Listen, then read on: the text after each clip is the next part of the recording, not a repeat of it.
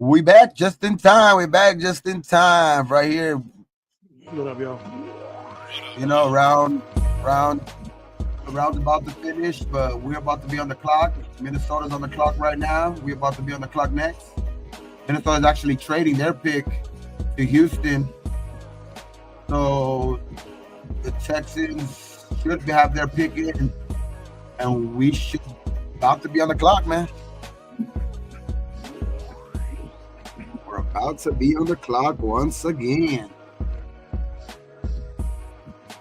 Do we come back just in time to see if we're gonna pick? Oh boy. Your boy. Your boy. Oh boy. Right on time. What's up, man? Thanks for coming back with that. Tell your boy, tell your people. Tell your people, man, that we back now. We double on the clock right now. We're on the clock double right now. Jalen Smith went right now. USC cornerback. He's gonna get burned. Oh no, he's good. Oh yeah, they got a good pick, dog, at 97. Jalen's good. Why is he good, Gabe? Is he good because he's from USC? He went to USC. Yes, sir. Ain't got one Fresno State motherfucker on this fucking draft. Look at that. That's why he's good. Look at that. See that? Undercutting the route. Look at that. The goal line. Perfect. That guy's good, man. Jalen Williams. Maybe because I see a lot of them. See, that's why I didn't want to even comment on Beck earlier, too, because I was like, I don't see enough of him. And that's why I'm right now seeing if we were to pick a guy like Jalen Smith, because I'm more like, I see the games more, then I probably would be more, up and out about it. But like, yeah, I get what if other people see TCU games and they're six, that they seen that too. Like, shit, cool, man. I mean, I just gotta go check more off on him. That's all. I was checking out a little bit on him right now during freaking while I was chilling. He's not bad, man. He's not bad for sure. Which one? Big boy, hard to take down. That means something. That means something nowadays, Gabe. Yeah, no, for sure. Las Vegas, they're still on the clock with 20 seconds left. What the fuck? Hurry up! So what you got? What you got? Yo, did you see that bullshit, bro? The Browns took fucking Dylan Gabriel, bro. And then the Seahawks took Jalen Milroe. I can see that. It's just crazy, though. But Dylan Gabriel, bro, I thought he'd be picked in like the 6th. It's just crazy, dog. Shaw, Gabriel, now Milroe. Dude, if Tim Howard goes before Shedeur Sanders. Will? Howard, yeah. Watch Pick his in. What's up? Instead of fucking Shedeur, dog. Pick his in. What's up, Gabe? The pick is in.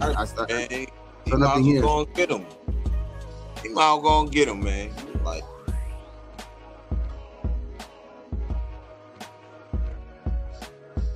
pick is in. Come on, tell me, motherfuckers. Gabe's gonna get fucking happy in motherfucker right now. No, I don't know, man. Crazy. If anything, the Raiders will do it.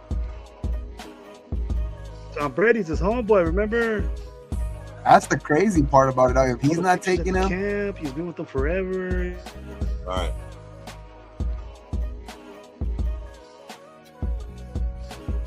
what's going on, man?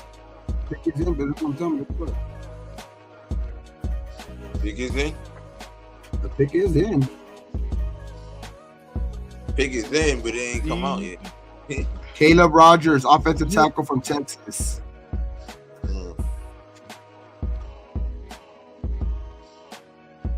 Number 98 is offensive tackle Texas, Caleb Rogers. What's it look like? But we're on the clock one more time.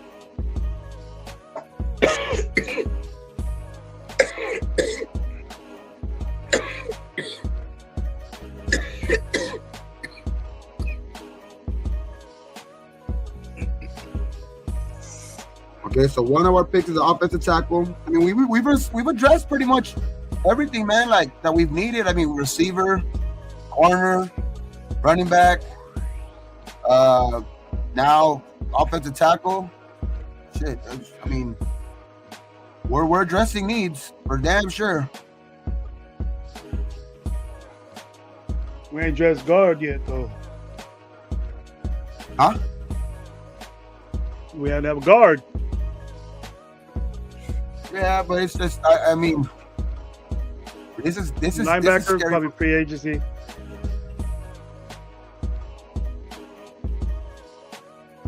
What'd you get, Gabe? What's his name? Huh? Robin? What's his name? Shit. Caleb Rogers, Texas offensive tackle.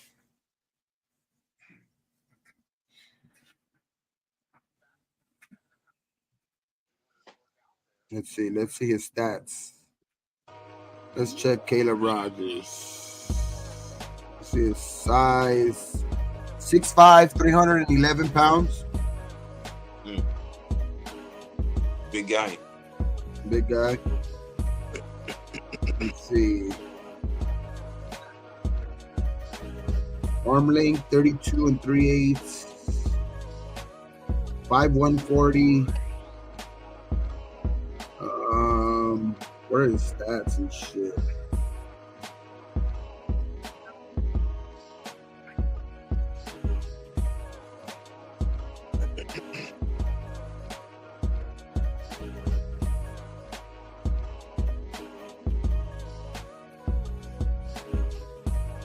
Says 30 and strong at point of attack with good arm length and heavy hands. Excels covering up, pinning and securing rush lanes on angle drive, kick out, and base blocks. Consistently covers up and feeds defensive tackles over on combo double team blocks. Negatives: base will get caught wide open being set up by stutters, hesitations that leave his feet stuck and late to expand to his set points. Those are just some notes. Pick is in, Gabe. Pick is in.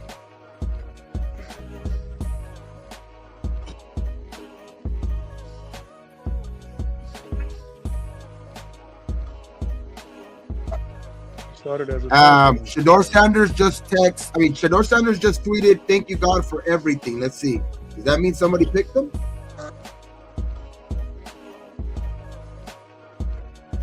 He always did that with the Raiders. Yeah, he just posted that right now, like literally seconds ago. I mean, we picking right now, so that might be it.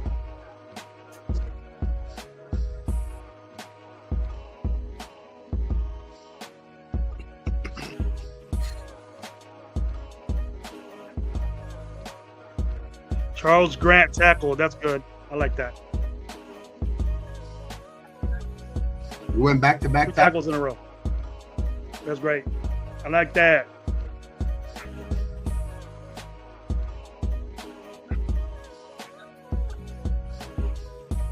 Damn. Yo, and that's crazy. I had Charles Grant. I had him going in the fourth, though.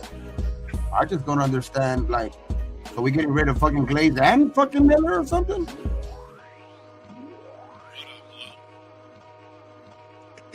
He's a wrestler. Well, you know, we can always kick DJ into the inside because he plays inside too. He's too big. He's big motherfucker. I think he would be better on the inside too, because I don't trust Glaze as a tackle.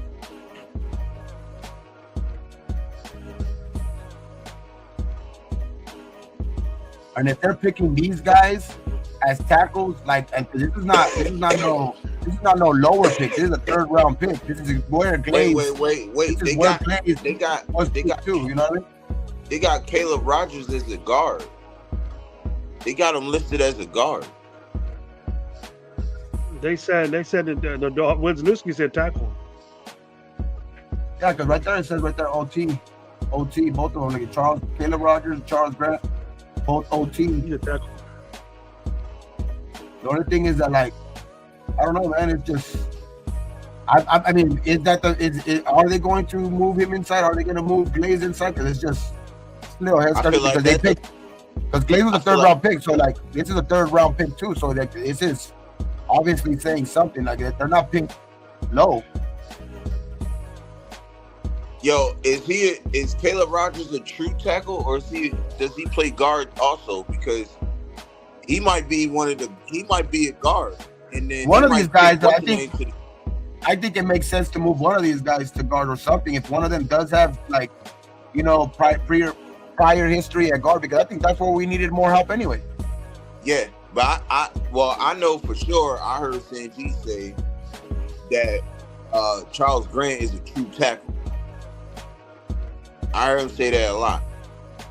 Yeah, I just head scratcher for me too, but that's cool. I like it though. We need an offensive line because we struggled on the inside. Solidified that. Yeah, I like it. I mean, so do you think we might get Shador in the fourth? I mean, or make a play for him? George, we don't need him anymore. We don't need him anymore, bro. It don't make no. We don't need him anymore. It's done with. Yeah, it's over with, bro. We ain't done. Yeah. It's done. He's done. I ain't gonna satisfy no fucking reputation. We picked early in the fourth. You gotta think about our football team, bro. I mean, but we've already gotten everything we need for him to succeed if he's gonna sit behind, right? If those guys are gonna develop with him, I wouldn't mind him in the fourth. Like if nobody seems to be taking him, shit, somebody gonna take him. I mean, I wouldn't fucking fourth round. What is that? That shit ain't. Like at that point. We need linebackers too. It's more important. We do need a linebacker. Yeah. Chris Paul's still out there. I know there's some other guys too, but like yeah, we still need some other needs. But I would, like I've said, like I've been wanting Shador, so I would take him still because if nobody's gonna take him, I'd take for damn sure a fucking fly on him. Right. Who's what was everybody's picked the quarterback, right? Even teams that needed a quarterback picked them already, right? Like the Saints got one. Who else needed a quarterback? Well, even the Seahawks, who are like, just signed the quarterback, got one. Like there's who did Dylan Gabriel go to? The Browns. So they got one. You know what I mean? Yeah. So it's like every team that needed kind of a quarterback too. Like if to be honest, I think right now if anybody's going to take him as a backup, it really only makes sense for the Raiders, to be honest. Well, to me, I agree. Because he can sit. Like at this point, he can sit for a couple of years because I think we got some good players to get for we got good players for Gino right now. We got some protection for him. We got a receiver for him. We got a running back for him. So like I think we got some good help for him right now, and those guys develop too. Wow, if you take Shador and he sits for 2 years, I mean shit, he fucking, you know what I mean? Like those guys are already developing under him too. So it's like, right. I don't know, man. I think it's still. If anybody's going to, it could be the Raiders, but like, because I see every other team, even with backups. Other teams like even have their backup in line too. Shador might go, if the Raiders don't pick him, Shador might go fucking undrafted. Like, might go undrafted, to be honest. I think somebody on that offensive line is going to get their ass cut. That's what I think. I think so too, dog. It could be the new guy that we picked up. It could be Meredith. It could be Parham. But shit, Mumford, I don't even think Mumford. Yeah, Mumford, another one. It could be another candidate. Like there's guy Dalton Wagner. Those guys are all candidates to get cut now. I mean, but obviously these guys have to still. Dalton Wagner, they've been on a practice squad, bro. It don't fucking matter. Yeah, but we have a lot of. Did you notice? Do you know how many fucking corners? Those like 9 corners in a row that went. Did you see that? We took one of them, no? We took a corner at. We took a corner at 68. Yeah, we took Porter. Darian Porter.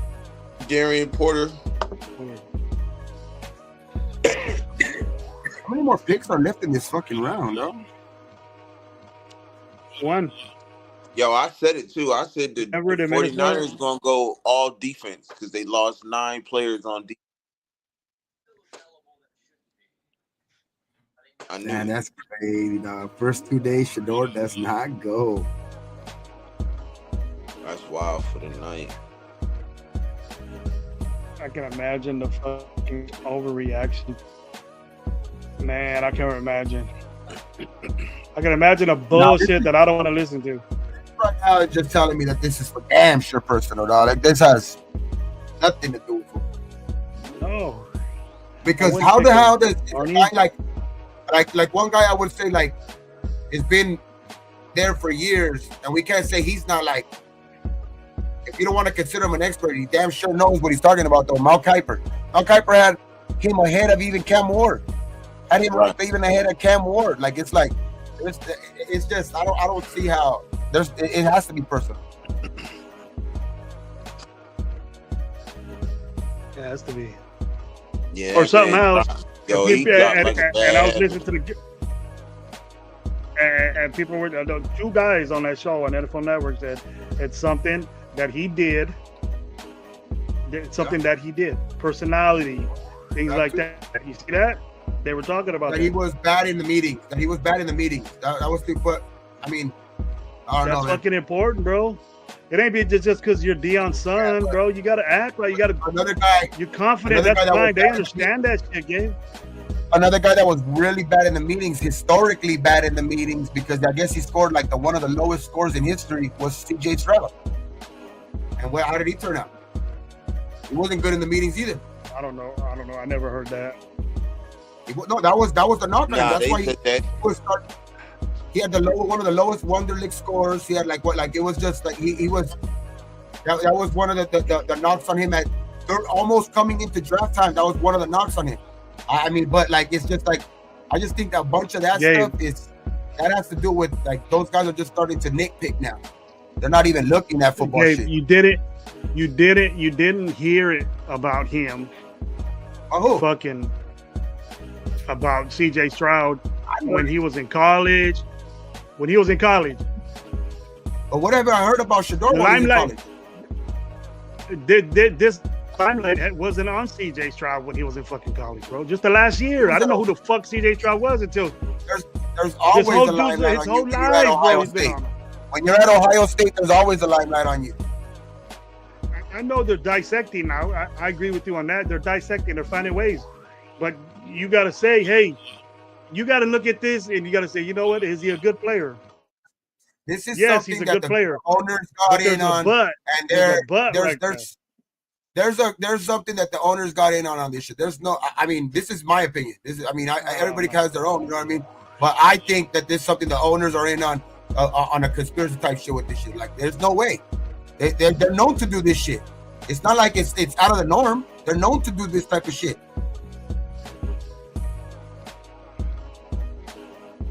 Yeah, I think. You think they're doing? They're saying, well, if anybody picks Shador Sanders, they're not going to have to draft. Known to do this type of shit. Owners are known to do this type of shit. If you pick Shador Sanders, we're not going to have a Super Bowl at your stadium. You think it's shit like that? No, not like that. It's like these guys are billionaires, bro. They're friends before anything. All of those guys are connected they're connected to any player. If I was an owner, I'd say I want the kid. Fuck that. I don't care what you say. But the owners, they don't answer to like. There's 3 owners out there that pretty much talk for all the owners. As Jerry Jones, the Cronkies, and I think the Rooneys, if anything like that. But that's it. Mm-hmm. He's gonna get picked somewhere, and then all this will go away.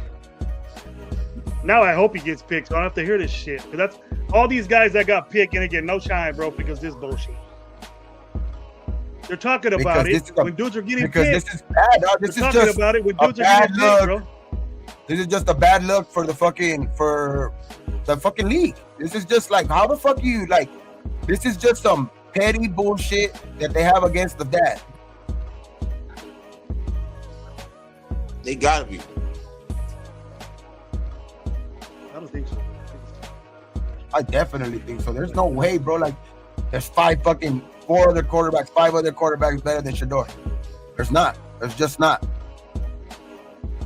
Well, then he's gonna get picked. Somebody's gonna pick him, and the motherfucker over there, he's gonna be a backup. Now he's backup. I don't think they're gonna pick him though.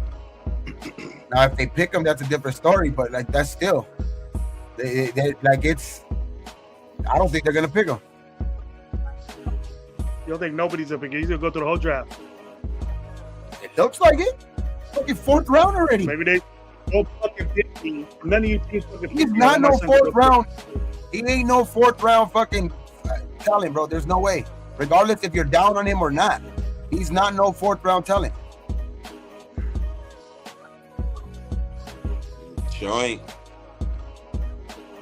What up, Auntie? You know you sound like saying that, right? You know you sound like your boy. You see, I don't want to disrespect you in that way, bro. You're not like that dude, bro. I mean, they're early in the fourth, but I just don't think they're gonna take him. I don't think at this point, if Brady was gonna take him, because I think Brady does have some say on that room, like or Spytek, they would have took him already. I don't think the Raiders are gonna. Doesn't look like it. Brady ain't did shit, bro. What do you mean? He brought in Pete Carroll and Spytek. He brought in Pete Carroll and Spytek. What do you mean? It should be. If we got a quarterback, that's what Mark Davis said. He's gonna be in control of the quarterback shit. He said, I don't like none of these dudes. I'm friends with people be like, kid. People want to go point at one game, like go watch the BYU game. That's why Shador is terrible. Like, okay, go watch the Stanford game. So Travis Hunter is terrible. Go watch the Stanford game, how he got fucking burned and got routed up. So that means because of one game, Travis Hunter is trash now? He's shouldn't have big pick number 2?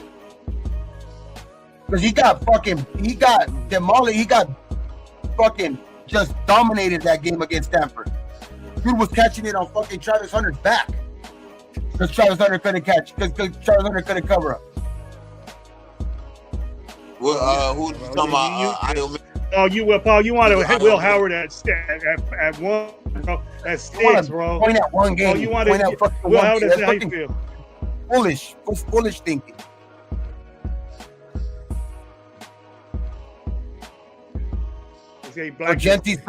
So Gentry sucks because he didn't have his normal game against Penn State.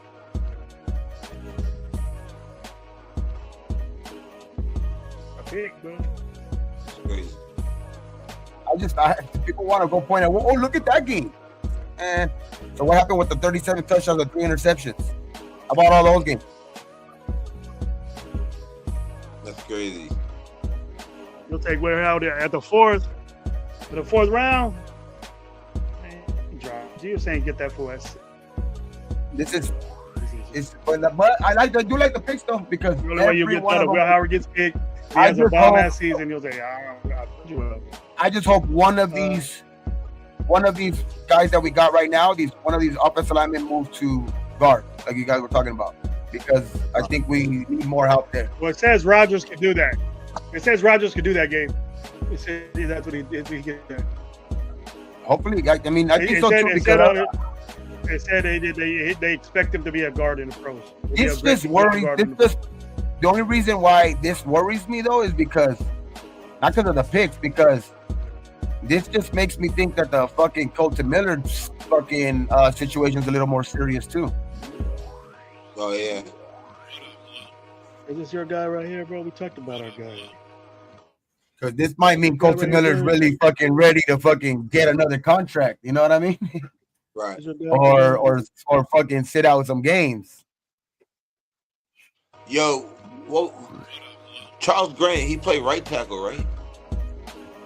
I'm not too sure. Let me check real quick. Gray? That's our second guy, Gray? Or Josh Gray? Charles Grant.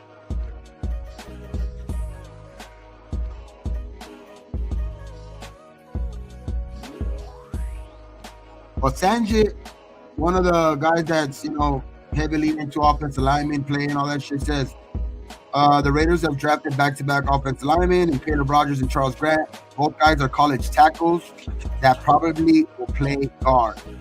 Yeah. He said tackle before, but I mean, if he play guard, that's cool too. So maybe we just got our 2 guards right there. And he knows we talk about linemen. Yeah, he do. So he says that they both probably play guard. Linemen. But I mean, they are rookies, so I think they do have to still develop. develop in there. So it is. I mean, They gonna compete. They gonna we still battle got it out. Parham. Yeah, the good thing is we still got like Parham and Meredith and shit. I mean, but hopefully at least one of these guys can show out in to the point where like they make themselves, that guy from the first from get go. You know what I mean? That'll be cool to see too. One of these guys, emerges and the other guy, doesn't because Parham is there or something like that. That's still really good, man, because it is going to be Glaze's second year. I do expect him to be better, even though, you know what I mean. I still think he needs to get. I still don't think that it's like he still has ways to go, but it is going to be a second year. I do expect him to be better. So that means I expect Parham to be better, just because I figured I felt like Parham too didn't have his best year last year or anything like that, but also he was playing in between two rookies to the point where I think you have to compensate for a lot too, to where like under their growing pains too. Like, so I think that helped, and then it doesn't help when you have trash running backs like that too. You know what I mean? So it's like so these running backs are going to make these offensive linemen look better too. They should have kept him over there where on the left side. He was better on the left side at left guard with Cole Miller. That's where he played his best game. Yeah, he had his best games on that side. Because, I don't know why because you don't have to like worry about as much. You know what I mean? I think that's what it was. I think that's why he struggled so much in between the rookies, which it just kept him there. That's still a little bit bad because you should be. You've been there for a couple of years. You should be able to, help out the rookies. But it's I do think that he'll get better. His game will be better too because the rookies' games will be better too. Fucking JPJ will be better, and I'm expecting DJ too. But we'll see, man. So, Gabe, you keep him on the right side. Then? Keep Parham on the right. It's gonna be tricky though, because the one thing that we do complain about Parham though is he's undersized, and these guys are not undersized.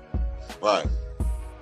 You know what I mean? So like, I don't know, man. And like we were talking about earlier, Parham's not their guy. These guys are this regime's guys, so they might have the little edge from the get go. And this is Pete's son's shit right here, bro. He's That's what I'm saying. These are their guys, so like they're also going to be like, I think they're gonna have a little bit of the head start. You know what I mean? Like not a head start, but when you're their guy, I think their pick, I think they're gonna push for you to start a little bit more. You know what I mean? Because I think they're gonna feel more comfortable because they're their pick. Especially if it's close. If the competition is close, I think it goes to their guy. I can't find this guy, Greg.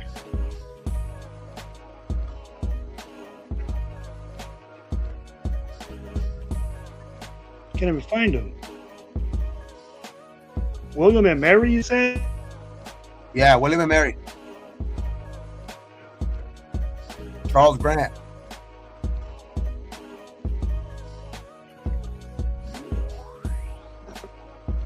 Let's see. I'm trying to find him.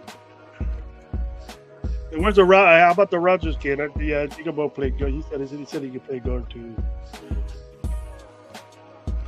Well, we're getting guys high. We're getting offensive linemen pretty high, so I like it. It's addressing a major need that we needed. Everybody said that we needed. Right. He's 6'4", 300. Draft combine. His numbers at the combine. He didn't really have anything.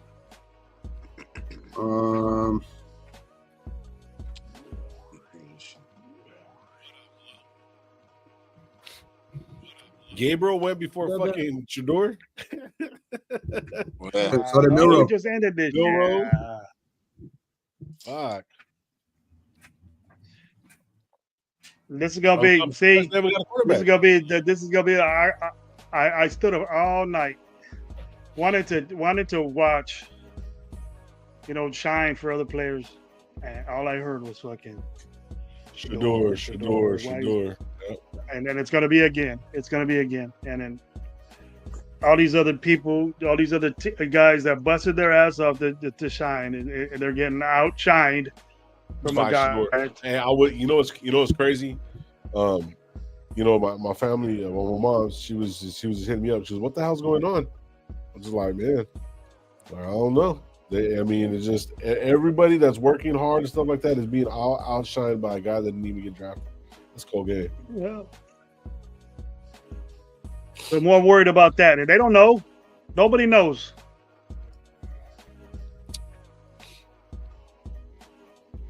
Did you get whiff of Gabe's conspiracy? What's it? No, I just barely turned it on right now. I just barely finished grabbing it. Okay, what's that? Man, we should have got the intro of the fucking X-Files fucking thing. What is it? Gabe? Tell us the conspiracy you got. Tell us this conspiracy you got. X-File conspiracy. Tell us about what is it? The owners. The owners are they do this shit all the time. They get together and if something is said by them that's going to be done, they're gonna make it that way. Like all it's right. Not like that. Go ahead. That's it. Oh, that's all I'm saying. It's just like the owners definitely like there's no way that said no to the word. We're not doing this shit. All right, so I'm gonna back you up on that a little bit, Gabe. So think about it like this. What is the biggest thing about Shedeur that everyone's bitching about? It's not his play on the field. Yeah. But what it is you got to look at it like this. Who is the highest paid player with the NIT? Oh, you're talking about the NIL. My bad. I apologize. Shedeur. Look at what happened. I thought it was Travis. Okay, well, regardless of whatever, Travis. No, actually, it's fucking Manning. Actually, it's Manning. Okay, but coming into as far as this draft right now, let me look it up. Hold on. Yeah. So let me see. So guess what? There might be some new motherfucker. Making more money. Yeah. But either way, in my view, Lo, if you research it, no, go ahead. It's all bad, bro. It's all fucking bad. NIL is gonna fuck football up, and we're gonna get the reefs of it pretty soon. And I think this is the first Shedeur Sanders. Look at check this out. He's the most. He was in 2024. Shedeur Sanders of Colorado Buffalo was the highest paid NIL player. Name, images, and likeness. I didn't know that's what that meant. Football player earning an estimated $6.5 million according to the first round mock. He was followed by Travis Hunter, which made 5.7. Archie Manning is at 5.5 according to that, right? So if you really, really look at it like this, right? They're basically I'm not gonna say that because that just sounds too fucking racist. No, it's like, look at there's a text right here saying from a guy saying name is Rob Reinhardt. Been texting with management staff around the NFL about Shedeur. Throughout tonight, one member of the AFC team staff told me that the league is trying to send a message about college players and in this NIL era. Yep. No, I was gonna say exactly that. He was the highest paid player. He was the one with most fucking controversy. He had fucking, even to this fucking point, even in the 7th round, they're still gonna be talking about him, about every single player that worked their ass off, that didn't have, the superstardom behind them. You know what I'm saying? So it's like, even like the whole Caleb Williams thing, right? Caleb Williams made some money, right? What? But he came from absolutely nowhere. You know what I mean? He went and did his thing and stuff like that. He didn't have nobody behind him. Cam Moore didn't have nobody behind him. No machine, no nothing like that. It was just normal. And then for him to be making that much money to come into the NFL and then be turning around and be like, all right, I'm just going to come in here, and just be a certain way. They're like, no. We're going to make an example out of you. Because the simple fact is, you need to come in here hungry. You need to understand. So now it's basically like showing the rest of the crowd, hey, don't do what he did. We'll take your career. And the fucked up part about it is, now it's looking like this is like some WWE shit. And it kind of scares me a little bit. Because, the sport that I fucking love is almost like being acted out. I disagree with the hard work part. That nigga works his ass off, bro. Oh no, listen. I am not taking nothing away from him. I look at the field, all that stuff on the fucking when he has the cleats on, he's fucking great. He's good. He's a good quarterback. He's not a great transcending fucking quarterback that like the way Caleb Williams played, right? Nowhere near close to that. No. I'm just using that as an example, right? He's a good quarterback, but he was the highest paid. All the other stuff that came upon him, he was doing commercials, all kinds of shit. You know what I mean? So he's going to be like, well, I'm going to come in and I'm going to do whatever I want. Also, the fact that any coach that drafts him knows that Deion wants to come into the NFL and start being a fucking coach. So what is he going to do? Tank the fucking team? They don't have to hire him. They don't have There's a lot. Right. There's a lot of people that would hire Deion, right? They would hire Deion without him. So what I'm trying to get at though is that we've had the conversation that it was going to change the game. And what you just said right now, Gabe, is the truth. It's not a conspiracy theory. It's showing you, look, we're not going to accept this. We are not going to accept this. We are going to go ahead and do what we need to keep. At this point, it looks pretty clear. It looks pretty clear. Tell me that. Hold on. You mean to tell me that it's his fault that he has superstar to back him? It's Shador's fault that he got superstar backup from his father that he can't help, and that because of that he's paying the price for it. I don't agree with it. If I'm not saying that is what you're saying, but if that is, I can't agree with that, bro, because that's like I'm saying, he can't help that his father's a Hall of Fame person and he get the fame for that off of that too. He can't help that. I'm not blaming him. I'm not blaming him at all. There's no Hall of Famer kid, bro. I mean, there's no Hall of Famer, you know what I'm saying, that their kid, they can't. I don't see none of them. They can't help it, bro. It's just like Bronny. Like, he can't help that his dad's the best fucking NBA player, and he can't help that. Okay, let's keep it a buck. Bronny and Shador, there's no fucking comparison at all. You know what I'm saying? I'm not comparing the player. Another guy too said the NFL is using Shador. Everybody know Bron about to be a Hall of Famer, bro. When he leaves, he's going to be a Hall of Famer. So Shador's dad, his dad is a Hall of Famer. They can't help the fact that they got that backup. They can't help that compared to a Jaden Daniels, bro. What are you saying, Lo? I didn't hear it. No, I didn't hear what you said, bro. I'm sorry. Bottom line, what I'm trying to say is that they're using him as an example. I felt like that. I really felt like that because of the circus that came with him, and it has nothing to do with his play. Second round evaluation should have been pretty fucking accurate. But every play, look, and I'm not trying. It's fucking hard to say because I'm not blaming the kid. I'm not blaming Shador. I'm blaming the machine that was behind it. No, I think people. Go ahead. People are gonna try their hardest, bro. The people are gonna try their very fucking hardest to make this a racial thing.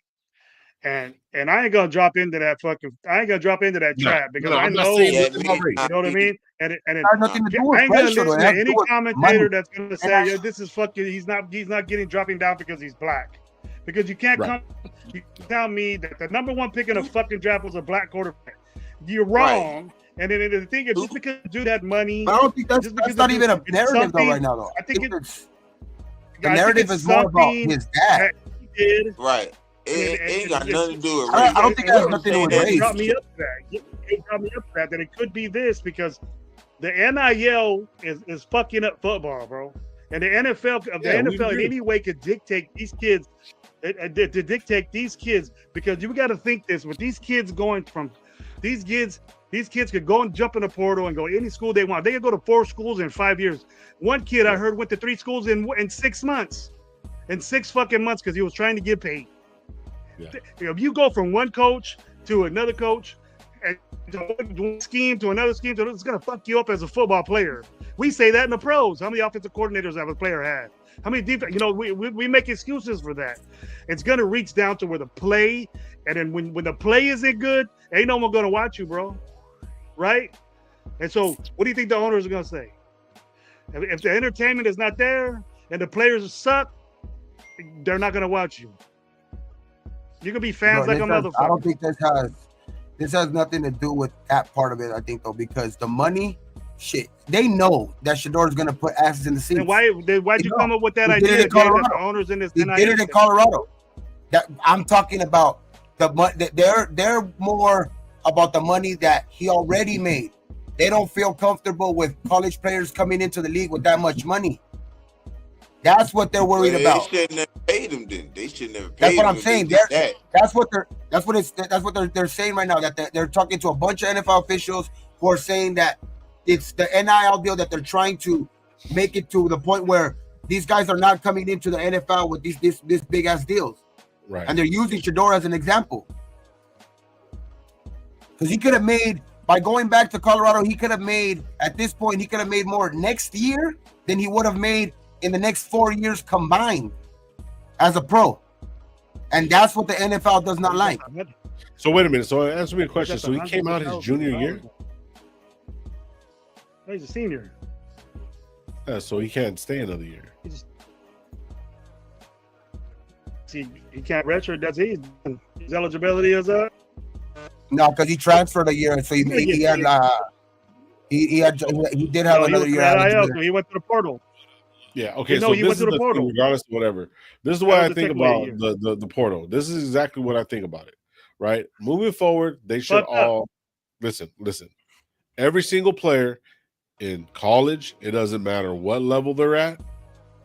If they're in, say, the Big Ten compared to the Mountain West, right? Just saying, Mountain West has a cap, $100 million per team. They got to split that. Big Ten, $100 million. They got to split that. It's got to be fucking level to where it's like they can function. The boosters ain't giving them nothing. No extra deals. They can't make no deals on that shit. And then it'll change the fucking game. By the time that's why that. No, and I agree. I was saying that shit. The boosters are the ones that give them the money, bro. It ain't from the school. The boosters are the ones that fund this shit.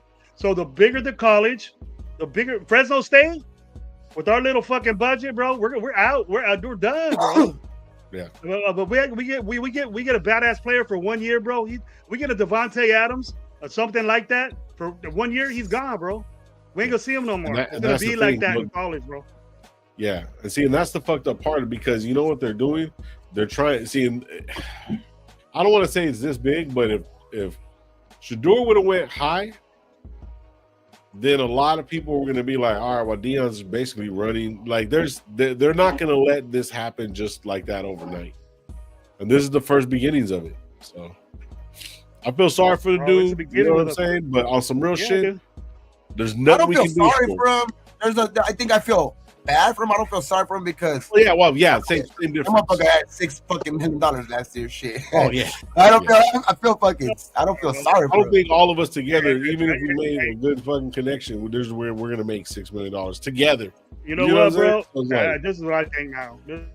About what Shador Sanders, what he should do. And this is probably the last time I want to even talk about the dude tonight. Yeah, I'm tired of check it out. If the dude gets picked, okay? If he gets picked, whatever team gives them the opportunity to do this, because somebody has to say, fuck this kid. Somebody has to say, fuck this. He's a good player. We need him on a team. And he better fucking take that opportunity that somebody blessed him with and fucking roll with it to his fucking full ass level, dude. And then he'll say every owner and say jam it up every fucking owner that did this, or if they did, or anybody that said things about him, or whoever's in control of this bullshit. Jam it up their fucking ass, and then improve it and play your game. That's what he needs to do. Because he's not bitching, he's not crying, and that's a good thing. People are bitching and crying for him, coming up with all this bullshit. So it's not him doing it. But the thing is something else. Evidently, this is beyond me saying he passed the first round. Okay, because I didn't think the quality of his play was down first round, whatever it did. Went to the second, now third. Now it's in the fourth round. That's he's better than that. He's way better than that to me now. So something's fucking wrong, and I think he's something for the dude.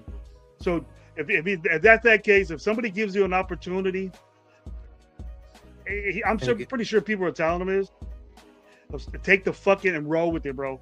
Go work your fucking ass off. I know you know how to do that, dude. You got that blood in you. You can do it. Fuck it.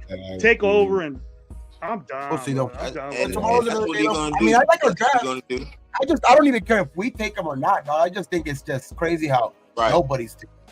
Your whole fucking Yeah. life. I don't care fuck who it was or who you are. You work your whole fucking life. I know he busted his ass, and I know I seen him play, and he got beat up. He doesn't deserve this shit. And that's what as much shit that I said before that the way he was, but shit. Even though if you're a bad person, eventually the athleticism you have and what you do is going to come out, and somebody's going to give you an opportunity. But if you just get fucked, then that's something personal. That's a vendetta against you.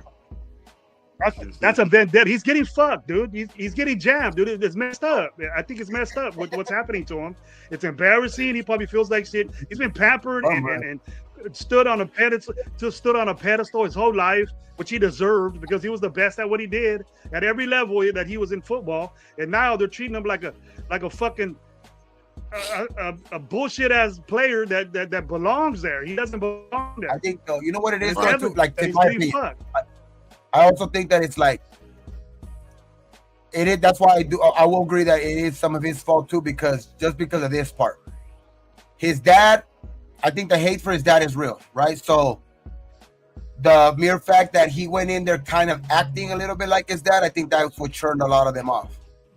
Right. Which you can't help. That's all I mean, he knows, he's brought up by his That's all he dad. You know knows. what I mean? So I mean, you know what I mean? I mean, the dude, how is he not gonna be like his dad? You know what I mean? It's his fucking dad. But like, I But think that's what just turned off a lot natural of to them. him. It's just natural Exactly, I know, to him. that's I what I'm don't think he means anything by it. I think that's just how he is. And it's But that's what I'm natural saying. to Like, him. I think You know what I mean? the already the pre type of notion that they already kind of, to me, I think already the owners had a little bit of already kind of disdain towards Dion. So when Shador goes into like the you know the all the meetings and all of that shit, to where he starts kind of maybe, you know, mirroring his dad in those meetings and shit like that, I think that's what probably like, oh, that's it reminds them why they don't probably like his dad or something like that. Like, I'm just guessing here too, like, but I mean, because at this point, shit, that's all we could do. If we don't like his dad, Dion then why banged have a his dad. fucking meeting with him? Dion Like his banged dad, his then dad. why have a meeting with him? Yeah.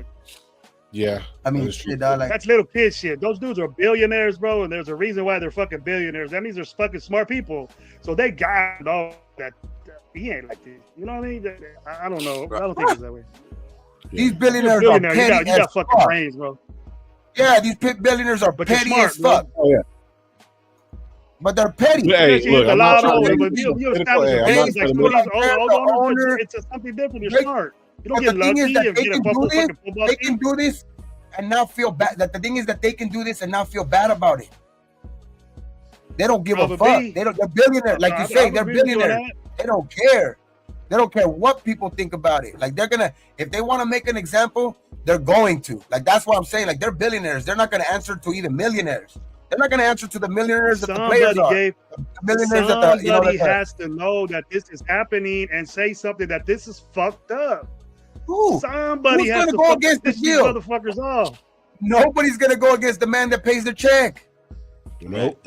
It's the fucking commissioner Everybody- who got a job to everybody do. be Say, like hey, talking fuck about, like, this. The commissioner's the worst one.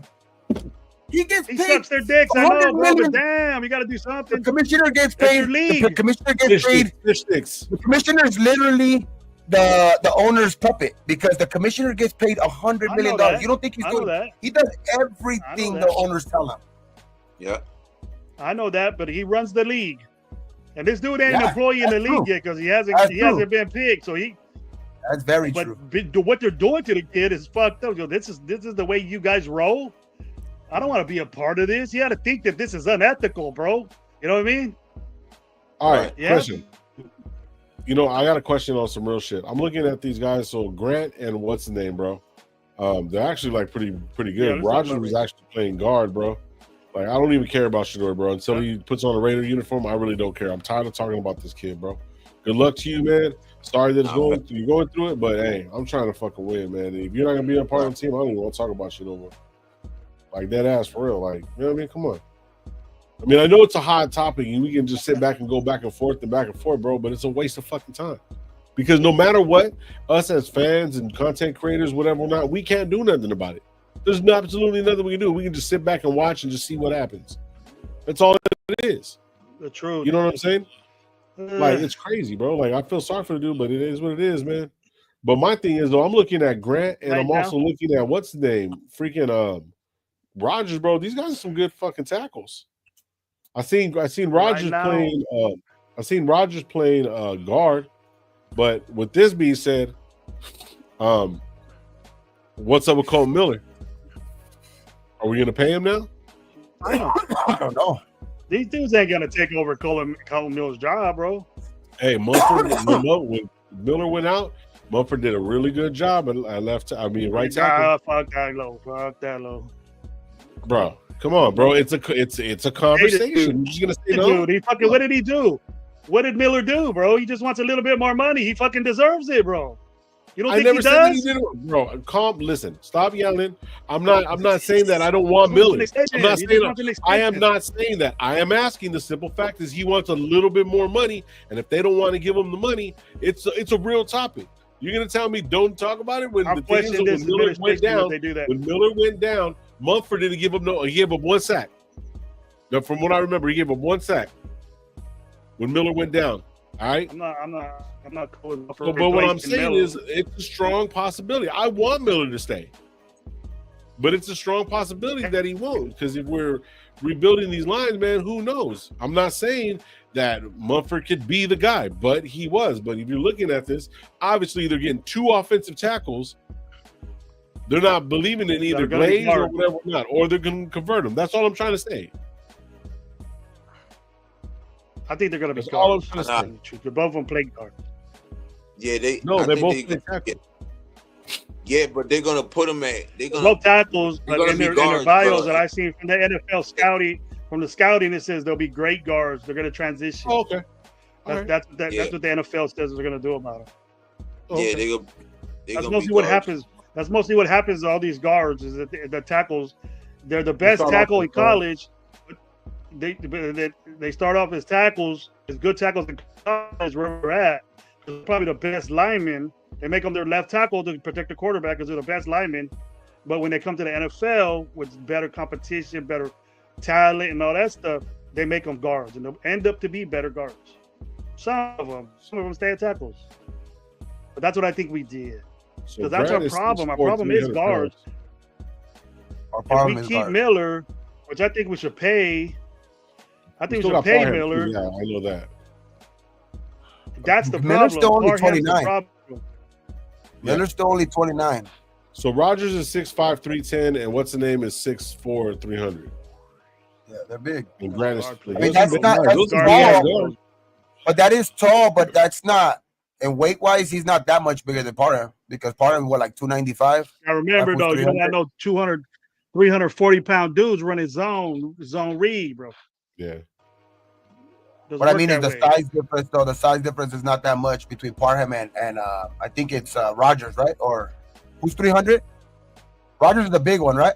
No, Grant is 6'4", 300, and Caleb Rogers is 5'3". Rogers is a 310 or 330? 310. It says right here. I don't know when they put it up, but yeah. But I think I've seen it somewhere else where it said 330. Oh shit! Yeah, those guys can move. Those guys will probably can move real good too.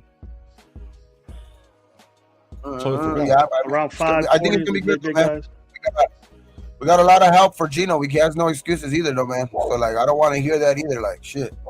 Yeah, Gino's gotten a lot of help right now. We got fucking a running back, got a fucking receiver. Sanders getting the Kaepernick treatment. He getting fucking worse than that. Kaepernick was drafted, bro. Yeah. Kaepernick wasn't a fucking doing. Kaepernick had an agenda, bro. Yeah. That's what player already. Shador's on this Gatorade commercial right here, dog, and he's not even picked yet. Damn. He's on the Gatorade. Anybody can get a Gatorade commercial. It's fucking. It had a. Money, bro. He ain't even picking. was- He's still getting paid. What's up? Tatum, Luka, and then it was him. You know what's cold, game? Think about it like this. Why do we keep talking about this fucking kid? Anyways, think about it like this. I'm gonna say this one more time. You brought him Man, up. I'm sorry, bro. Like this motherfucker got $6 million plus fucking bonus and KFC and Nike and TB and all that shit, bro. Motherfucker get like 10. Go over there and fucking rub his shoulder. Then it said, "Pobrecito mío." Yeah, bro. Like, god damn it, That's man. why I said I don't feel sorry for him. I feel bad that he's not picked. Look, bro, look. But I don't feel sorry for him. Even if he comes in as an undrafted any fucking team, bro, he's still gonna be making more than fucking third rounders. He's gonna be making some of these fucking more than some of these fucking veterans. He already has more money. Like, come on, bro. That's what he wants, bro. Hey, I bet you that's what he wants. Hey, who knows what he got for that Don't pick Gatorade me. commercial? I ain't going. Right? For real. I heard Gatorade's played pretty damn good. I want to be a free agent. Oh, mama. Where I want to. Hey, it tastes pretty good too. Goddamn. I heard Gatorade's played pretty damn good nowadays too. So yeah, that's why I say I don't feel sorry for him for one bit. It'd be crazy if they showed his ass at the Laker game right now. What's up? Yeah, you got picked yet. What's up? The courtside. Yeah, he didn't get picked. That'd be fun. I would do that shit. I said, you don't want to pick me? Look, I'm at courtside Laker game. What's up? He didn't get picked, and he said, what did he put right there? What did he fucking say earlier? He said something about all glory to God or something like that, right? Or something like that. Yeah. Well, I mean, yeah. Ooh. Hey man, that's crazy though. But we'll see. I just want to see the Raiders go out tomorrow and make all these picks count, dog, because we need them. Right. All these fucking picks. That's all that matters, really. It says right here, KG the scribe. Michael, man, you ain't talked about nobody else all fucking day, Michael. You ain't talked about nobody else all day but me. From the get, we did 2 shows. Both shows you fucking. I know what I did to him. What'd you say I did to him? Text messages, bro. He's your COD mob. You guys like that? Yeah, well, that's all we do, Gravy. And the whole COD mob, all we do is talk about you, Gravy. That's the whole thing that we talk about, bro. Because that's what it looks like. You talk about me on fuck there. You bring it on. I know why you brought that up. I know why Mike brought that up because the Lakers are down by 4 right now in the fourth quarter. Yeah, you down. I was about ready to tell him that too. Be quiet, Mike. Still a lot of time. There's still 8 minutes left, but they're down by 4. Oh, there's still 8 minutes left. But... yeah, it's still fucking more than half a quarter left. He ain't gonna be saying no shit when he leaves. Trying to take lunch when you leave, though, huh? Let's go. When you lose. And, so how many picks we got next round, next couple rounds? I know we have 108. And let's see right here. What's wrong with my fucking TV, man? 4th round, we have 108. And 135. So we have 2 4th round picks. My opinion. I agree with my opinion. You said no 5th round picks. 5 picks, I think. Okay, cool. We have no 5th round picks. No one ever agrees with my opinion. I agree, bro. I'm loving this draft too. It looks really good. Right now, I give this draft an A, bro. Right now, A. We have 6 picks left. 2 in the 4th. None in the 5th. Taking care of needs, bro. We take care of needs. 3 in the 6th and 1 in the 7th. There we go. Are we taking Howard in the 4th? You think? We got 2 4th round picks. We got 108 and 135 in the 4th. We have no 5th round picks. And then in the 6th round, we have yes guy. Man, I haven't heard yes guy in a minute. 213. I haven't heard the word yes guy in a minute. Yes guy. Scante. Where's my yes? Where's my yes guy at? Man, I'm in so much pain. I need some other shit. Nice, even better. Nah, I'm good. I'm good with the solid. Like, I mean, it can push A- a little bit, but this has probably been one of the best drafts that we had in a long time. 2016. It seems like something probably 2016 wasn't too bad. That's when we got Mac, right? Yep, and DC. Yeah. And Gabe Jackson and Shit, we had yo. Go Lakers. I Let's go. ain't gonna lie. Yo, we had about good Go, bro. 7 Man, you starters see the off G that fucking back, Jaguars, bro. bro? Down by You one. see the Down GM by for the one. Jaguars, bro? Duval. Duval. That motherfucker looks like a little Oh, like fucking that 8-year-old, bro. Oh, Like Duval. Duval. That motherfucker look like a monster, bro. Only from the Jaguars that was announced that he looked like a fucking mother. I thought the damn Terminator was out there, bro. That motherfucker was mean looking. I bet he had motherfuckers from the stands just running backwards and shit. I start running when you gotta throw that shit Jack up, back nigga. up the corner. Yeah, that's funny. He's all pumped up to be a Raider. Look at this dude. All right. Come on, Jack LB. back. He's pumped up to be a Raider, bro. We got some more trolls. I'm happy for all these dudes, man. Yeah. Piano Man, what's up? Fuck. Bro, calm down with the putos, bro. Relax.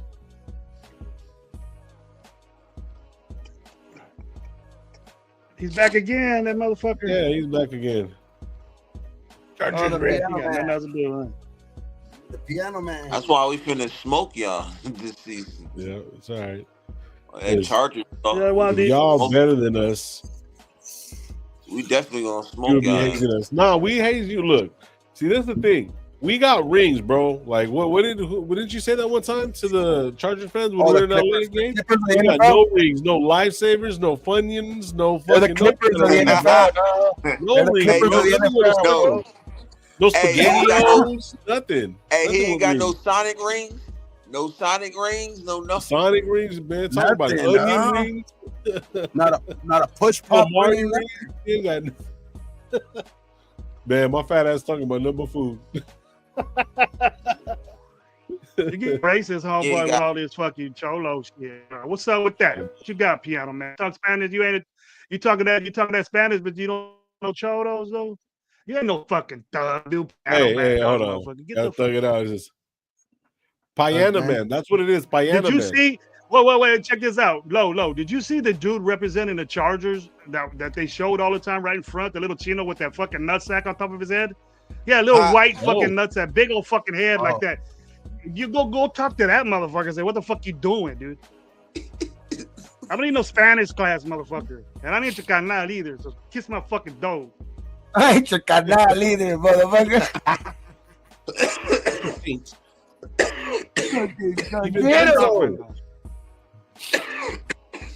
Good shot. Good Yeah, shot. I'm Let's go. Yeah, This ain't no fucking Spanish class. Oh, he's calling people a Leave it bitch. alone. Even Chance was calling this fool a bitch. That's crazy. Wow. Linebacker. You know what? I'm wondering Oh, how much tie that game. ain't getting at this Tie dude. game. Akers Arkham, tied talk to this up. fool piano man, bro. 4:37 left. Hey, shout out to Push homie. the continue to be blacklisted. See, even Arkham knows. Look at see. Arkham hasn't been here, but look at he comes Get in up here and with do piano facts. man. Great. Comes in here with facts. Will Shador continue to be Ball, blacklisted? Little Thank Brady you, go piano sit. man. Shit, I ain't gonna lie. I hope. I don't think Brady's trying to mess up his. He just got into this owner game. I don't think he's trying to mess up that relationship with the owners, bro. Nuh-uh. You don't think so? Real talk. Real talk. He just got into that game, dog. Like, there's no way. That was all us Hey, talking all that there shit is that something Brady's right here, 'cause I didn't know your parents and all that got shit. It wasn't involved. Brady, bro. Do it the It was all Al. us. It was all us. Hey, do it the Al Davis way, your own way. We do it the Raiders. That's what I mean, though. But I think if it was gonna happen, though, they would have done it already. Like, at least by the 4th round. Come on. And we had fucking Right. multiple chances. To, like, what? By this time, it's already 5th, 6th chance because we even traded back. You know what I mean? We were on the clock 2 times. So it's like Nah, by fair. this time, I mean, that's what I'm saying. If he was gonna do it, he would have done it already. So it's like that's what I'm Nah, saying. Like, it's just, yeah. At this point, it's just it is what it is. You know what I mean? It's just fucked. I mean, now the question really is like, will he even get drafted? Yeah, I That's should I have mean, been. if he don't, now he gets to pick where you want to go. Now, if he don't, Well, yeah. so, If he doesn't get drafted, he does get to pick wherever the fuck he wants to go, right? Yeah. bet you he pick us. I don't know, man. I think you'll probably have a bigger fucking vendetta against us. boy. Be We're like, gonna Brady, start a whole new Go- team you just gonna for him, bro. Fuck you, Brady. You said we're gonna pick me. Hey, Ken, since you said that, bro, I think this is the worst conspiracy. This is worse conspiracy than the Kennedy assassination, bro. This is worse than that, Wow. For real, They're bro. gonna have to See? lock this shit up for 50 years. See? We'll find out later. It's coming to you. It's coming to They're you. gonna have to lock this shit up for 50 years. Steve Luna, Brady 6th-round pick, Thank you, 7-time champ. All right. Hey, he's gonna be Mr. Relevant like Brady, and then become the best quarterback ever. Oh shit! Get out of my head, bro. Get out of my head, dog. Like, Got that right out. don't stop talking about this fucking guy. Fuck him. He's gonna become Mr. Irrelevant, the last pick of the draft. House Junkie says some shit. I gotta get, bro. I gotta get in the COD mob to get talking right, or is that what I gotta do? Yeah, dog. Mike's against you now, dog. Mob to get talking right. What did you say right there? No. What's up? I gotta get into the COD mob. I gotta get into the COD mob to get talking right around here. That's what I gotta do. Why It's you gonna be asking me? crazy. It's not even me. We got 6 picks tomorrow. No, though. 6 picks. I'm gonna do that. Jump me in, bro. Jump me in. I'll be there. I'll be there in a little bit. Relax, killer. We already got 5 players, right? So Hey. 6 picks, 11. We're gonna end up with You 11. don't know what I had to do to get We're in. gonna end up with 11 players. If we don't get any more, I'm gonna think a couple things. if we don't trade any more at all, so we'll end up with 11 players this draft. So That's we have pretty 6 more That picks is damn tomorrow. good. That is damn good work for fucking.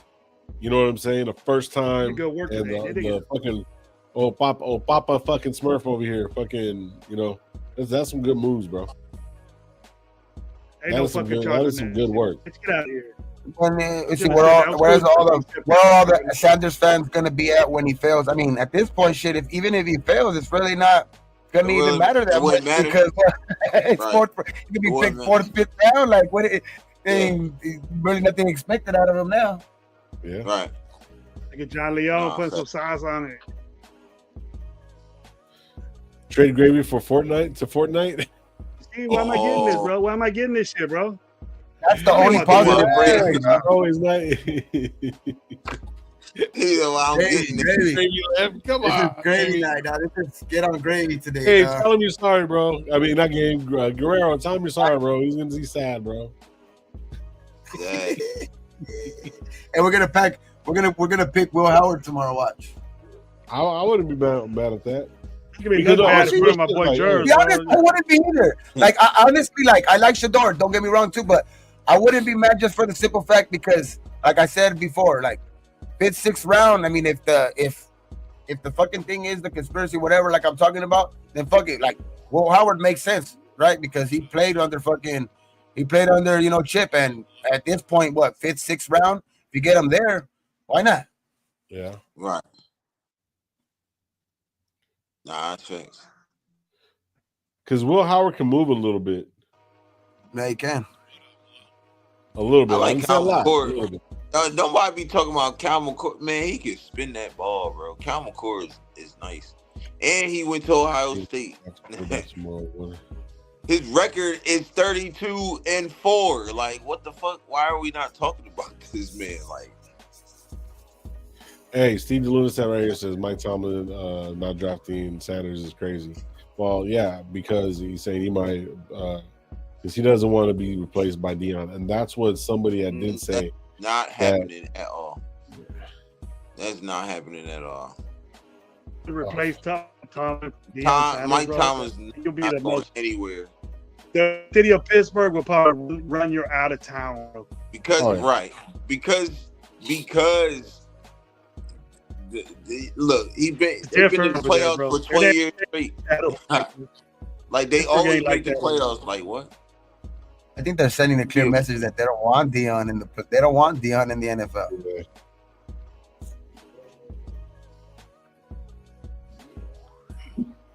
I think he knows that too. That's why he said I ain't got no. That's why he said he has no interest in the NFL too. I think Deion knows that. Right.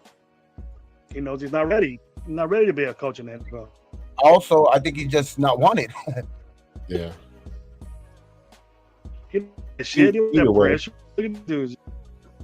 There's been plenty of guys that are not ready to get jobs. See, look, Plenty Gravy of guys, 28. especially in Dallas. Yeah. Lane That's true, but Kiffin. usually they take bad jobs. But going to Pittsburgh isn't a bad job, dude. That's the best football jobs in the NFL. What I'm saying is, If like, not even in the Dallas, best. like, even Jerry Jones didn't want to give him a job. You know what I mean? So it's like, if that's I what I'm saying. Like, I it's like, would picture him in Dallas. They're a fucking joke, bro. The fucking playground over there. but Fucking what I'm saying playground. is that, like, Perfect. if that's not, even if that's not happening, there's something. Like, they don't want him in the NFL. Yeah. That's crazy. One of the greatest players that ever played, and you don't want him in the NFL. Like, that's crazy. I think because he does it his way, and like He's they done know they're more of like You know they can't control him. Yeah, exactly. They Exactly. can't control him. That's the thing. That's what you do. That's the thing. They want things ran their way, no matter Right. what. You know what I mean? Like, nothing against the shield, nothing could go against the shield of the NFL. You know what I Right. mean? Like, it's like, I just think that's more. They're looking at more of that. You know what I mean? Like, they're not gonna let Dion go in there and like what they would say, run amok, because he would be like just fucking running it his own way. You know what I mean? Fucking Yeah. start bringing in fucking hip hop fucking shit at fucking during breaks and shit. You know what I mean? Oh, Like, you know what I mean? Like, that you seen the shit that he was doing already in Colorado and shit like that. You know what I mean? Yeah. Like, everybody was showing up and all of that shit. So it was like, I mean, Yeah, they, I just think but, that- but Yeah, they wear gave, sandals to they fucking gave school. Dion the keys there. They let him do whatever he wants. They said he can do whatever. oh yeah, there, yeah, Colorado. That's why he went to Colorado too. He knew what college to go to, and it's gonna be able to, because a big program wasn't gonna let him do that either. A big program wasn't gonna. He could have went to like, Florida you know what I mean? State. He Exactly. could have went to Florida State for all that. That's his I alma think- mater. But yeah, I mean, shit. We'll see. I mean, that will come more true tomorrow. I mean, I think it's already something, but who knows? They might. I don't know if like that. If they were trying to prove a point just to like hurt his pockets, so he just, you know, the fucking, because that's what they're trying to point at. They're trying to point at supposedly the NIL, right? So I would just say, like, do they? Is there a limit to like where they're if this is a conspiracy? This is just what I'm talking about. Like, if not even a conspiracy, just like these owners just trying to like make a stand or make an example. Is the example for the whole draft to where he's gonna go undrafted, or is the example to where like, okay, like he teams could pick him in the third day type shit, like so they can start kind of send the message that they're trying to send to these college players, the NIL type thing. So it's like, we'll see tomorrow though, man, because at this point it's already crazy. So it's like, tomorrow, if he don't get picked, I mean, obviously it's gonna be obvious. It's already, to me, it's already obvious. But if he don't get picked at all, damn, that's crazy. Yeah, it is. Nah, it is. Lewis. No, we got it. It Trying look to like a lose. new person. It look like a new person right here, Gabe. And he's over here asking some questions, man. He goes, I'm a Raiders fan.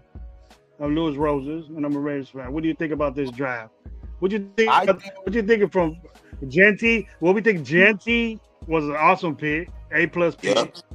Let Yeah. Gabe talk about the second round pick. Gabe, talk about the second round pick. What you think? Right off the bat. That was Beck, Yeah, second round. I mean, the receiver. He didn't sound I too like happy the- about it in the beginning, but it's some research, I right? just like the overall draft of it, like, because like I said, like, we needed a receiver, so like, you know what I mean. So that's still, it was necessary. So, and then because I wanted a corner at that position, I wanted a corner when they took fucking, you know, like the receiver. So that's why when they even took a corner at 68, that's why I was like, all right, it's still making sense, because then they're filling the needs that even the fans know that they need. You know what I mean? The receiver, the cornerbacks, you know, the running back for sure. That was number one. You know what I mean? And it's like, and especially the linemen. You know what I mean? So the I mean, I would say Beck second round. I would still think that like he probably would have been there at 68 too. So I think that regardless, you know what I mean? I think we would have picked him one way or another. So it's just like, I like the pick. I like the overall draft as a whole for sure. I would say for sure, like I would give it at this point. I would give it like an A-, dog. A-. Yeah. Yeah. I mean, it's solid I agree. A minus, yeah. B+. I agree. Yeah. Hey, Lo, you hip to our third round pick, Dorian. You hip to our third round pick, Dorian. What was it? DB. What's his last name? Darian. Strong. Oh, Darian Porter. Darian Porter. Porter. Yeah, Darian Porter. 6'4" or something. I've heard people like I've already heard all kinds of fucking things. I was watching videos on him. One person said he was 6'2", another person said he was 6'4", another person said he was 6'3". Like fuck, how fucking tall is this guy? I know he's tall. I know he's tall, but he is for sure tall. But like it's just like damn. But I think that they at the combine they measure him like at 6'3" and something. So that's why some people have him like marked at 6'4", but like he's like 6'3" and some change or something like that. So he's big. He's a big corner, man. Nah, facts. Fast too. But what I heard about They said on there this is a Pete Carroll type pick right here. That's his type of corner. He's hella long, dude. That he looks abnormal. He's so long, he looks abnormal. 6'4", 200 pounds. Yeah. He ran what did he run? I think he ran like a 4.3, 4.4. It does sound crazy, Trent. 4.3. 4.3's flat. Yeah, he ran a 4.3. But he ran a 4.3, right? Yeah. He's like Tariq Woolen. Motherfucker, his arms are so long, he looks abnormal. Yeah, he's like a Tariq Woolen.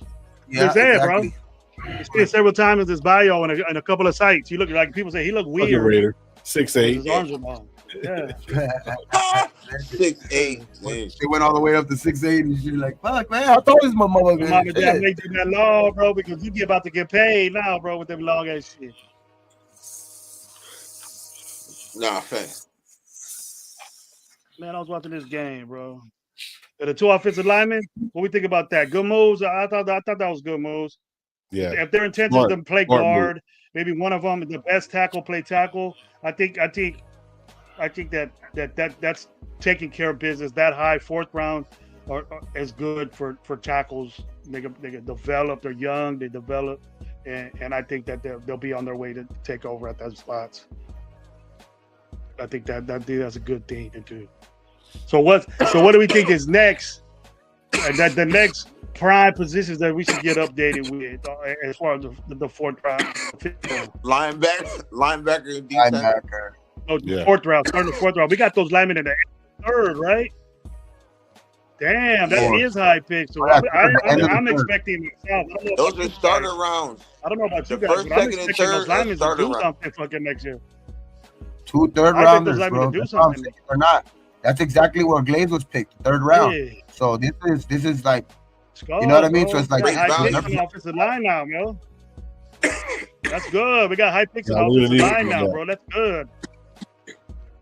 That's hella good. I thought they were fourth round. We didn't do fourth round. So what is it? Fourth round. What's the needs on fourth round? We have two for the fourth round. Leads on fourth round.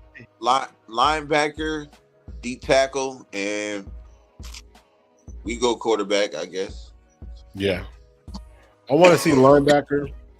Because even Gravy, you've told me that, like, you know, going for guards or tackles, unless they're like kind of a Joe Alt type, Colton Miller type, that, like, you know what I mean, they're just transcending shit. And even if you look at Pete Carroll's history, he's grabbed a couple of fucking offensive guard tackles. So you're saying that three, this is kind of like a good piece. And then the thing is, though, even though they are tackles, they can play, you know, and develop into guards and stuff like that. They're bigger guards and stuff like that. But if you look at Philly's line, Philly's line is the biggest line and the heaviest line, tallest and heaviest line in all the NFL. So if you turn around and do that, man, that works for them, though, bro. That works for them. Right. I'm not saying that, but it is a copycat league. Bigger the linemen, the they don't run Chip Kelly, though. They don't run Chip Kelly. It's different, bro. We got to figure. It's not Pete Carroll's telling. Pete Carroll's not telling. He's going to say, "Hey, this is what I like to do." Chip Kelly knows Pete Carroll likes to run the football. They got the perfect guy to do that. Chip runs the football, but he does it a certain way with guys that Pete Carroll knows what. Obviously, he hired them, so he knows they're in the same mindset. So he'll say, "I like guys that are faster, lighter, that can move on their feet better. I don't need 340-pound guys. It's good to you don't have have 340 pound. Yeah, but But sometimes you don't need them. they Though. got They good. can take better in space. They can move around better. Sanjay said they got good. Sanjay said Charles Grant has really good footwork. So That matters. You can out rough tough people, bro. You can do it both ways, though. You're right in both ways. Bigger, better. But if they're athletes, they got to be athletes. So okay, but either way, regardless of whatever, you're telling me that they can't coach them up because that's what they're supposed to do. That's what the NFL coaches are supposed to do. So if they're bigger and stuff like that, and if they play a certain way, in the 4th and 5th round, yeah. If they get picked in the 5th and 6th and 7th round, yeah, get coached up and do it as a tackle. But if you're a 3rd round pick, you are pretty much you just get better, bro. You get better. Yeah. You're good. You're good enough to play. You get better, bro. Developing is not 3rd round shit, bro. You can develop into a better player, a better lineman at what you do. You're gonna make a transition. They tell you we're gonna make you a guard. That's the transition. Jose, we're not gonna teach you how to be. They wouldn't have picked them there. They need to teach them so much. They're not gonna waste their time. You got to get it fast, bro. You got to get it. They sit there and wait. Okay, so let me get this straight. Let me get this straight.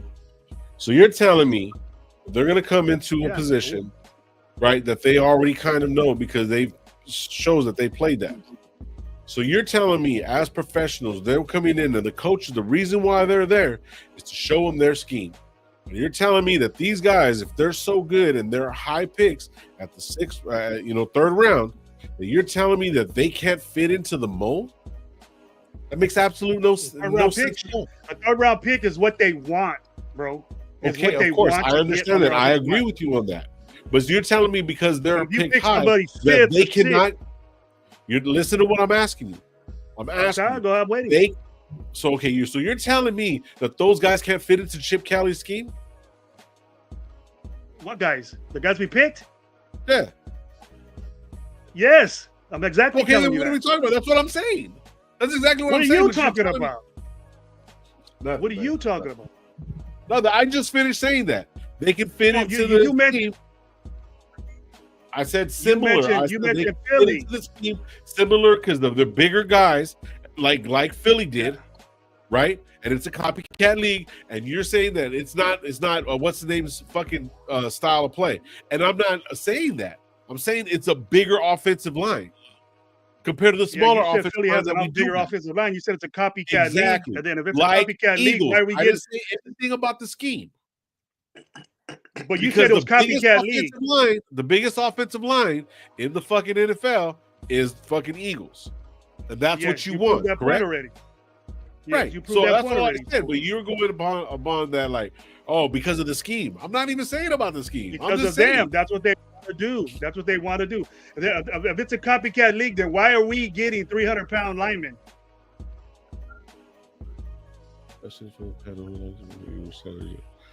I'm just saying because they're bigger guys. No, see, Lo, it's different, bro. That's why we just can't say at these drafts. That's why I would say they picked Glaze for a reason. And Gabe has his different views on Glaze. I said we tripped out when Glaze was picked. You said, who the fuck is this? Right? In my mind, I said they picked him for a reason because he was good at something that they needed now. That they needed done now. So when my you hot pick somebody take. My hot take is that Glaze will be overtaken by one of these tackles. That might happen. See, one of these dudes, because of the regime, because of the regime change, because of the regime change. That's what I think too. I agree with you on that, Gabe. It could happen. But the thing is, I think this is what for them. So you see, as long as Carroll stays, that we're going to have a trend on getting 310, 315-pound guys, because that's what makes that offense better. And if they're already like that and they're good at it, you just coach them and you're gonna get better at what you do, bro. We're not gonna pick you in the 6th round and put you at left tackle because you're 365 pounds. You know, look at the fucker that's been sitting on our fucking meat rack for fucking 3 years already. 6'9". Matthew, I always say you can't get rid of a guy like that because he's so fucking big, but you can use him as something. Matthew Valdez has a good point. Tomorrow, I think at 108, DJ Glaze is going to be a lot better this year. Okay. I can almost, I honestly think that I'm gonna stand on that because I think he would be. He more, went through the I don't know why, like, because he I was a think rookie he would be last better year. off. I really do think that I kind of like the upside of these guys that tackle. One of these guys that tackle and move Glaze into guard than the other way around. You know what I mean? Like play both of these guys at guard. So where you can get one of these guys. That would be a good. So why don't we do this then? Right? Because I feel if you want to do that, Gabe, I feel more better putting Charles Grant at that tackle spot. That's exactly. Playing Glaze in the other ball at the guard. At guard. Yeah. Because I think Glaze is. If you want to do that, I agree. You can say that right now. You can say that right now, but you haven't seen him play in the pros yet. You can say that right now in him in college, but you can't say it right now. We can say anything we want. We can say we'll put him here, get rid of Mumford, put this guy here, do that, put JPJ at center, and all this shit. I mean, we don't know. We don't. But it's conversational. We'll see though. It's great conversation right now. All of these guys are going to be. I'm just saying. Just throwing scenarios together. That's not what we need right there. That's not what I want. That's not the type that I want right there. And so we're going to go get them draft. We're going to get them high. And so they basically is that we keep Glaze because he's a good offensive lineman. He's more coaching for what we do. For what we do, when you coach Glaze up to which you just don't say, you don't sit there and say, hey, Glaze, there, we need to run for power stuff. We're going to do that. We're going to help you into our team, and you get better at it, and then we trust it for you to go. Glaze is not what they want in that spot. Maybe he's talking like a transformer. You know, me. Yeah, right now. You're breaking up, but you good now. It's not like a transformer right now. Like, yeah, you good now. Pop. I mean, I'm just saying, like, I don't know, man. I think DJ Glaze is gonna have he's gonna like my man Pitch Stick said, yo, he gonna take a big leap this year, bro. I'm telling you. I just think that the reason why I say what I'm saying though is just because, like, one of these guys, I get making one of these guys into a guard, but I don't think they took both of these guys in the third round to make both of them guards. I think one of them will turn into a guard, but I think one of them is probably going to turn into a tackle, which I think is Grant. But like, I think that's why I think it's more Glaze that's probably going to be under the fire to like have to move his position, because I think Grant's going to end up winning that position. So, because I don't think they took both of these guys who are literally out of the draft. They were labeled as tackles. I know that they're saying that they play both and all that stuff, but they're labeled as tackles, to where I think one of them, it makes sense to make one of them a guard because we do need guard help, but I don't think both of them are here to play guard. I think one of them is for sure pick that tackle to play tackle. Okay. That's just me, though. That's just, you know what I mean? No, I can dig it. Can we all say we'll see come I'm not saying get rid of Glaze either. Glaze, I think Glaze plays guard too, right? Glaze plays some guard too in college, so that's why I'm saying, like, I'm not saying get rid of Glaze either. I'm not saying that too, because he is barely his second year. I'm just saying I think they picked one of these guys to be one of the starting offensive tackles for the future. And I think it'd be great. If anybody's going to move, I think it's probably going to be Glaze move to the inside, and one of these guys will probably play guard, move to guard. But I think it's most likely what's his not Grant. We picked who's the other guy's name? It's Charles Grant and the other guy Rogers. Caleb Rogers. Gonna play tackle. Yeah, Caleb Rogers is probably gonna play tackle. I mean, will most likely to me move to guard. But I think Charles Grant is. I think he was brought here to play tackle. I can agree. I can agree on that. I can agree on that. But again, I'm not saying get rid of Glaze either. I think he has experience. Nah, I don't think we should get. Me personally, I don't think we should get rid of Glaze. I think we should. You know what I'm saying? I want to keep him because if anything, this regime they're very. But if anything, this regime is they're very. It looks like they're being very, like direct on. They want their guys in here. I mean, that goes with almost every regime, right? But like, you can tell, like they got rid of all the guys that were for free agency, right? Like, as much as some of us say that we shouldn't have got rid of Spillane or this or that or anything like that, right? So, but they did it, right? And they feel comfortable with it, and they're bringing in their own guys. You know what I mean? With the Devin Whites, the Landon Roberts, the Stokes, all of these guys, right? So even getting rid of even a rookie draft pick from last year in Devonshire today, right? So it's like you can tell that they're bringing in their guys. So that's the only reason I say like I feel the way like that. I feel like that one of these guys was brought in to play tackle, which that's why they might not be so down on Glaze, but I think they're more comfortable with probably moving Glaze than picking one of these guys in the third round and not putting them at tackle. Right. I can dig it. I can see that logic. I'm with you, bro. I'm with you. That's all I'm saying. I'm not like just fucking. But I love the draft for sure. I love the draft because I love arguing. I love arguing on because regardless, that's three offensive linemen, right? Like Glaze, he could very well be the tackle. Like he could very well be the guy on top at the end when it's all said and done. But I like arguing that we have depth now at offensive line now, at least. You know what I mean?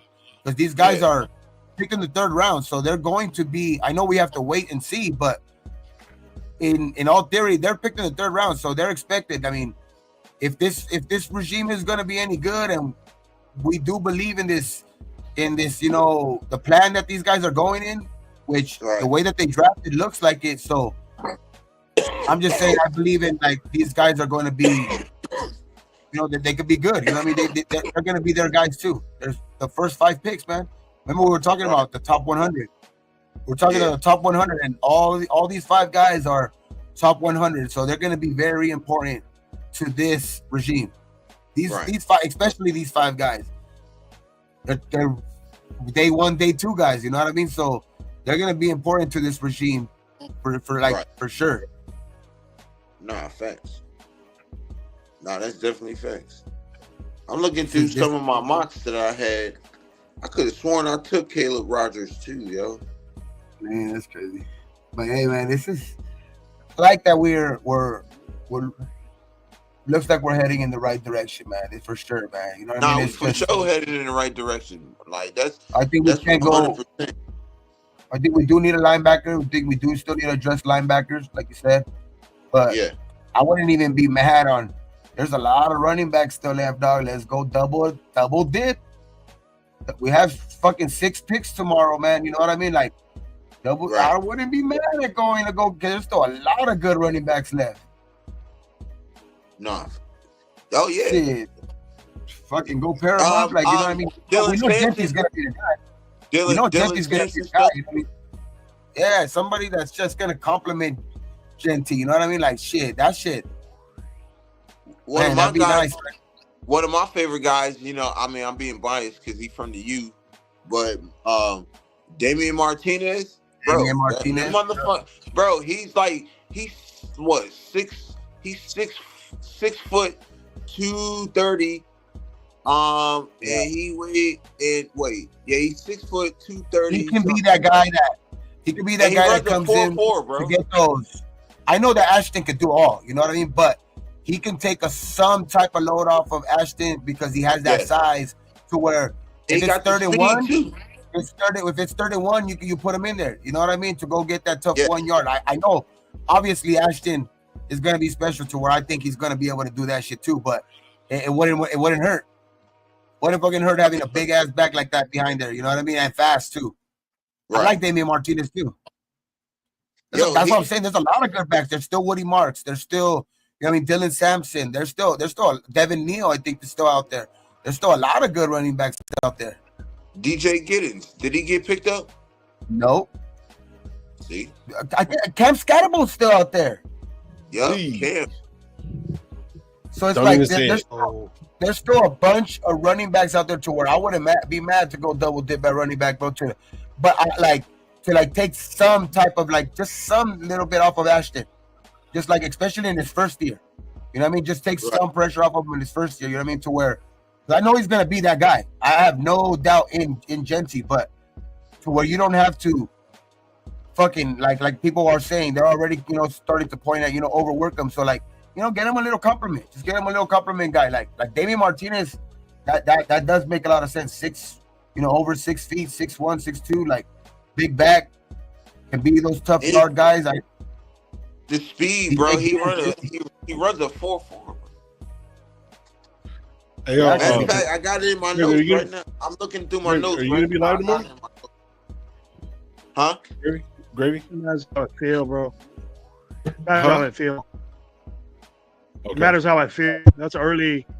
I know you're not going to be live tomorrow. It is early as fuck. I might get about I don't know. I know there's still a lot of backs though. Yeah. Because I'm gonna we pick Scatterball, bro. I'm gonna fucking jump up and fucking have a live, dude. I'll tell you the truth. Yeah, I'm gonna dip out, guys. You guys have a good night. If not, if nobody's on tomorrow, we'll be live for sure Sunday night and go over everything. Get out of here. Yeah, because I'm gonna go me. Don't bring me breakfast in the morning, bro. I'll be expected around 9:30. Thank you. No, that's cool. No, you're gonna be tired, bro. Just get your rest, bro. Don't even worry about it. Yeah, but we have 6 picks here. Everybody have a good night, man. Peace. All right, bro. Yeah, bro. All right, man. I almost ended the podcast again. Don't do that. Oh man, kick me out right now, bro. That's the day you get off. Got love for me. Kick me out, bro. All right, guys. You guys have a good one. All right, bro. Bro, you know what's so crazy, bro? That the Lakers just lost, and other days I'd be fucking pissed off. But to be honest, this draft has me happy. This draft has me happy. To be I don't know why. Other days, on these type of days, Lakers lose already, I'll be like, fuck, man, it's stupid ass. Right. But I mean, all right, whatever. No, but right now, I'm actually really happy with this draft right now, bro. Because the Genty thing has me crazy happy, bro. That just has me crazy. And then they're getting guys they already helped Genty. You know what I mean? And that's what already what's his name was talking shit about yesterday. I think his name is Dan Orlovsky. He was already saying this is why I don't like Genty to the Raiders, because they have a poor offensive line. They have a poor offensive line and they have no help there. So it's what are you gonna say now, bro? They even went to go get him help there. So it's it's just it's. I like what they did. I like what they did today. Went to go get a lot of needs. The trading back worked out a lot. You know what I mean? They ended up getting these two, offensive linemen that we wouldn't even got because if we wouldn't have traded back. So that's big. Those are big pickups. And a corner. And I don't know if you noticed, but the board was moving with offensive linemen like crazy. So I see why. I think Santos. I think we were gonna take Will Johnson, but I think that's why they traded back the second time. To be honest, I mean, no excuses. They should have took him. I think earlier, but I think they were gonna take Will Johnson. But because I even seen a report out there that they had their eyes set on Will Johnson. I think it was at 47. I think it was, but when they took him right in front, the Cardinals I think took him or something like that. I don't know. I forgot who took him, but I think that's when the Raiders traded back again. And I like Darian Porter. Dude's like a mold of Sherman, bro. You know what I mean? Long arm, tall. You know what I mean? Fast. So I mean, of course, those are big shoes to fill, but in that mold, you know what I mean? Yeah, low key, that Iowa State defense was really good. That Iowa State defense was sneaky good, bro. I just like what we did, man. I like what we did today. Nah, I'm cool. I couldn't be more happier with it. Shoot, for real. Yeah, no, for real. So I know. Some people are getting me mad. I know, like especially Maine, because we didn't get Shador. Like, I mean, I'm gonna talk shit about Shador, but not just because the Raiders didn't pick him. I'm talking about just everybody as a whole. I'm not even just talking about for him to be on our team, because I do like what we did in the Right. draft, to where, it doesn't get me mad that we didn't pick Shador. I'm just like more of the fact that he didn't get picked at all. So it's like that's just the crazy part. But like, as far as the draft, I love what we did with the draft. Yeah, me too. Nah, me too. It was. We got. They're showing a lot of right now. They're having like a special on Genty on ESPN. Dog, I should have fucking recorded that shit on ESPN too. They're doing like a special because it's already been on for like 15, 20 minutes, and it's like they're showing him when he was over there, like with the military with his dad. Right now, he's like having a little interview with some dude with a cowboy hat and shit. I don't know who the fuck that is, but like he's just like, that's cool. They're having a special on him.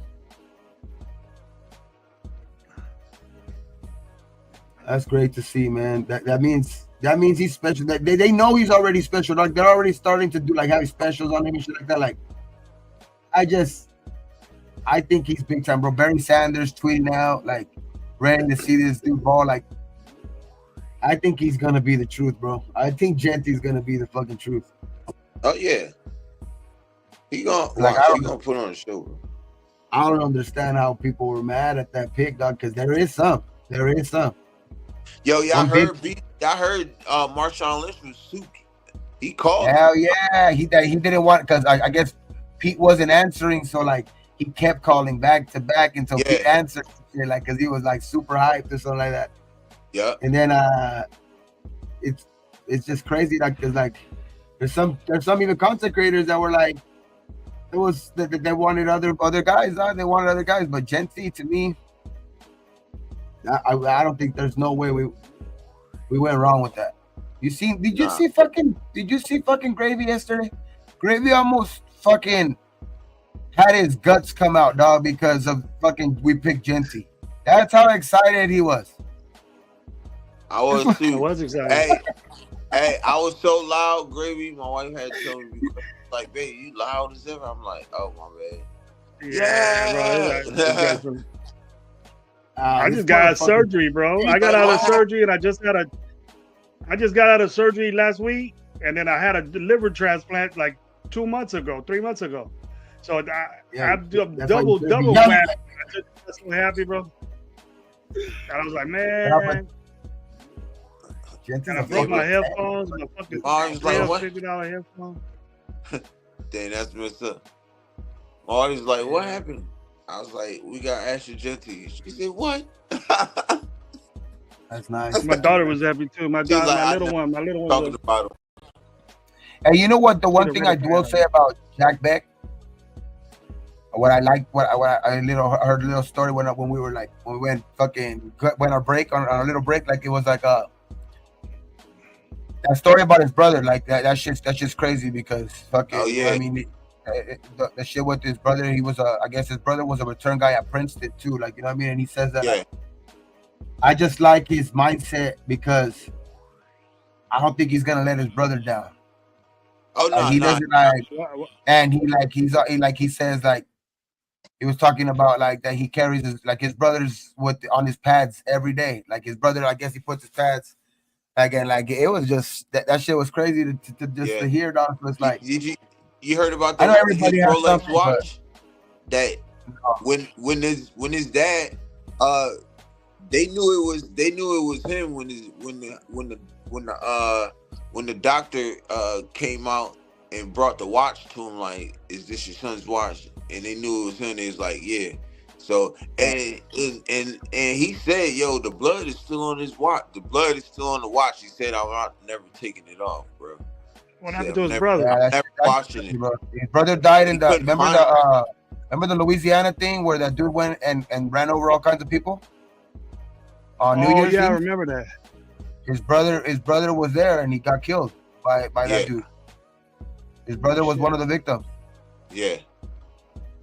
His name was Tiger Beck. Tiger His name was Beck. Tiger Beck. Yeah, Tiger Beck. He played at Princeton.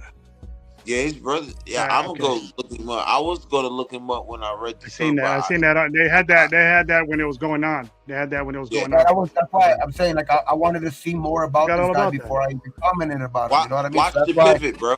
Watch the pivot. I still gotta see more. That's what I'm saying. We only had about fucking 30, 40 minutes. I want to go eat, see some videos too about some different guy, about Charles Grant, about Caleb, Caleb Rogers. I was seeing some videos about all them, but I was reading some stuff too, and that's one of the things I overheard. So I really do want to go dive in more about, see more about this guy, because he seems like he's going to be for sure. He has no shortage of like inspiration to go, dog. You know what I mean? Like he has that will to want to go. So like that, I do like that fire when people have that chip on their shoulder and want to prove it for some sort of reason. That ends up fueling them to be, you know what I mean, getting them to that potential. So like, I don't know, man. So that could end up actually being a really, really solid pick from what I see right now. Yeah. But I still want to go deep dive more into it. Hey Gabe, that's what I've been saying on my videos though, bro. On all my episodes, I've been saying it. I said, yo, fast. What I'm saying is like that's all I wanted to say. I was probably sounding critical earlier, but like that's why, because I think it was more of my quietness and not being excited of it. But I didn't want to lie either. You know, I didn't want to sit here and be fake either. You know what I mean? So like that's why I kept saying I wanted to go more and see more about this dude. You know what I mean? So it's like, but I'm liking what I'm seeing, seeing more and more into him. Yeah, I can dig it. But see, this is what I've been saying, like on my episodes, that Spytek said in that press conference with Pete Carroll. He said what made Tampa so great or so good is because they matched the player's character off the field with the player's character on the field. And it made it easier for them to pick which players they wanted and to fit their system, bro. And he said, and that's what we're doing over here, and we're seeing it. We're seeing it right now. Yeah, we're seeing. I like it, man. I do actually kind of like. I do like it, bro. Didn't I say that shit? Didn't I say that shit, man? We're gonna start doing this McConkey 2.0. He's gonna be better than McConkey, man. Nah, I think he's bigger. He's bigger and more physical than McConkey. Yeah, he ain't mad. McConkey's good. Don't get me wrong. McConkey's good. I'm just saying I think he's bigger and more physical. Yeah, he's low. He reminds me. McConkey reminds me of he's like a better Renfro. Like he got the same frame. McConkey's like Renfro. Dad, bro. McConkey is dad. I think you know what it is, dog. Like whenever there's a wide receiver, they always gonna compare them to each other. No, I'm saying the frame. But look at them. I'm saying because people are already starting to say McConkey 2.0.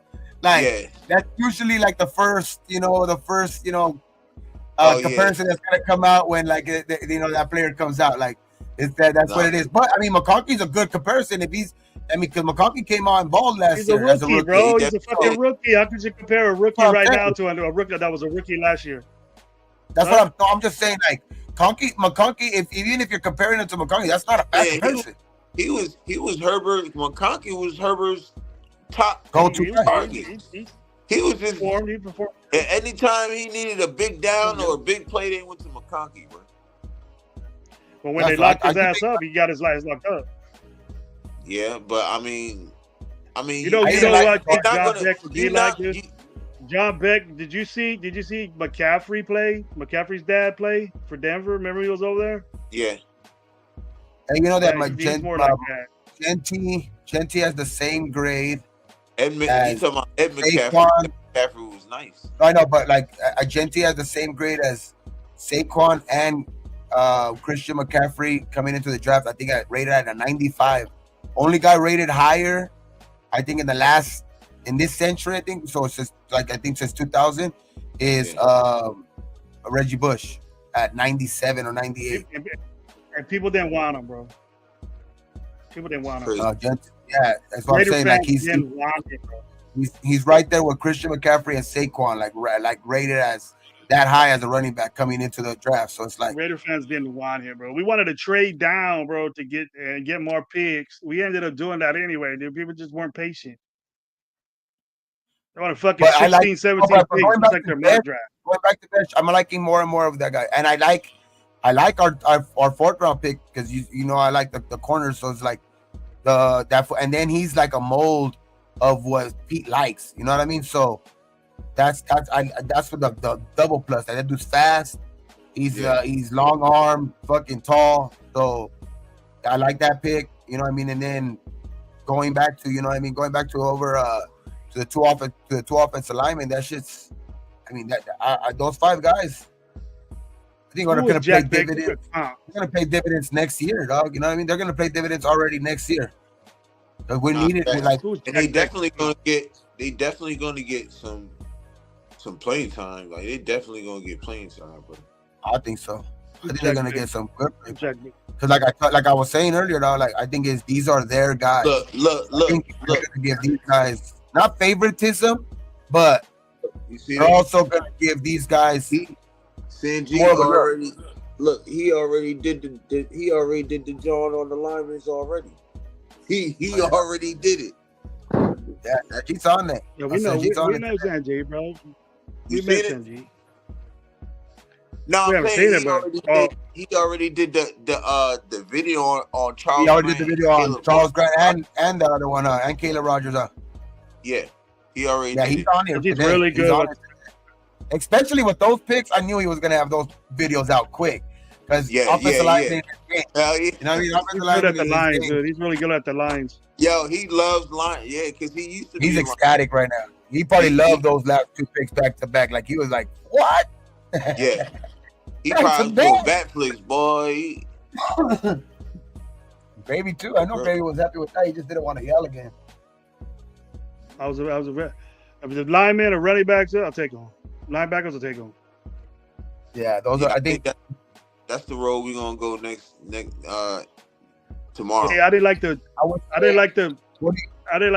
saying is that good content creators. Jers were saying, I don't want Genty. And you know, Jers, that I kept pushing. We were last place in rushing, bro. You guys don't feel that? You didn't see that? And it's I'm gonna call him out. Everybody was bitching about it, man. And we get an opportunity to get a guy, and that's it. Joe Morley, I don't know what he's talking about right now. Respect to you, bro. I mean, shit. I'm glad you're a fucking Raider fan, whatever, but it's like, I don't know what, like, he's on. I don't know if he's trying to just get the shock value type shit, but like. You're kicking it with Charger fans, dude. What's up? Charger fans, and that's beside the point. Like that, like him going back to last year, saying that, you know, I think he had a tweet saying that. I mean, not a tweet, a video saying that Bowers was good last year, but I think he said, if I'm not wrong, he said like the 11 guys or something like that picked after him would have been better for the Raiders. And then he said Joe Morley, that guy Joe Morley, and then he was also saying that the Genty, like that. Oh man, he was just. I don't know what, man. He was just talking about that. He wanted an offensive lineman, bro.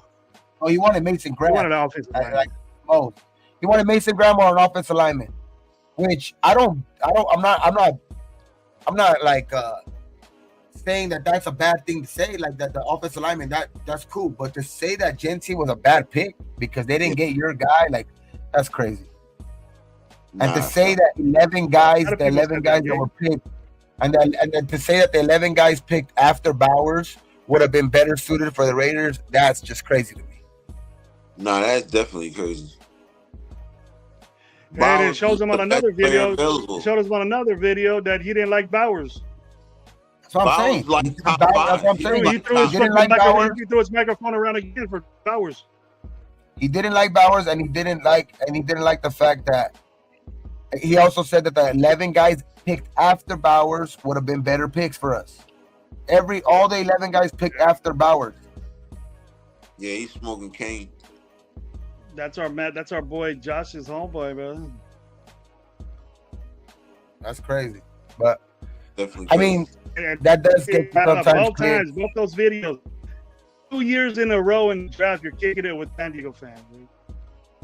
Charger fans. I get, you know, like, you know, collabing with them, but damn, man, you know what I mean? Shit. think be kicking it with more than that with them than anything you else. know the guy gave you met Morley, bro. Remember that in Bakersfield? Yeah, we met him at Bakersfield. He's a good dude. He's a class dude. But I'm gonna ask him. I go, what's this shit? He's funny. Somebody picking on him. Dude. I go, what's But he's tripping with these takes. He's tripping with those takes. He's funny. He's cool. Yeah, he's just tripping with those takes for sure. I don't remember him doing weed or coke or anything. Hey, you rock with y'all rock with Wi-Fi Willie? No. Okay. I mean, I don't really mind. I don't care. It's just that I think he does that thing too. He plays on that too, where a lot of like he just does a lot of like fake type of news, which I'll be watching and like I was cool until he started coming at people because of the whole DC situation. I was cool. He's from my town, bro. He's my town.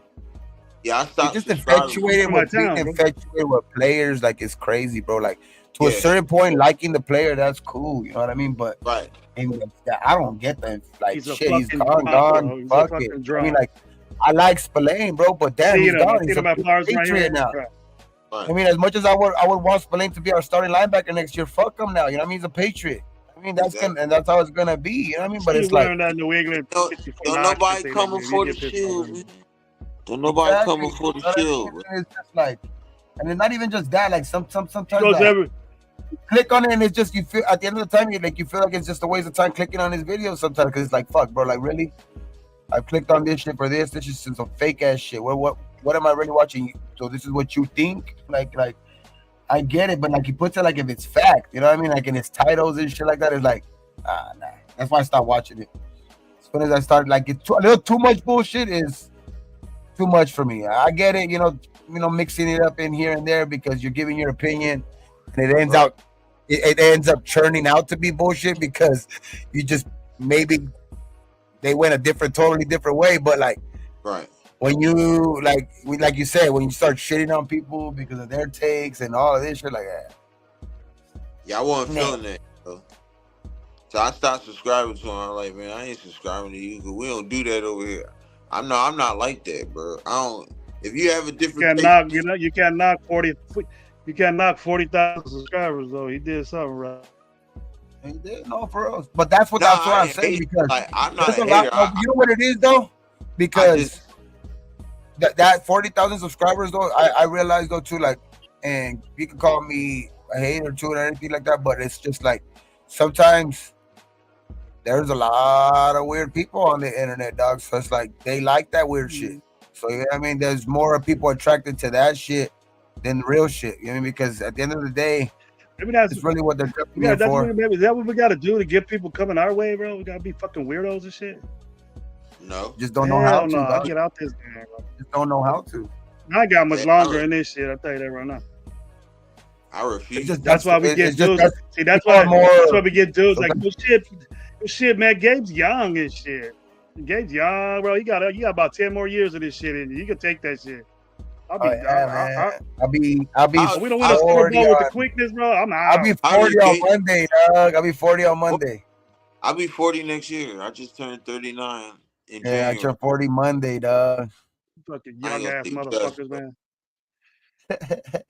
These young ass. Apologize. My son's almost your guys' age.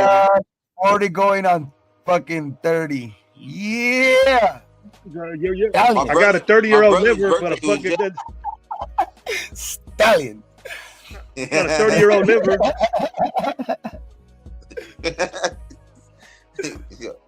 Bro, my liver's younger than you guys, bro. Yeah. My liver can fight, but I can't do that on. But I just fucking shoot your ass. Brand new. Gravy's like in between. Gravy like, you know, he got like a 20-year-old liver, but he's really like 50. So, but like. He's in between, so like you have to minus it. You kind of like average it in the middle, so he's like 35. I was different, bro. Gabe, Gabe kicked the jerks, and I was different, dude. Gabe was there with me when I was sick, bro. I could barely get up fucking stadiums. I could do shit like that. Nah, dude, I run up there motherfuckers now, bro. We have to pause. We have to like pause in between, like on the way to the stadium. We have to pause for a little bit. Yeah. All right, let's go again. I think because Gravy. Especially at those fights. How tall are you, bro? How tall am I? 5'10". Bro, I swear, like all this whole time, though, I thought you was like 6'4", girl. I thought you was tall as hell, bro. Thank you. Yeah. Thank you. I That's a ain't liver. gonna lie. That That nigga Gravy, like he probably tall. I as ain't that shit, big, cause dude. he like 6'4". Ain't that big. But Man, thanks, man. You look like I ain't you're gonna a lie, tall nigga. dude, You though. only an inch taller than me, nigga. I'm 5'9.5". Yeah, me too. Yeah. Yeah. Exactly. We're all right there now. 5'9" and I'm something. always getting measured at the hospital now, so I got to get right. I got My to always get son's me right. 5'10" now, dog. Damn, I'm like, damn, I'm trying to hold that fool down. Like, what the fuck, dog? Why you trying to bust Shit, me he's up, 5'10" at 14, bro. He's 5'10" at 14. I'm 5'10" at fucking 55. bro? And Right. I'm telling you, like last year when he was like shorter. Because last year I'm telling you, he like that was when he got going through like his little shit to where like his voice started changing. He grew like fucking 6 to 8 inches, though, because he was shorter than his mom. Now he's way taller than his mom and taller than me too. What do you think about Fucking what grew. Superman? Man, who it is? Yeah, he got that growth spurt like That's all right, boy. crazy in this He's last a year. good chatter. That fool went from like a small Best thing, though, in Gabe. men. That went from Enjoy like a that, small man. in men's to large. He went from a small in men's to large in 1 year. And not fat. Like that fool's not Just didn't wait, grow bro. that When you way. get my age, He grew vertically, not just horizontally. wait, bro. Just wait.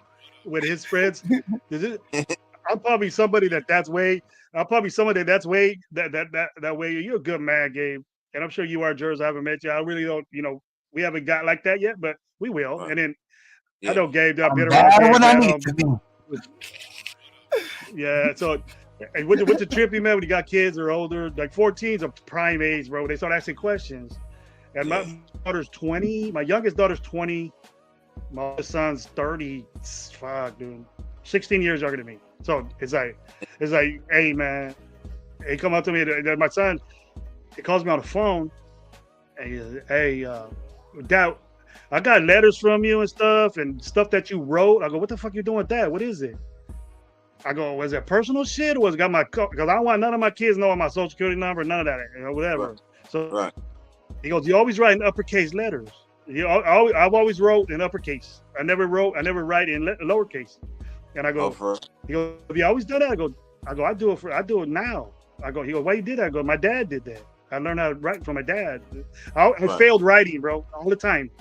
Like they used to call my parents, dude, to go to school and say, your son don't want to write any way different.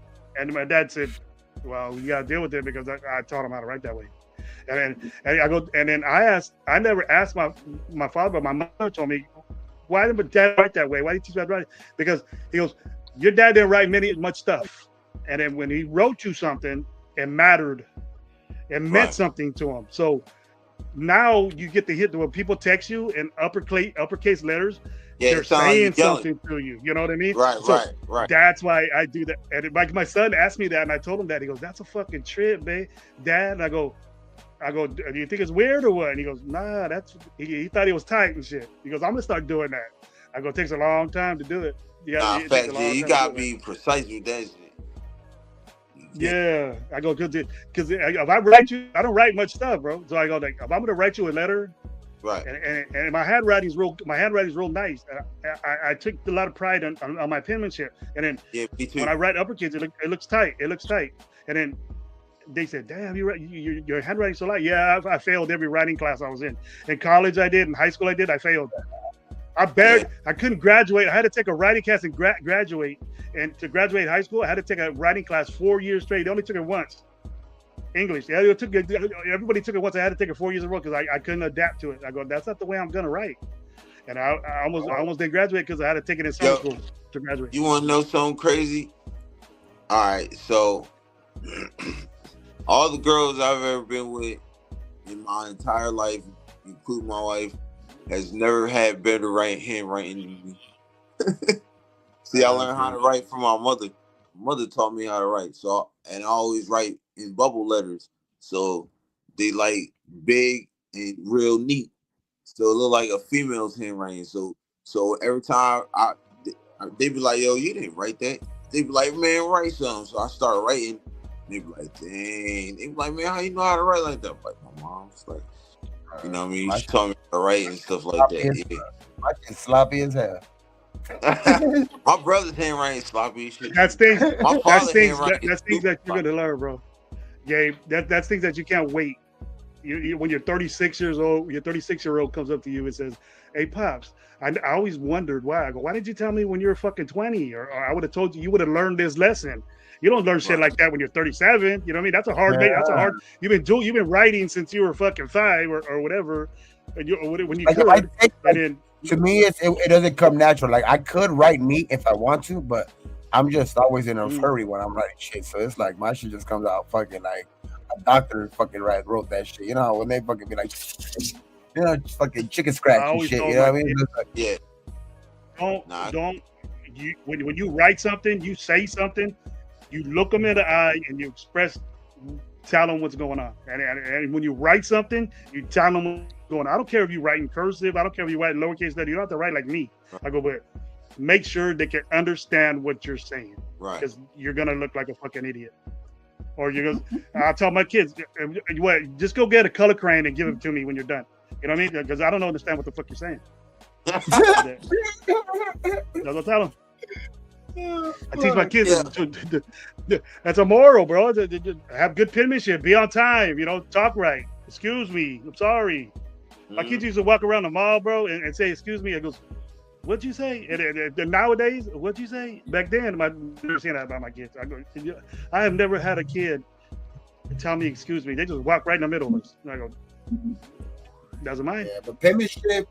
Those are the things to look forward to, Gabe. Those are good things to look forward to. No, but the thing with penmanship now though is that like everything is so fucking digital that nothing's even written anymore, dog. Like that's the crazy part about it. Everything's text, email, or some type of fucking graphic or AI or you know what I mean. So it's like it's almost like a lost art almost already. You know what I mean? Like it's like where it's almost like almost getting obsolete type of shit. You know what I mean? To where it's like. It's just crazy because, you know what I mean? Technology's taking over and shit, especially with the AI nowadays. Bro, like, fuck, that's just crazy. AI is crazy, dog. It's so you can have the AI AI said earlier that Ashton Genty is most likely going to wear number 23. We'll see let's see if they're right. Oh yeah. Yeah. So the kicker's not going to give him the kick the special teams guy. You got to give him the 2. According to the AI. Fuck that motherfucker. I don't know him. Yeah, I don't either. So I just say, let's see how right it is. I wonder if Carlson's going to give up the number or not. Carlson has been there for years. I'm excited about that dude. I don't give a fuck what number he wears, dude. He can wear number 62. I'll still get that shit. I'm thinking about getting that shit, bro. I'll still buy it, bro. That's my dude, bro. I'm ready for it, bro. I think he's gonna wear any number. I'm gonna go to training camp, bro. Gabe, I'm gonna go to training camp, bro. I'm gonna hook up with Goon, bro. It's golden. He's gonna be in Henderson. We could go. Yeah, I'll do that. Yo, Carlson got to give up that number 2, cuz. I mean, I would think so too, but I'm just saying, like, is he? He said he was born on December 2nd. Did Genty always wear a number? Yeah, he said he was born on the 2nd, and then all of his family wore number 2. He's born December 2nd. Oh, then I think he's gonna give up a good little paycheck to Carlson. He said that's why he wore it. Yeah. He's gonna pay Carlson for it, but Carlson's an all-pro, bro. Borderline getting ready to get up there with wearing green. Borderline. I ain't gonna lie, I just wanted to wear 2-4 just one time, just one season, his rookie season. Then you go to 2. Bring that number back. You know what I mean? I would bring that number back. No, I'm saying you're 24. He wore 2. He wore 2 in high school. He wore number 2 in high school. He wore 2 in college. So he gonna wear it in the pros. Yeah, I think he's gonna wear it. I just want him to wear. We should all write him a letter. Goddamn, be like, hey man, just wear 2-4 for your rookie season, and then and then you Where's can have before that special number, like for Right. like Marshawn. just so we can get the Well, jersey. you know what, dog. bro? Carlson did to put respect back on number 2, bro. He did. We can't say that Marcus fucking Zamboni still on it. Carlson brought it back. He can move to like number 3 or 4 or 5. You know, he can do that. I mean, you're kicking Nah, he out. did bring He's it back a big to life, player for though, the Raiders, bro. Marcus Russell. He's our a big first time round player for pick, Raiders, dog. You know what I mean? Like, he wore number 2, and like you He's a said rookie. right now, like He's a rookie. I think he's gonna give up. I don't think it's. I think Carlson's gonna ask for a cool little something for the rookie though, because he's gonna get paid good. I think he's what do they say? He's already He's already the highest paid running back in the second highest paid to Saquon. Well, yeah, under Saquon, yeah. 30. What was it? 32. It was 32, for the I next think. 4 years. Though. 32 million is guaranteed. The guaranteed money, because of the guaranteed, because it's 32. There's other guys getting paid more annually, because if you break it down, 32 divided into 4 years, what is it, like fucking $8 million a year? So there is guys getting paid more annually, but his is guaranteed. That's why his contract is bigger, because it's all guaranteed. I don't want to change the subject, bro, but Shannon Sharp was talking shit. About what? Ain't like this no more, bro. Oh yeah. Ain't no Lakers at 5 no more, bro. Can't be no more. They better. The quickest they can win it now is in 6. Shit, who knows now? They better win next game, or else it could be over. Where's all that fucking energy at, bro? Where's all that fucking energy? Let's go. There's still there's still a lot of series left. There's still game 4. I can't even talk nothing. Luka got fucking 10 points, bro. Or what did he get? 12. But I like Luka though. I do like. He didn't help. He got 10 points. He didn't help. But supposedly, they reported that I guess he had the stomach flu or something like that today. He didn't play? He played. But he only had like 17 points. But excuses. He should have went out there and helped out, dog. Like, guys have gone out there sick. You know what I mean? So it's just he didn't help out much today. I mean, LeBron had 38. He would have put in the 8 LeBron bro. You would have fucking rocked him. If Luka would have even just gave his LeBron, he would have rocked him. 5, even like a 25, they win. You know what I mean? Because I guess he only got like 17 points. Where's fucking Mike at? Where's Mike at now? Taking all that shit about me and said Lakers in 5 and then bounced. No, he said Lakers in 6. Oh, now he said that? Yeah, Lakers in 6. Fuck it, man. Yeah, Luka will be back next game, dog, and he'll be back to his normal. He won't have 2 games like that. He'll be back to his norm. Yeah. Next game. He'll fucking go take a shit, bro. Come back when you're ready to play. Hurry up. Let's go. Tell him. Tell him, Gabe. Okay, like Paul Pierce. Yeah. When he faked that. When he faked his injury. When Paul Pierce faked his injury, he's supposed to be because he recently came out and said that he had to go take a shit. That's why he faked that injury. Hey, did you see that John with LeBron and shit? Yo, that nigga he was on the floor. He was all hurt like this. Then he get the pinky. He's like, he started pinking that bitch. I said, yo, LeBron is crazy, bro. That man is fucking it's crazy. He all hurt. He like, they got the pinky. He like, Only LeBron could do that. Yeah, only LeBron could do this is crazy, bro. All of these motherfuckers do it. Luka does it too. Yeah. Okay, all kinds of players do that shit now, dog. That's just crazy. I would, bro. I'll be like this. Try to get a foul and shit. Try to get tech. How would y'all try to do that? No, I mean, I don't. I mean, if you could, that's part of the game too. Manipulating the referees too, I guess. You know what I mean? Because that is. You know what I mean? Because you can make it look like a foul when it's not even sometimes. So it's like, and that's part of the game nowadays. That's just the way that it is. It ain't gonna change for nobody. You know what I mean? Guys ain't gonna change their game. They're gonna continue to look for fouls. So gotta get used to that shit. That's just damn, bro. We got 42 people in the house, bro, checking us out. Dude, we gotta talk about some football, bro. Fuck. So I'm happy that we got fucking Raiders, man. This is the fucking. Hey man, we got the chat ain't moving though. The chat ain't moving for a grid. Oh yeah, dude. Chat, man, how y'all feeling, chat? This is the first time I can say like I'm like actually really happy, dog, for like our draft picks. Like we hit. Well, we still, of course, I can't say that. I can't say we hit because it's still we gotta see all of them on the field. But bro, I just like our draft picks. Nah, for I like our draft picks. So Gabe, man, tell me what you. Oh wait, hold on, Grady. Hold on. I got a question for both of y'all though. So what if, right? What if they decide in rookie minicamp to put them two at the guard positions? Are you satisfied with that? I'm just saying. Yeah. No, I think that's probably how the way it's gonna start off at first anyway, because they are rookies, right? So Glaze is gonna have the head start there. I think Glaze will have the head start there, but I think when it's all said and done, I think one of those guys, which I think is going to be Charles Grant, he's going to. I think he was brought in to play tackle because I don't think they picked both of these guys to play guard. I think one of them is going to play tackle. No, I agree with that. But I was just a hypothetical. Like, I just wanted to get your opinion if that. But I think it's going to start off that way, though. I think it is probably going to most likely start off that way. Or no, I don't know, to be honest.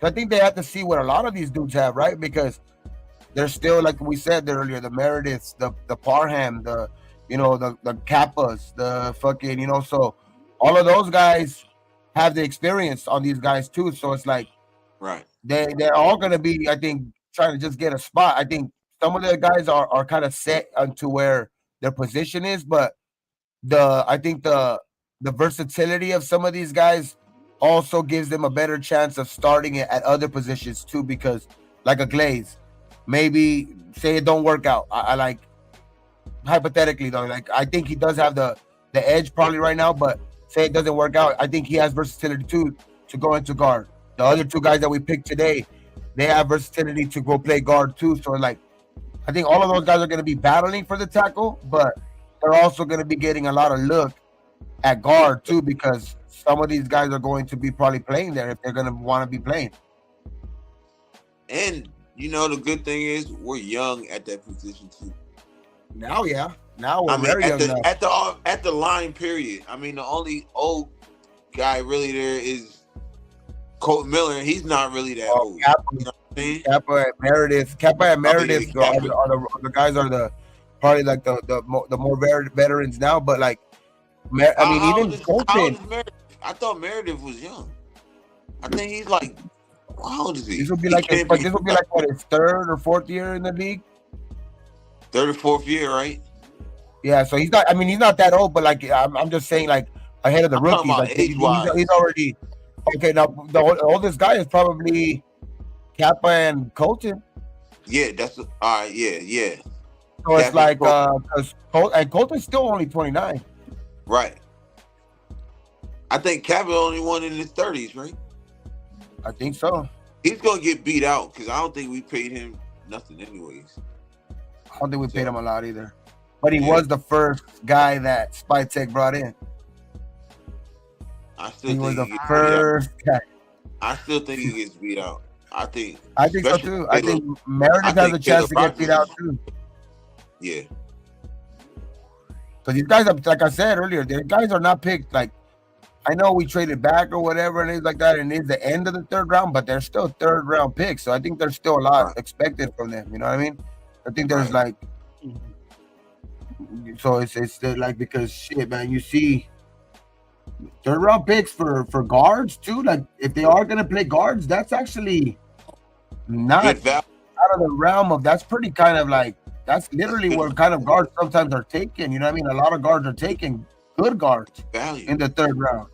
Good value, bro. We got good value on them players, bro, especially in the third. You know what I'm saying? Like, really good value on them. I'm happy with our first round, and I'm getting more happy with our second round. I'm getting more happy with our second round. What's good, Cash Lord? No partner, Cash Lord. Cash Lord, what's your grade on this draft so far, bro? Right. I want to hear what he says. I want to hear Give what me he a has to grade. say. Give me a grade, Cash. Give me a grade, my I boy. don't think did you want Genty? Salute, brother. Salute. Jersey. Another This dude right here, bro. Fresno He'll tap partner. in a minute. Fresno He'll tap in a partner. minute. This dude right He's here another was the sole founder of hashtag fuck Derek Carr, bro. He was the first person to Who? come up with hashtag fuck Derek Carr. Cash Lord. Oh, Yeah, bro. there was no secret Okay. that Castro didn't like. He convinced me. He's the one that convinced me. He's from Fresno. He's from my town. He says he likes what we're His doing son so goes to far. the So school that's that good. his son goes to the Good. school that I work at. It's just I nice see to at him all the least time. like I see him every morning. have like I know not everybody's always going to fucking agree, but it's just nice to fucking see that like there's at least a good amount of people that have some sense, dog. Like you know what I mean? I think this Do you finally think time there's more of like feel the sincerely people that that we're are going on in the it, right you direction? know. Yes. You feel No. you feel sincerely we're going in the right direction, bro. Yes. Yeah, oh yeah. Hell yeah. Yeah, I do too. Hey, check this out. Y'all I wanna hear that remember from you guys. this receiving core kind of remind me of Seattle's receiving core, like in When the they had middle, like beginning in the middle when they Baldwin, had like Baldwin and fucking Golden Tate. Tate, the one big That's what I'm receiver saying. was Yeah, it you Ricardo know, Lott. carrying the players. Ricardo No, you ain't Lockett. lying. Because Like this receiving core and they didn't have a guy, and they didn't have a guy like Bowers. So right. that's it's gonna be crazy, man. I That's like a the fuck- weapons that Gino got, bro. I like the weapons that Gino got. Gino's gonna have some good Yeah, but- weapons, bro. Nah, I Like, just the like people are gonna hearing. And you told me the story about this kid, and I forgot all about that, bro. I forgot all about that. That I remember seeing it on before the Louisiana thing. before That's really crazy. he was My even in family- the mix. My family was at that Yeah. game at New Orleans the night Yeah, I before. remember that. We were talking about it. And Yeah. they left Yeah, the night before that shit happened, and a lot of my family was at that literally they was out there, too. spot. That's where they stood. They stood on Bourbon Street, so like they were literally right there. Where like during like the whole time that they were there, the couple of days that they were there, but they came back a day before that shit happened. Though that shit was crazy, man. dang. In New Orleans, that shit was crazy, Every- man. And I was supposed to be there too. Oh shoot. Every pick we got. He ended up good because of the show that night, bro. We said, nah, you can't go to the game. Right. And I know your family. I know they was out there, bro, on that fucking street too, bro. Oh yeah, they were out there. They said that they were out there though. They were out there every night. They were out there every night, and they had videos of it too. Like every night, they were out there every night on Bourbon Street, right there, where all that shit happened. Dang. Yeah. That's just crazy, man, because that happened literally a day later on New Year's Eve. That shit, and that's crazy because he said that his brother. Another thing that's just crazy too, like that shit was. I guess that's it. That was the Raiders was his brother's favorite team. Yeah. So like it's like almost full circle where he's like, that's my brother's favorite team. This is my dream to get drafted, and my brother's favorite team was the Raiders, and now I'm getting drafted by the Raiders. So it's like that's just like crazy to hear. Yeah. That's out there. That's out there already. Yeah. Damn. Yeah. That's I'm telling you, that's baby, dope. watch the Brother pivot. was his brother's favorite team was the Raiders. He's on the pivot, yo. All right, Where they I'll get most of check it his out. information I'll from do that. the pivot, because he was on the pivot. I didn't know he was on a pivot. Yeah, I seen that. I didn't know he was on a pivot till you guys told me that. I'm I about heard to a bunch tell you of other this, times though. that he's on a pivot. He fuck around and be Gino's favorite target. See how much I found out about him in 30 minutes though? Right. I could think. You didn't like I wanna the go pick. do my Not the research, jump. huh? I He's see the not- skills, my brother. not like it. I went to go do my research You quickly. didn't like it dog, right I from was the just- get-go. You didn't No, like I it thought right that from the I didn't get-go. I remember that. It's not that I didn't like it, it's that it was like I didn't want to speak, I didn't want to be a fake and act like I knew wanted about more, him. bro. No, I'm not wanted gonna to- lie. I'm not gonna lie I and was say a that I little didn't. confused at first because I was trying to figure out what what wide receiver was it. And I'm not then gonna lie and say Oh, that. okay. When they say TCU, I'm like, oh, okay. No, what I'm saying is that I'm not gonna lie and say that I didn't watch the door, but what I'm saying is that now getting more familiar with the kid and seeing more about his story, because the highlights are always going to be there, but I can't go back to actually see all his actual game, like where you can see rep after rep. I mean, unless there's that video out there where maybe you could go get that shit, TCU fucking video, but like it's just now reading more into the player, like even to that, like it's just all right. I mean, I like his.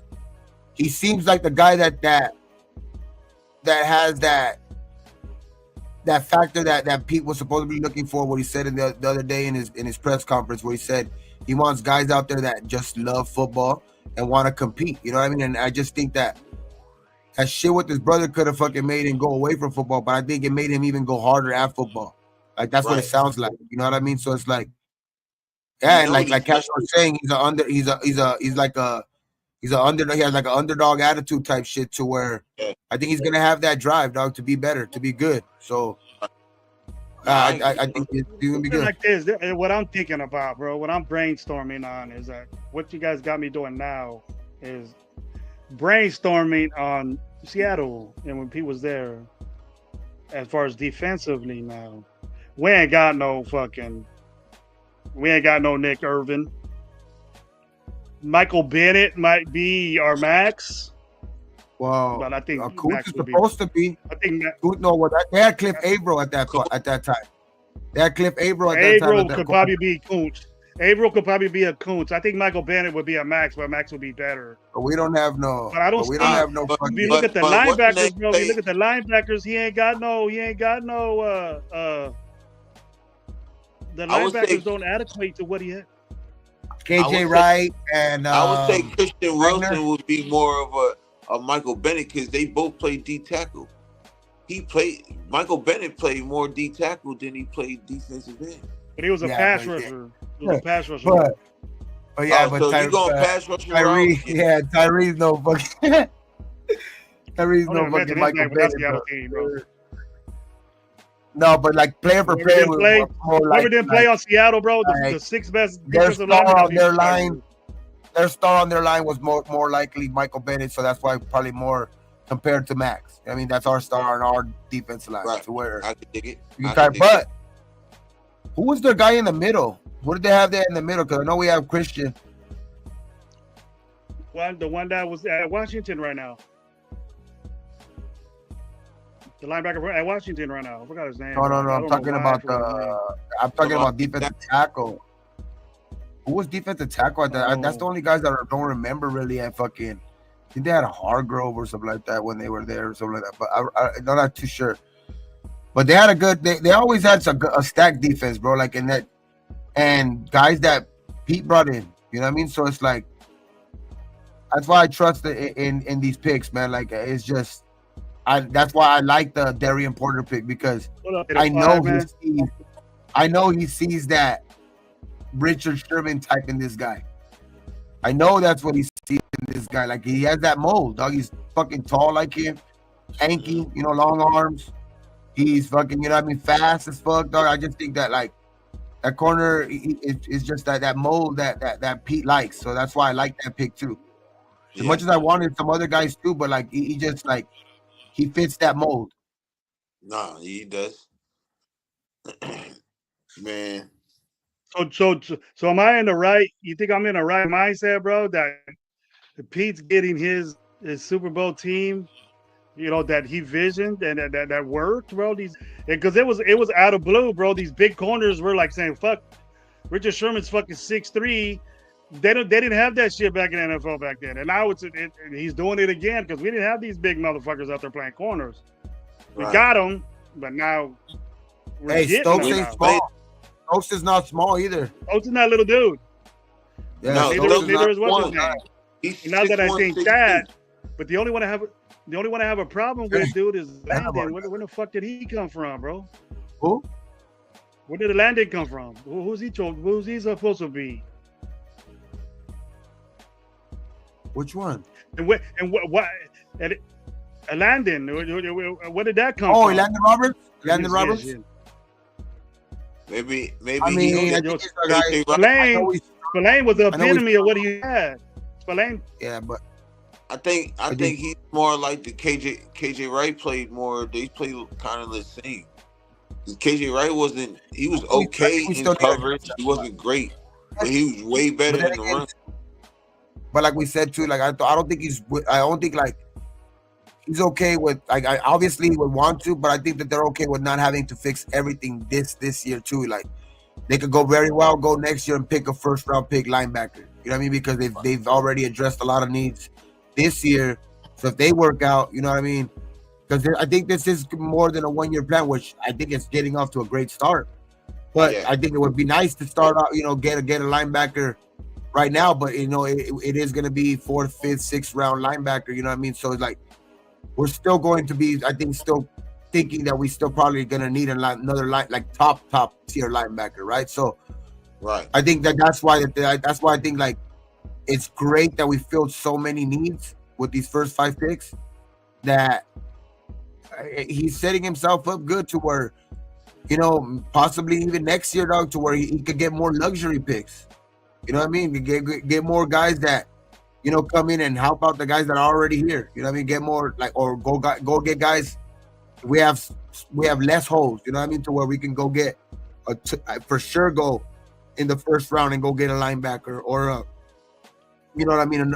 Whatever it is, you know what I mean? With like another receiver, a top end receiver next year. You know what I mean? So it's like, Yeah. I just like that it's heading in the right direction, bro. And there's still time because, like I said, he's made a living off of these 4th, 5th round picks to be Right. good too. Hey, do Gravy. How about Yo. this? Would you, if we was to draft Isaiah Bond, because he's still out there, would you trade or have him and Tucker battle it out and see who gets it? Am Isaiah Bond still out there? He's still out there. I mean, I like him, but I just think that we need more help at linebacker, and I think we need No, to I'm talking. fucking. Hey, I think I think we priority can is get him in like linebacker. one of the 6. Now, I'll answer your I think we question. can get him one out of 6 I'll round answer your picks. question, bro. Oh, go ahead. I'll answer your question. Huh? I'll answer your question right now, but hold on. We got a guest, bro. I invited this guy because I wanted to get his opinion because I heard him last night, and I know he's very vocal, and he'll tell you exactly what he feels like. And he's a brother of mine, man. He's a transplant brother of mine, and first time on our show, and I wanted to invite him. I always wanted to invite him, but this is a perfect situation because he disagreed with me. And then we're gonna talk about it, and I'm pretty sure he's happy with this draft. I heard what he said. He wanted a certain person, and we got a person, and we got those people. So I want to hear you. But I'll answer your question right after that, okay? I'll try to slow him down. I'll try to slow him down, and then I'll get to your question, and then we'll do about it. You good? All right. Hey, my boy, what's up, man? Raider Nation man? Live. You Gabe, know my what's man. Gabe Right is on it, here. bro. How you doing? I know you. My liver transplant brother, Gravy. Thank you so much for inviting me. Bro. appreciate How you it. doing, man? Me- How's your me- recovery going? Good. Going good. How about you, bro? How are you doing? Oh, I'm straight, 4 bro. How months you? in, bro. Okay. All right. Yeah. I'll Gravy- introduce you right now, George. I'll introduce you right now. I'll introduce you guys. I'll introduce you right now. I'm 4 months in. Just came off. I got a hernia.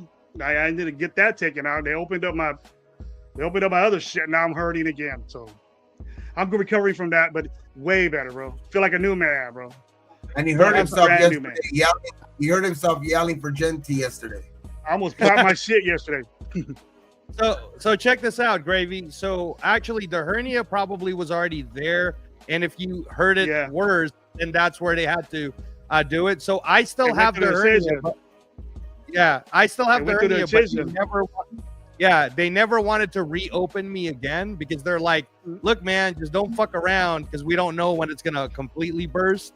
So we'd rather wait it out until, whenever it happens, it happens. That so for me, that happened to me. Yeah, so that's Something's why. A little bit of pain.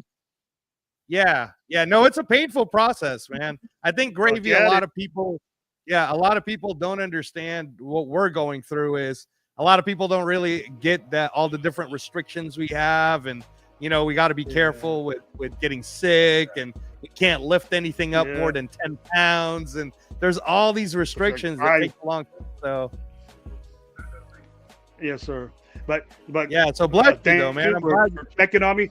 I want to thank you personally for checking on me and with my wife and everything you said, bro. Much love, Angelo. And besides that, we got plenty of time to talk about stuff like that. But hey, I wanted to introduce you to a content creator that's coming up in our circle. His name is Your Church Podcast. Raider fan. This is Angelo. He also does Raider stuff, and he does stuff with several people. Talks boxing also, if you like boxing. So introduce you guys, and we can. He likes talking ball. He knows all about ball and stuff like that. But the reason why I wanted you on here because I seen you get real adamant about our 6th pick of the draft. Tell me why you did that. Yeah, no. Go ahead, bro. So overall, guys, I just got off of a 7.5 hour with Jeff show at New England Raiders Boosters Club. Captain Jack showed up. He's in Green Bay. I've been hosting the Captain Jack show because Captain Jack is in Green Bay, but he pops in when he can.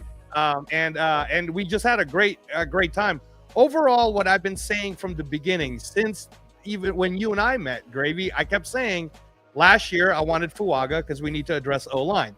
This year I wanted Membu because we need to address O-line. And until we're honest with ourselves and we say to ourselves, our O-line is shit, we don't have the depth, we don't have the youth, we don't have the to grow forward, I'm not really going to be that happy. I mean, I won't be upset, but I won't be that happy. So when we picked Genty, I was like, okay, I wasn't like, remember how Turf was so angry we took Brock Bowers last year, right?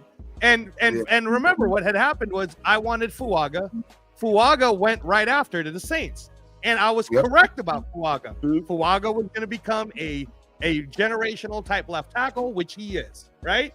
So when we took Bowers, I wasn't like all the way crazy upset. I was like, all right, I kind of sort of get it. You wanted to take the best available pick, and we picked the winner. So I was already kind of like used to that punch. So it wasn't a shock to me when they picked Genty, because I was like, well, they're kind of doing what they did last year. They're taking who they believe is the best available. Right? Angelo, that's not what I heard you said. I heard you walk. Oh, you were not on your microphone. We didn't see you on your camera. And go found out the pick, and I heard a big ass fuck like that. Oh yeah. No. I did that just because yeah. You can't lie now. You can't lie now. That's no. I'm not. No. Let me be clear. All right. I wanted Membu because Membu is. You saw what happened. Membu got taken by the Jets last year. What did the Jets do? They took Olu Fashanu. This year they took Membu. What are they doing? They're building their line. Look at what the Saints did. Last year they took Fuaga. This year they took Kelvin Banks. What are they doing? They're building the line. And when you're trying to rebuild, that's what you do, right? You build your line. I've always been worried about Colton Miller, that shoulder injury. You don't like the back picks? You think we're in a rebuild mode? No, I love the back picks. So I'm just talking about the number 6 right now. Because this whole day I was super. I wanted to get with them because he didn't like Genty.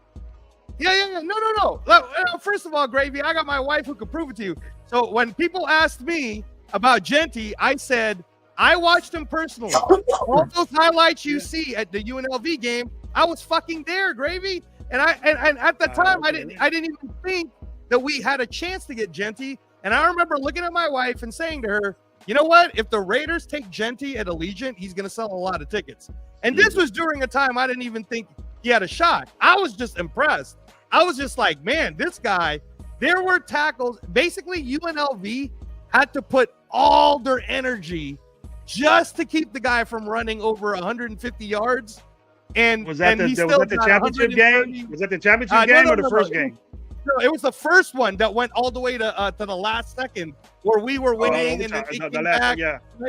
Yeah, it was crazy. But it was so impressive because I'm such a UNLV fan that I know how good our UNLV defense is. I know how good Whitmore is, and I know how good Jackson Woodard is, right? And Catalan, and we we put everything we had just to try to really contain this guy. And this motherfucker still ran 130 yards and scored 3 touchdowns on us, with all of us trying to trade him. Didn't he get 240 or something on you in the championship game or something like that? Well, in the championship game, he fucked us up, but you know. Yeah, I think he got 240. He got 244 or something like that. That dude is special, man. That's why. No, I would probably be like, I would say that you probably felt a lot better once the whole draft, right, as a whole. Yes, exactly. Yeah. Today was the best day for me, man, because I knew those picks, and so for example, right. So and let me add to this too, Gravy. When you heard me go fuck, right? Part of the reason why I said fuck is because I just saw the Jaguars give a shit ton to the Browns just to move up a little. So I was kind of hoping the Raiders, like I wouldn't have been pissed if the Raiders traded down and then took Genty anyways, because then we would have had more picks, right? So I was like thinking in that manner, like, fuck, man, somebody could have wanted this pick for something. I don't know what. Maybe Membu. Maybe I don't know. But anyway, so we took Genty. But too high. Yeah, but Genty got taken, so I was like, all right. On you, Angelo. I just wanted to pick on you, bro, because you're my transplant brother. You know, I just wanted to pick on you. No. But Genty itself, though, he's fucking badass, dude. Like, he's amazing. The thing is, too, everybody on that show, it's a wonderful show, man. I love all those guys there. I love Jeff. Jeff, I hit him up this morning. I said, "You throwing the hat, Jeff? Come on, bro. We settled the running game." He went like that. He threw his head up way across the damn house. I said, come on. Bro. Now, here's the other thing, too, Gravy and Gabe. Here's my other take on it. What I was worried about with Genty and why I was still kind of like, all right, man, they better fucking handle the O-line, is every running back, including Saquon Barkley, who got taken high. So Saquon got taken second, right? Yeah. But I'm talking about Cadillac Williams, who got taken fourth. Darren McFadden, who we took fourth. What happens? They get injured. And they get injured because we didn't fucking protect the guy. Exactly. So that's why I was like, look, man, our offensive line, JPJ, he's cool. Glaze, he's cool. Colton Miller, if we extend him, all right. I see your eyes move there, Gabe. I see the Gabe's eyes move right here. We had a big discussion right now about Glaze. Can I say something? Go ahead, bro. Jahmyr Gibbs got taken high. He hasn't. I mean, he's been banged up, but not too much. I know, and here's the reason why, brother. And here's the reason why, too, brother. He got taken number 12, and if we took Genty number 12, that's more similar to Bowers. But we didn't. We took him 6, right? Yeah, so would have been gone at 7. Yeah, exactly. All right. And the other thing is Jahmyr Gibbs has Montgomery, who they kind of do that 1-2 punch. And here's my third part about that. And it's a good point you're making, but here's my third part.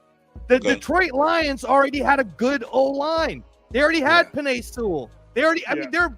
I know that. Yeah. I know that part. I was just going off of the early, you know, like running backs getting picked early, high in the, you know. Yeah. So that's why I use Saquon Barkley as my example, bro. Okay. I was doing something when you probably said that. Bad situation. You're talking about bad situation, the situation that they're coming into. Okay. Thank you, Gabe. Because if Saquon, when Reggie Bush got picked high, they weren't really solid like that.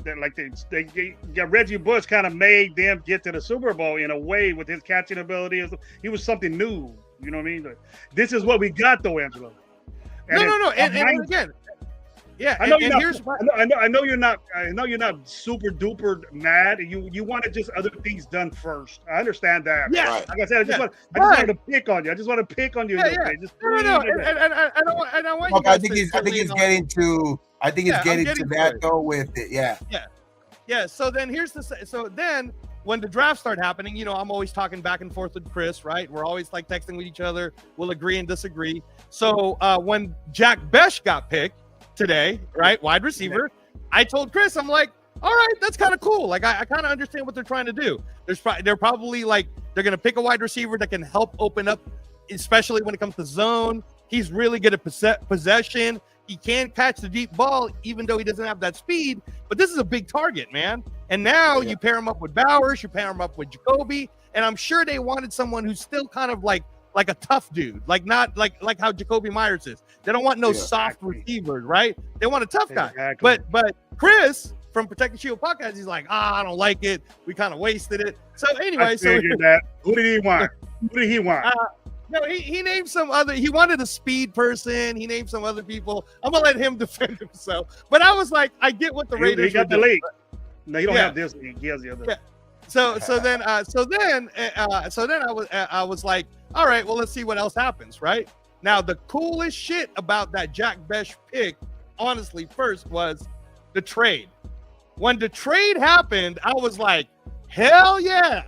Now we're rocking and rolling. The first trade, I was like, fuck yeah. Right? I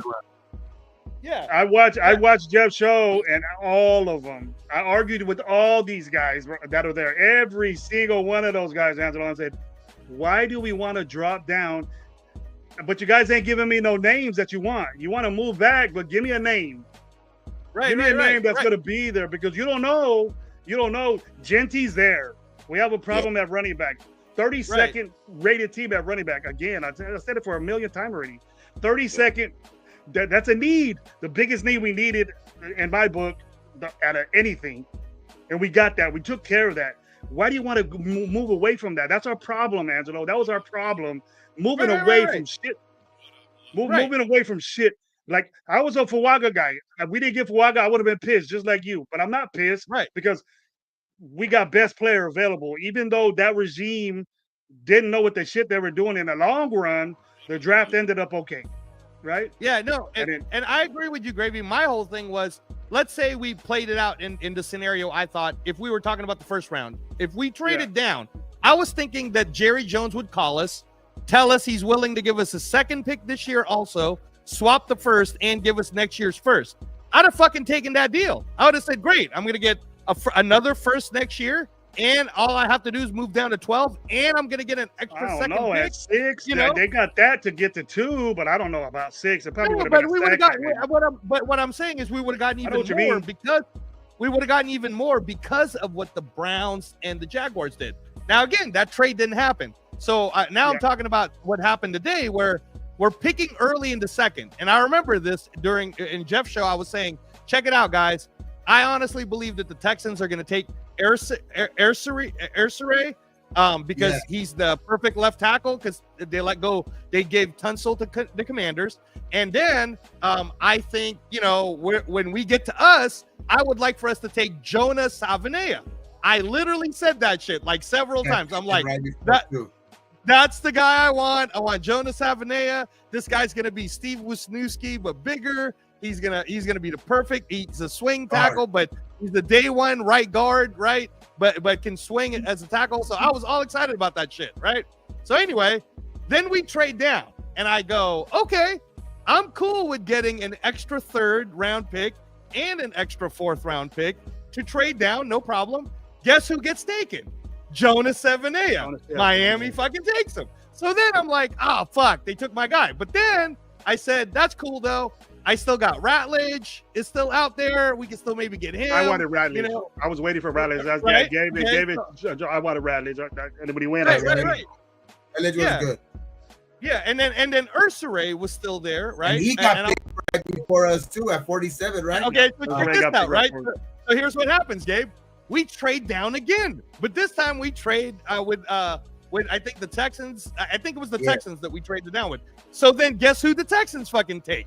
Ersaray, which I said they were going to take, because they used their first pick today. They used it on Jaden Higgins, who's like Nico Collins, right? Yeah. So they basically got 2 Nico Collinses for their team now, right? So then I'm like, all right, I'm still not going to be mad at this shit as long as we at least get like Ratledge or something, right? Then what happens, Gravy? Right before our pick, Ratledge gets taken. Ratledge goes, right? So then now I'm like, oh man, what the hell are we gonna do? Man, this is gonna start to piss me off. And then when they said the kid Porter, I was like, oh, all right, I get that. Let's go. I like that pick. Yeah, big boy, bro. That's a big boy right there. That's a banger. We're getting bangers. Big guys.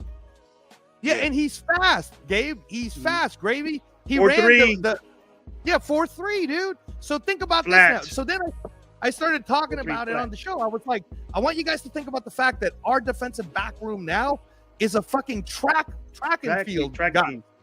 You know, we got Richardson, who's fast. We got Jacorian Bennett, who's fast. Now we got this Porter kid who's fast. And then even the guy we just took, Stokes from Green Bay or whatever, right? He's fast too. Yeah. Richardson, dude. Richardson 4-3. Richardson 4-3. And you even got safe. Bro. I like it. I love it. I love it. You see, Angelo, and we could all get on this too. It was like we was always had these slow, semi-good tackling type dudes. Now we're gonna get there. We're gonna stop these motherfuckers before they get to the line of scrimmage, not 5 yards after. And our DBs that can tackle, not just say they can tackle, they show it, they do it. That's what they're best at. And then the coverage will come because the way these dudes are hitting and all that, they don't want their receivers to get beat up like that. So they got them big boys out there. You got these little dudes out there. But you see how many even block? Like I was seeing some highlights on that kid Darian Porter, which that guy you're talking about. Takes on block. No, he blocked up so many kicks too, like field goal kicks, and like he's a great special player. I think it was like I think he blocked like three punt, not 3 punts, 3 field goals. That means so check this out. The special teams player of the year this year is my guy, Ricky White from UNLV. But that guy, Porter, he was like in contention, like in the special teams player of the year kind of a thing. Yeah, because he blocked some of the kids. Right? So then now I want you to think about that for a second, Gabe.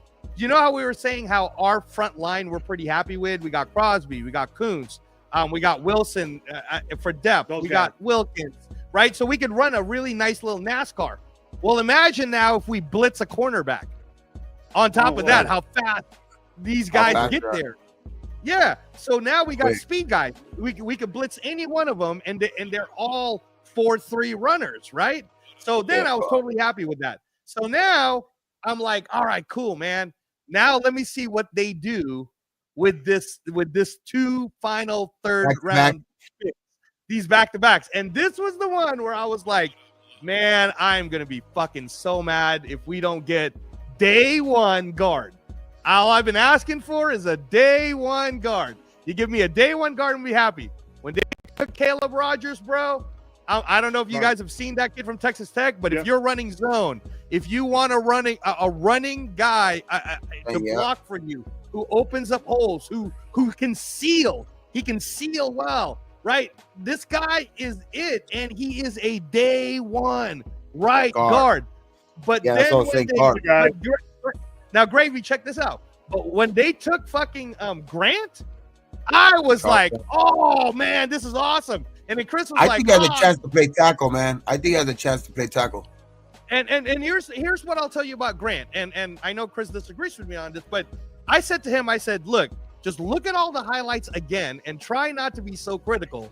But everything they were saying about Olu Fashanu last year is all the same shit that this kid did. Yep. It's all long arms, right?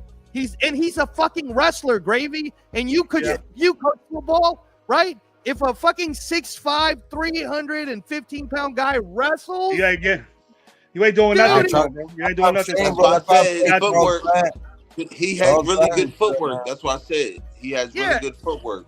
That's right. And check this out. All he's ever played is left tackle.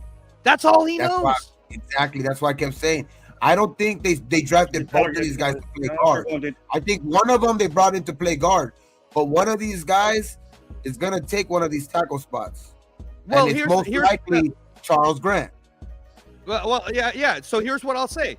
I think they took Charles Grant because I believe they are planning on, our team is planning on extending Colton Miller. I mean, unless somebody wants to give us a sweetheart deal, dude, I think we're extending Colton Miller.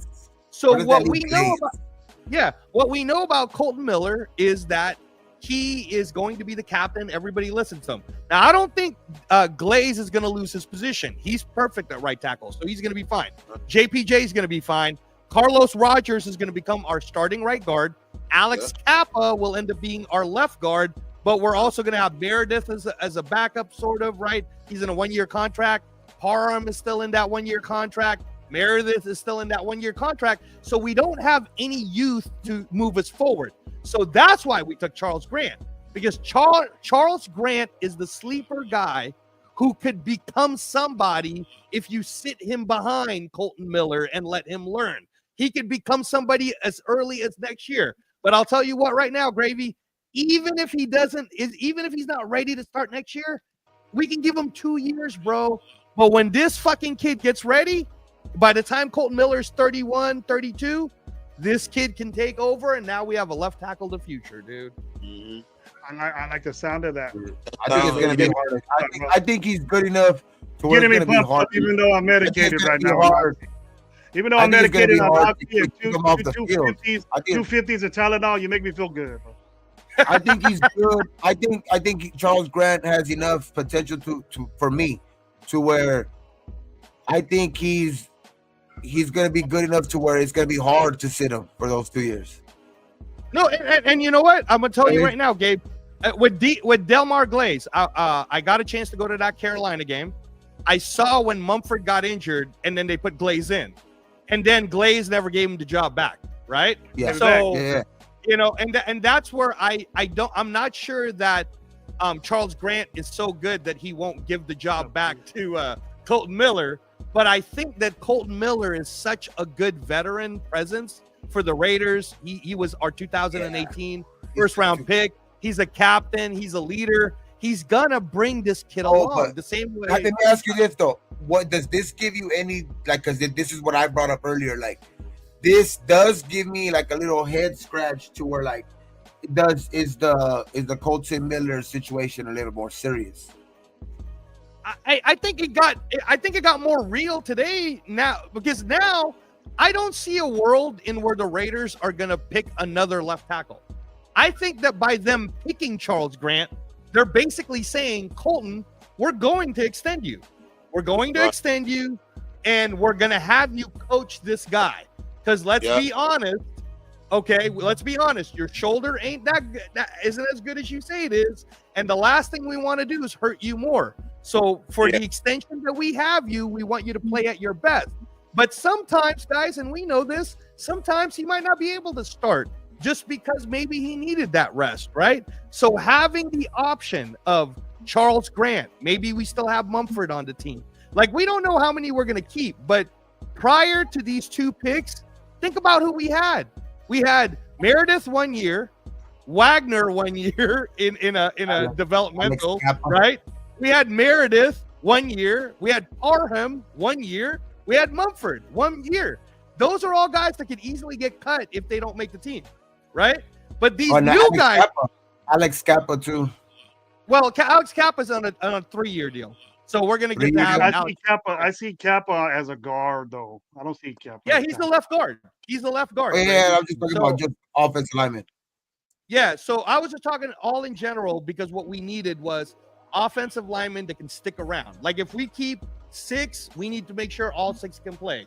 If we keep 5, we need to make sure all 5 can play. If we keep 7, we need to make sure all 7 can play. But the O-line right now, I can tell you, gentlemen, is the most important part, especially because we invested so much on Genty. Genty right now is the 2nd highest paid running back in the entire league. He's got a $32 million guarantee. He's getting the only other person getting paid more than him is Saquon right now. So the fact that we invested that much guaranteed money already came out. They already gave him a contract. It's all guaranteed. Yeah, it's all guaranteed, right? Yeah, the Raiders wasted no time. Raiders wasted no time. Yeah, Raiders wasted no time. They like literally within minutes was as like. As soon as he got in the building, they signed him. Almost like they had the contract ready. They almost had the contract already ready for when they signed him, because it was literally within minutes, and it was like 4 years, $32 million, all guaranteed. Yeah, no, and that's the thing is, think about it, guys. You don't want to happen to him what happened to McFadden. You don't want to happen to him what even happened to Barkley. You don't want to happen to him what happened to Cadillac Williams. You guys remember how good Cadillac Williams was for Tampa? Yeah. His first 2 years, how amazing he was, right? He was our running back coach last year. Oh, okay. All right. Yeah. So you see what I'm He saying? was responsible for that shit. He was responsible for that piece of shit. But that was and I'm Wasn't going to so tell good you at this right now. coaching, but I guess. I'm going to tell you this right now, gentlemen. Do not be surprised if tomorrow we pick up another running back somewhere, probably in the That's what I sixth said. round. I hope so. Right? There's a lot left. And- There's a and lot left. Scatterbo, Angelo Scatterbo, then Shador Sanders. What do you think? No, I don't think we're going to take Scatterbo, and I'll tell you why. Because he's almost the same height as Genty. I think the guy we're going to end up getting is Mullings from Michigan. 6'2", 230, blocks the passes. I like what Yerp was saying earlier. I like Damian Martinez. Damian Martinez. Damian Martinez is a big guy too from Miami. Big guy too from either one though. I think we do need.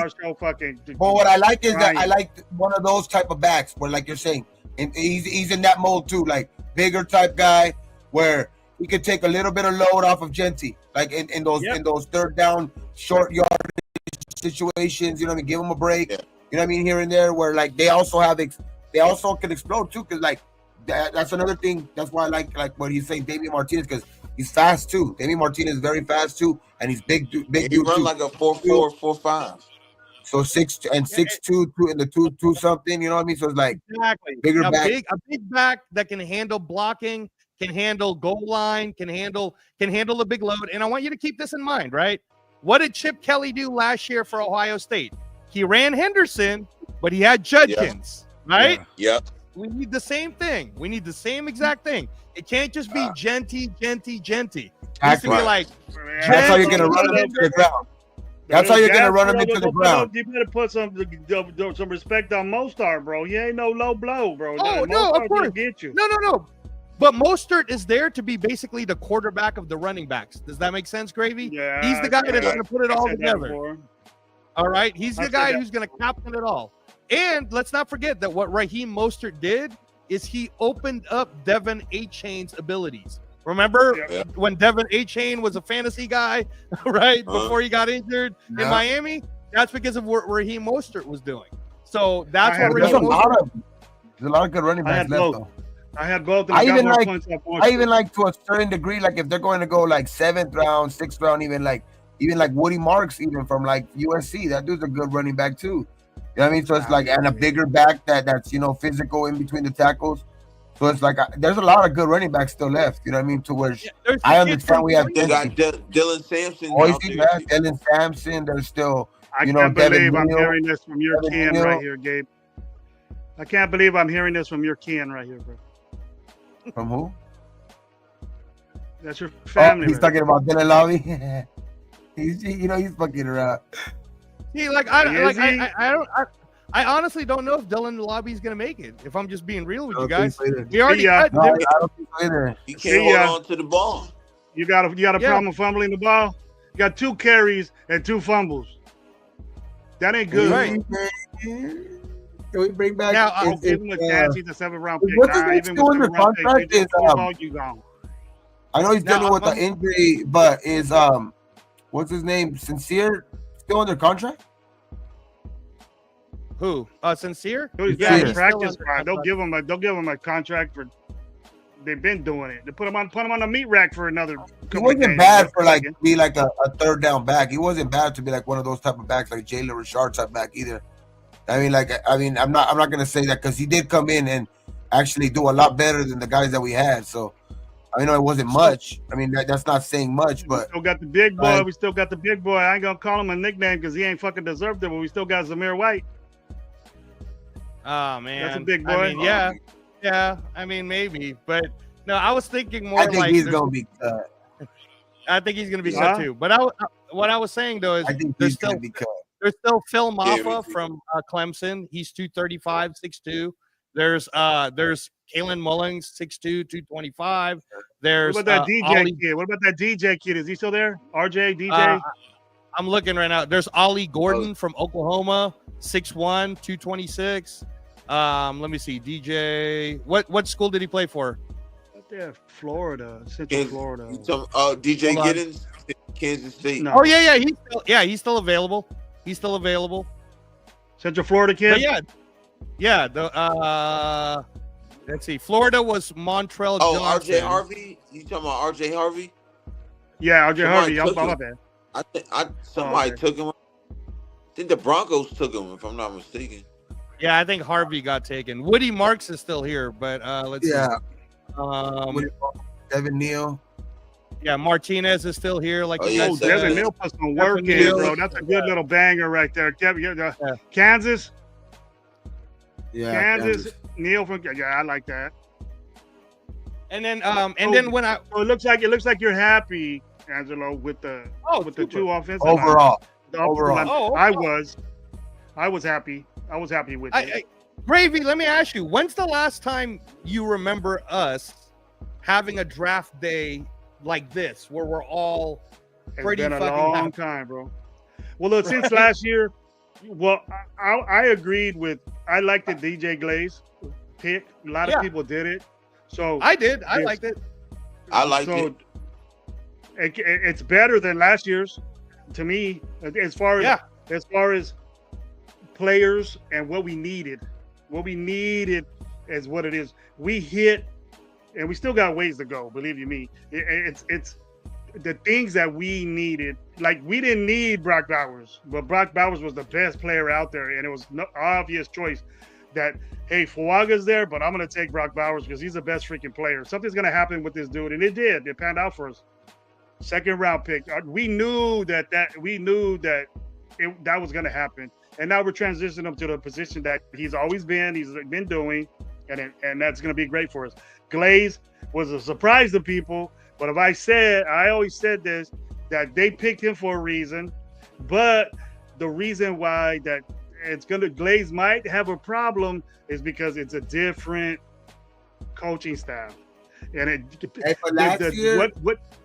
what he did last year is not even gonna be the same as what Chip Kelly does. So that might be the problem why we're getting these guys. DJ Glaze might be we're still gonna keep him because he's young and he can develop into this new, like we were talking about earlier in the show, that these dudes are 307 pounds, 300 pounds. And Glaze is a bigger dude. Yeah, if you're running this zone and to a T, you gotta have dudes that are light on.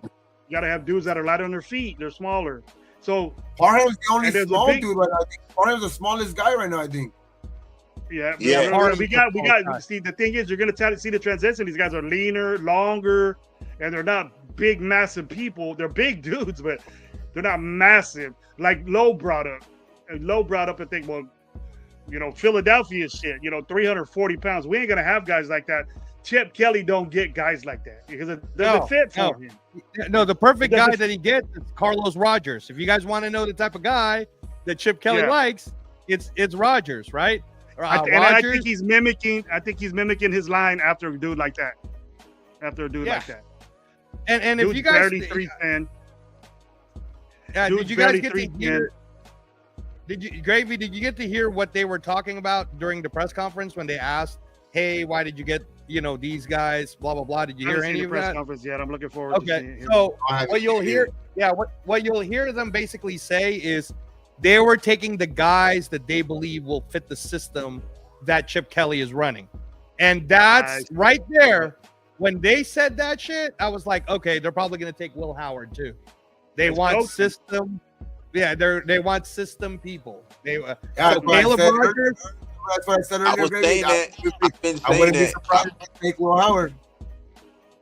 I've been saying that they trying to get people that fits their system in the mold.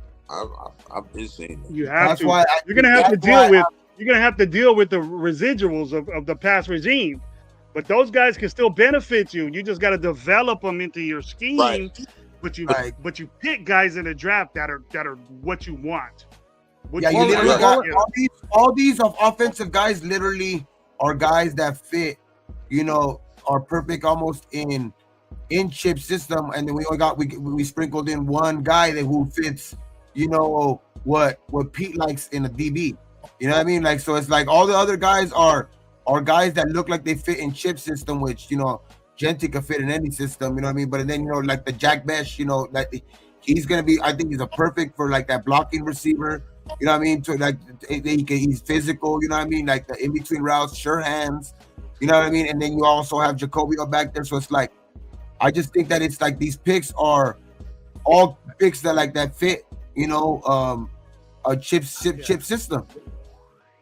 And well, I think it started off. We got to look at, okay, I don't want to do this, but we had to look at when AP transitioned to the interim role. We got JB, right? JB was a McDaniels type defensive guy that he knows from Belichick. Belichick guys ain't fucking 6'1", 6'2". They're 5'10", 5'8" guys, but they cover. They cover people, but more coverage than tackling. But they got an aggressive JB. Okay, AP comes over and gets a big dude like DCAM, right? And then that started it. The Pete Carroll, DCAM's an epitome of a corner that you want. Now we're just topping it off with this new guy, and the guys he got too. You know, Dory, the new guy we got. He's a big fucking Lonnie Johnson and Stokes. Lonnie Johnson's a big dude that loves to tackle. See, you get a little guy that can cover, that don't want to tackle nobody. Pete Carroll, you know what? Let's get a big guy, that can cover and tackle. Fuck it, just get all at once. We re-signed Darnay Holmes too, right? Yeah. He's just a little bowling ball type guy, though.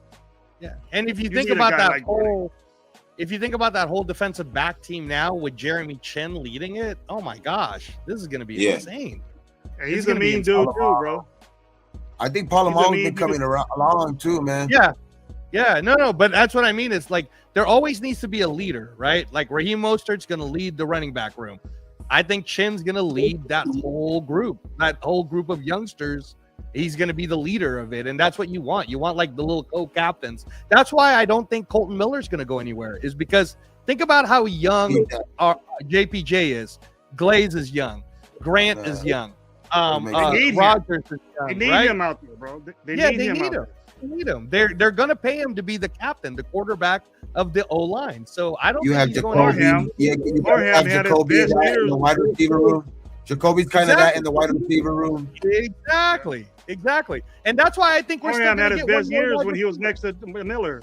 Parham had his best years. We were saying some good shit about Parham when he was right next to Colton Miller.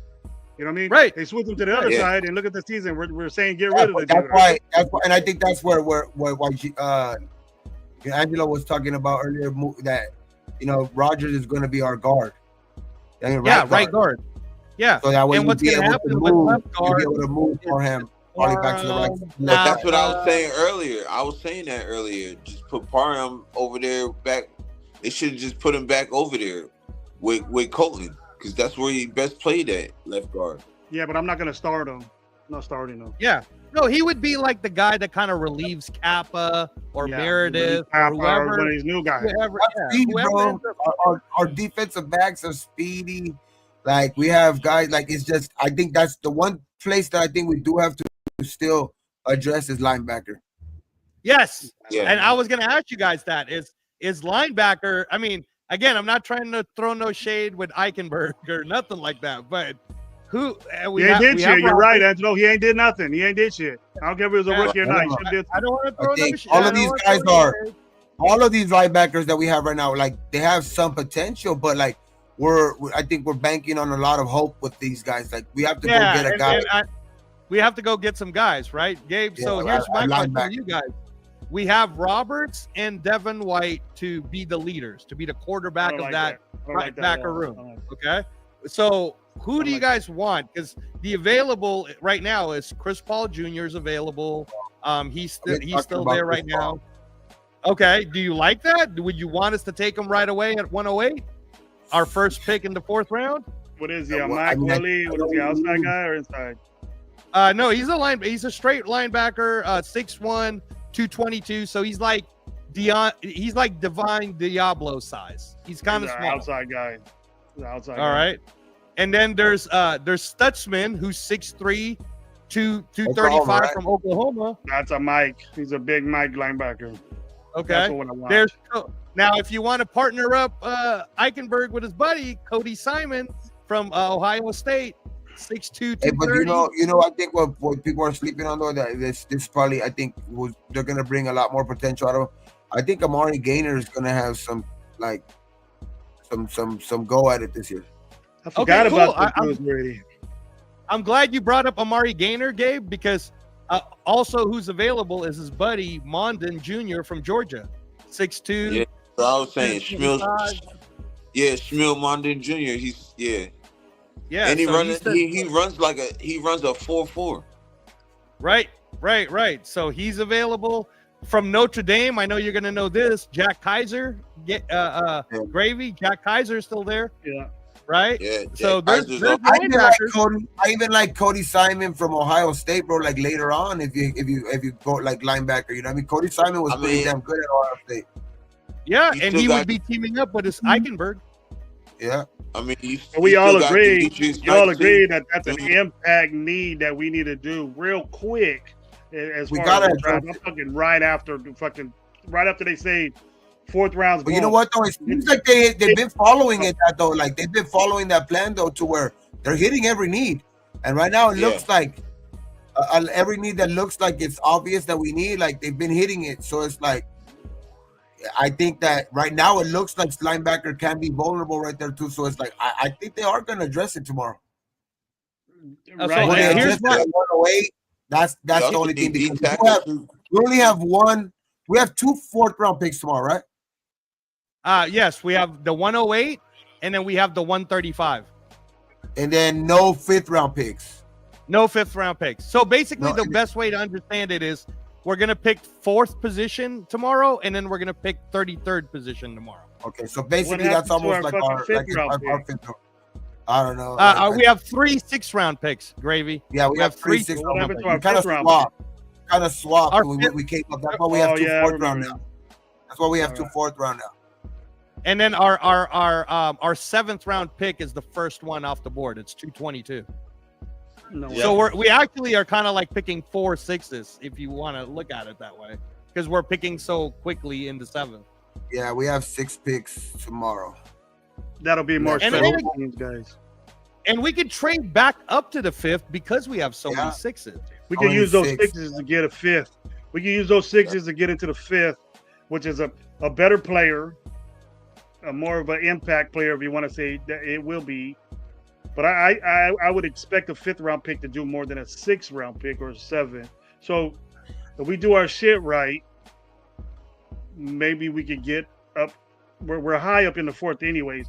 We need to get a linebacker that'll convince me that this draft overall, if we get a linebacker in the 4th, I'm going to be satisfied that we hit every position on dot that I'm satisfied that we took care of the plan. So let me tell you, we can start getting these more defensive linemen, pass rushers, and corners, to a receiver, to maybe another running back, to it's just a pick of the litter after that, I think. So let me have tell to you get a linebacker early.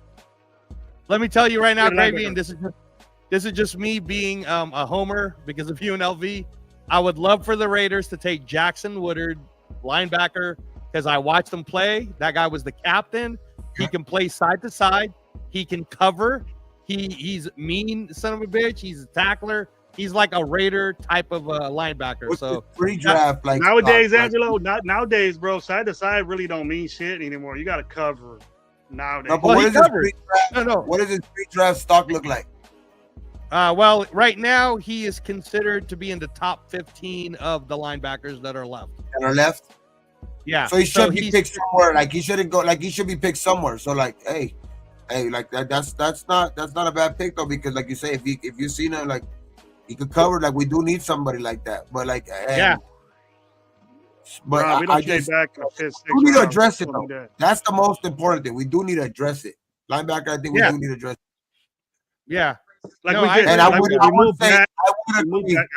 agree with Gravy. I would agree with Gravy. It would be. I would like it for it to be at 108, like quickly in the 3rd round. Right off the bat, bro.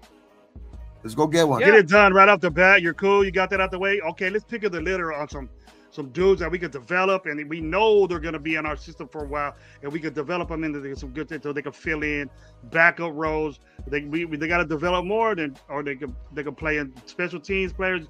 You got to do both right now. Once you hit the 5th, 6th rounds, they got to be special team players. What if Kevin White turns out to be Devin White of 3 years ago too. That shit, that would be great. IG, Gabe, you don't know that Raiderism might be a spark up his ass, bro. You never know, man. But yeah, man, I'm pretty tired as fuck though. You go see, you can cut out, Gabe, if you want, bro. You cut out, you want me and Angelo and whatever you got. I still want to talk a little bit. I'm medicated, bro. I don't even know what I'm saying sometimes. Yeah, because I gotta fucking wake up early as fuck tomorrow. All right, man. You have a good night, Gabe. Bro, hey, Gabe, real quick, bro. Hey, before you go, I just want to again remind you, because I know you're a boxing brother of mine. So tomorrow, while I'm on the show, I'm going to be watching the UK fights from 9 to 4. It's the Chris Eubanks Jr. versus Conor Ben fight. Yes. And that's but did you see how dehydrated he looked though? Because of the bro. But you know what's crazy? Dehydration cause? Bro, you know what's crazy? And I was talking, and Papa Rundown's my guy. We talk every day about the boxing.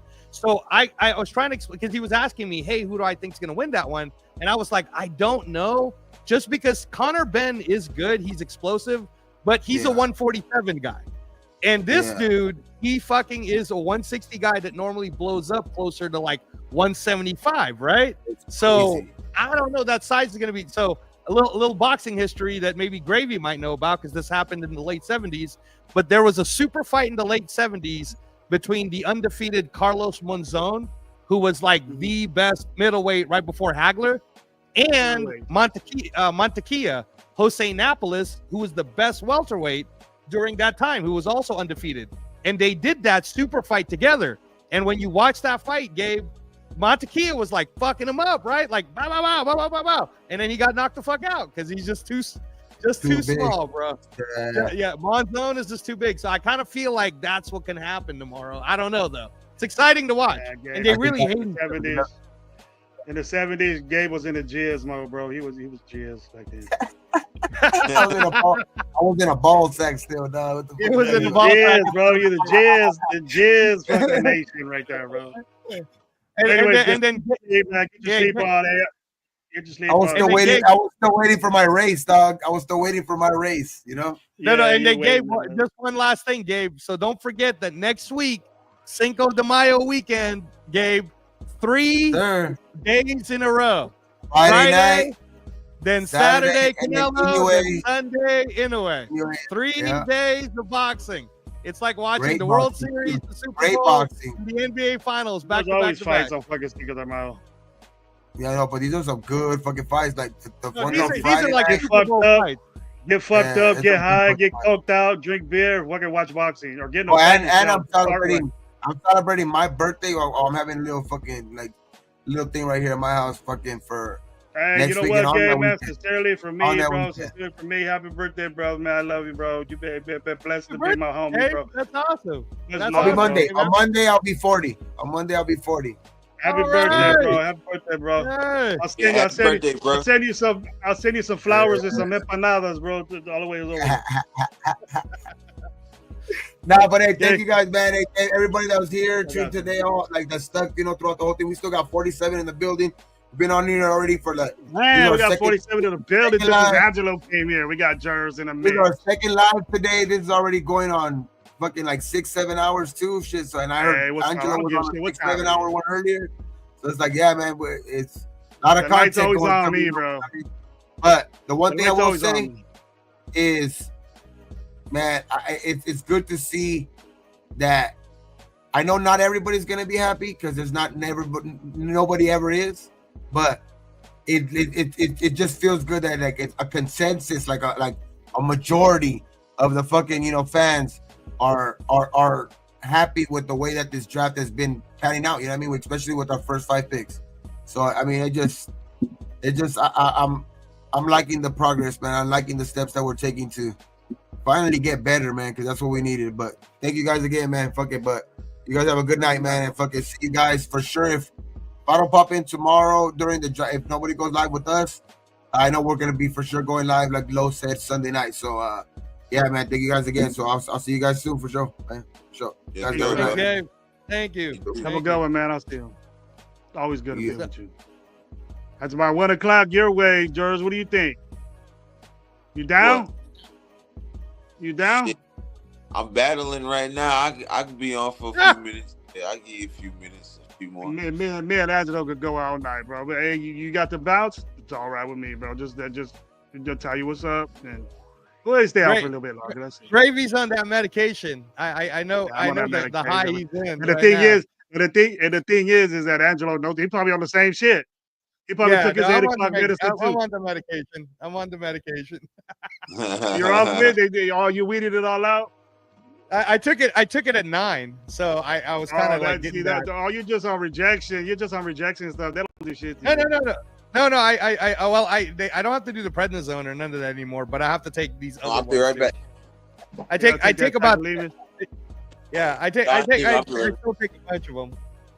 But no, Gravy. So I was saying that like if you think about it, when we started the draft, going into the 4th round, we were only going to have 4 picks.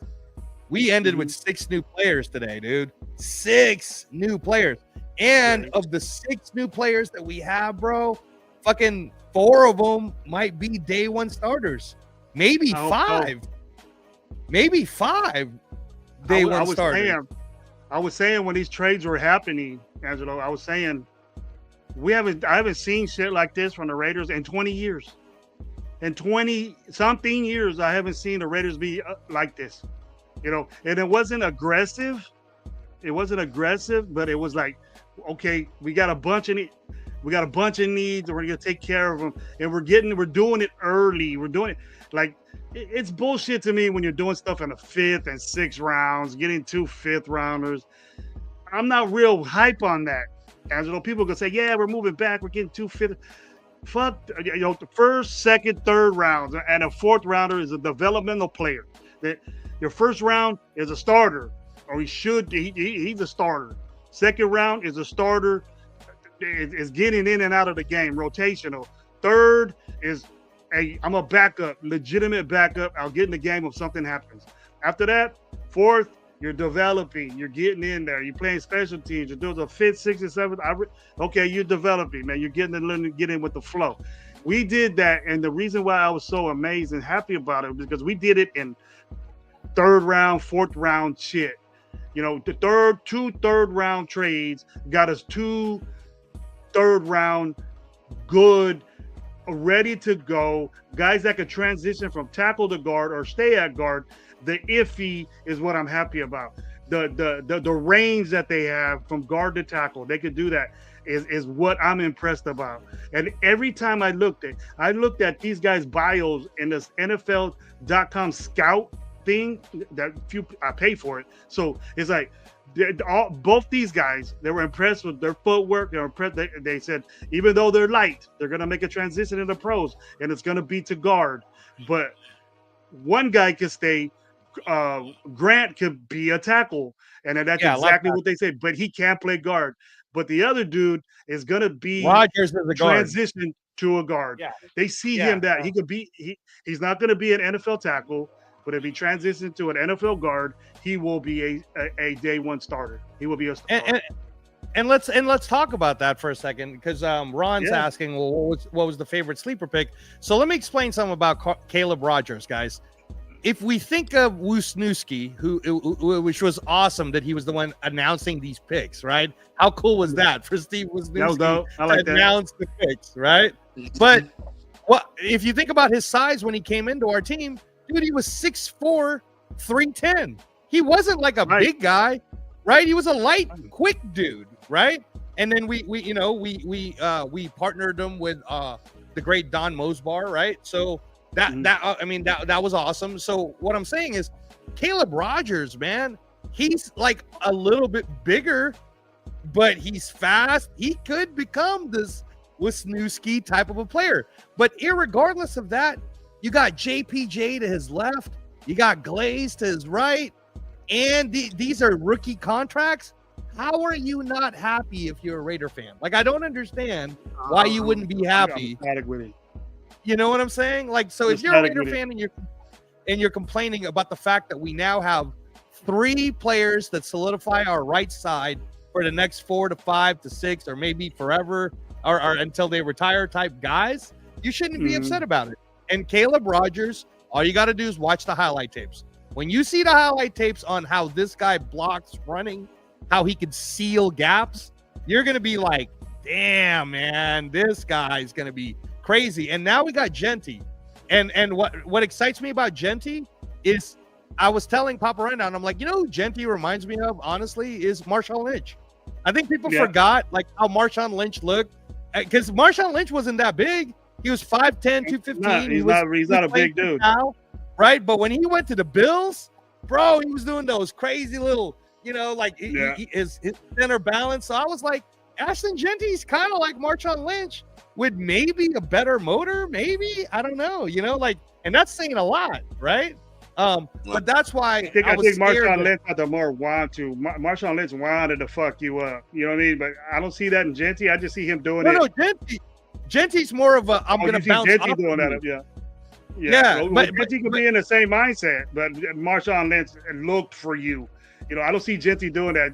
Genty's so good at it. He's so great right now. I'm gonna say great, elite at doing things in spaces. He has small space, get out of it. He's out. You know, Marshawn Lynch was not as quick, not as nifty and hippie as him. And here's the other thing too. He'll get you out of the way. He'll go, get out of my way. Like that. And if you watch some of the breakdown tapes on Genty, I'll send you the one that I was really like high on, Gravy. Mm-hmm. It showed like on the inside, he could do things where he can make all of a sudden a last second decision because it's like he's playing chess. He already knows what the linebacker coming from the second level is going to do. So when he makes his move against the defensive tackle that's going to get him, he already knows the next move before it even happens, right? So he's already like, it's like quick, bang, bang, right? And then his contact balance, and I know Turf is going to hate this because he's going to think I said he's exactly like this guy. All I'm saying is when I see Genty and his contact balance, it kind of sort of reminds me of the same balance as Sweetness, bro. Peyton was hard to tackle because when Walter Payton would kind of bounce off of people and kind of get hit, he was kind of like sweet like that. You know what I mean? Size-wise, for his size. I see him more nifty, shifty things that what obviously everybody's doing, but I seen it too was Emmitt Smith. I was about to say that, Chris. Emmitt Smith. Yeah, that's what a lot of people are saying that he's like. Yeah, that's a perfect one, actually. That's perfect. Emmitt Smith. And when he breaks out, he knows. It's kind of like they ran that same concept, so they repped it over. And this is what I say. If I want to play the work, we're going to run a piss out of this until you guys don't like it no more. But watch, you're going to be happy at the long run. They ran that shit millions and millions. He knows where people are going to be at already. So he goes that way. They know what to do, but he has that knack for that already in him, and that's why he's a 6th pick. Bro. That's why he's gonna be special. He's gonna be. He's gonna be special. And if you're a fan, if you're doing fantasy drafting, you got to get. Like I was laughing at one of my Rams friends because I said, "You already know who I'm taking in the draft, in the fantasy draft this year. I'm going Genty, and then I'm going Bowers." Yeah. Both of those guys are going to get used a lot. You know? And the worst thing to do is get 2 of the same position because you're going to be stuck with them when they have buys and you're not going to have nothing to do with it. I don't think he's a fantasy guy right now. He might be. You get lucky with a rookie, but there's better fantasy. You don't think that, you know how Bucky Irving was a rookie and look at how great he was for fantasy, right? And he was a 3rd round pick. You picked him, and ain't no one you picked him. And then, but if you put him on waivers, somebody got him. They're gonna get rid of him after about 6 games when he started doing his shit. You know what I mean? After White got hurt, because I had White, and then I was satisfied with him, but he wasn't my main dude. You know, I had Henry, so I was cool with that. I'm always cool with running that. You were good. I had Jacobs too. I won my leagues, bro. I always win my leagues. Oh, you won your big league too? Okay, cool. I run my Hollow Squad League, and I run 2 leagues, the Raider Nation Live League. You ought to get on them, Angelo. Yeah, let me get on that. I'll get on it. Get on it. It's tough to get in. It has to back out, but I'm gonna be kind of strong on money because on one of them I expect money at a certain date, and the other one I just it needs to be in here now. So they have a problem with that. No. And then is it all? Everybody get just only one winner, or are you doing prizes? I guess it's first, second, third. It's first, second, third. I get you a ring. Okay. You get a ring and shit. It's good. The Holler Squad one, the one that I have, that I run both of them, but the one that I have, the Holler Squad, that's a really good league, bro. That's a tough league, bro. Oh, is it? Yeah, they got good fantasy players, dude, that take 9th and 10th. They get pissed, dude. I'm in all my other leagues in the championship games, and yours, I'm 10th for like 2 years in a row. They're getting beat. They get beat by what? How many people are in your Holler one? Holler Squad's 12. Oof. And it's hard, huh? It's a hard league. It's a hard league to win. I won it once. Last year, I think Tuan won it. Tuan surprised everybody and won that one. Wow. And then what's the buy-in for the Holler one? And then what's the buy-in for that one? I don't make it expensive, man. I think that one was $40. Oh, okay. So Holler is 40, and then how about the Raider Live? 50. Raider Nation Live was 50. That's an easier. The guys that it was my first year. Get on Raider Nation Live. People they take advantage of each other but trying to finesse somebody on the Holler Squad is tough. On trades, okay, it's a big trade.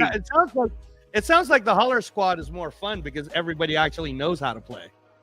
Yeah, it is. And we try. I don't want nobody in there that's not down for trade. You go in there. I don't want people that just go in there and sit on fantasy, sit on your players. Yeah, I fucking hate that shit. What are you doing, bro? I don't like that. If you ain't making a trade, if you don't make a trade within like fucking 2 or 3 months or whatever, like 2 or 3 games, dude, I'll give you your money back, and I'll give somebody else in there. I've done that. No, that's why Gravy. I did a free league just for fun last year, and it worked out. Cool. I'm in a bunch of those. I got 12 people that want to come back to it. I did a guillotine rules league because I hate that shit when somebody's holding on to the players and then they're not even doing nothing. They're already losing. So the guillotine league, it just cuts you off. You're not playing against each other. You're just playing against the whole game. So every week, whoever's last plays gets cut off. So those are pretty fun. But that's awesome, dude. I don't know if people know this, but you can easily. I'm not that way, dude. I'm a cool ass commissioner, bro. We vote for trades. We vote. All of us vote for trades, and whatever's. The 2 guys vote, and it's even. And say, hey, it's up to me. And Omar's my vice president on both of them. I don't know if you know Omar, but. Oh, okay. That's cool. Hey, Gravy. That takes too long, man. That involves me too much, Miguel. I don't want to do that. I want to be able to play, not worry about what you do. Hey, Gravy, I'm inviting Jeff because he's on the chat, and I'm like, oh, bro, I was going to send it to him, but I told him I was going to invite him. I told him the link right now. Did you send him the link? Yeah, I just sent it to him. Jeff, come on over, dude. If he wants you're to keep still talking. Up, yeah, if you're still up, dude, jump in. Well, I know I'm gonna have to take it down. It's about 1:30, about to be 2 in the morning right about. All right, bro. Thank you, Jerz, man, for sticking with us, bro. I'll let you know, man. I'll send it to you if I do something tomorrow. If not, it's gonna be a little bit on the late side. Okay, maybe later than when the draft starts. So we can talk about every pick that we get.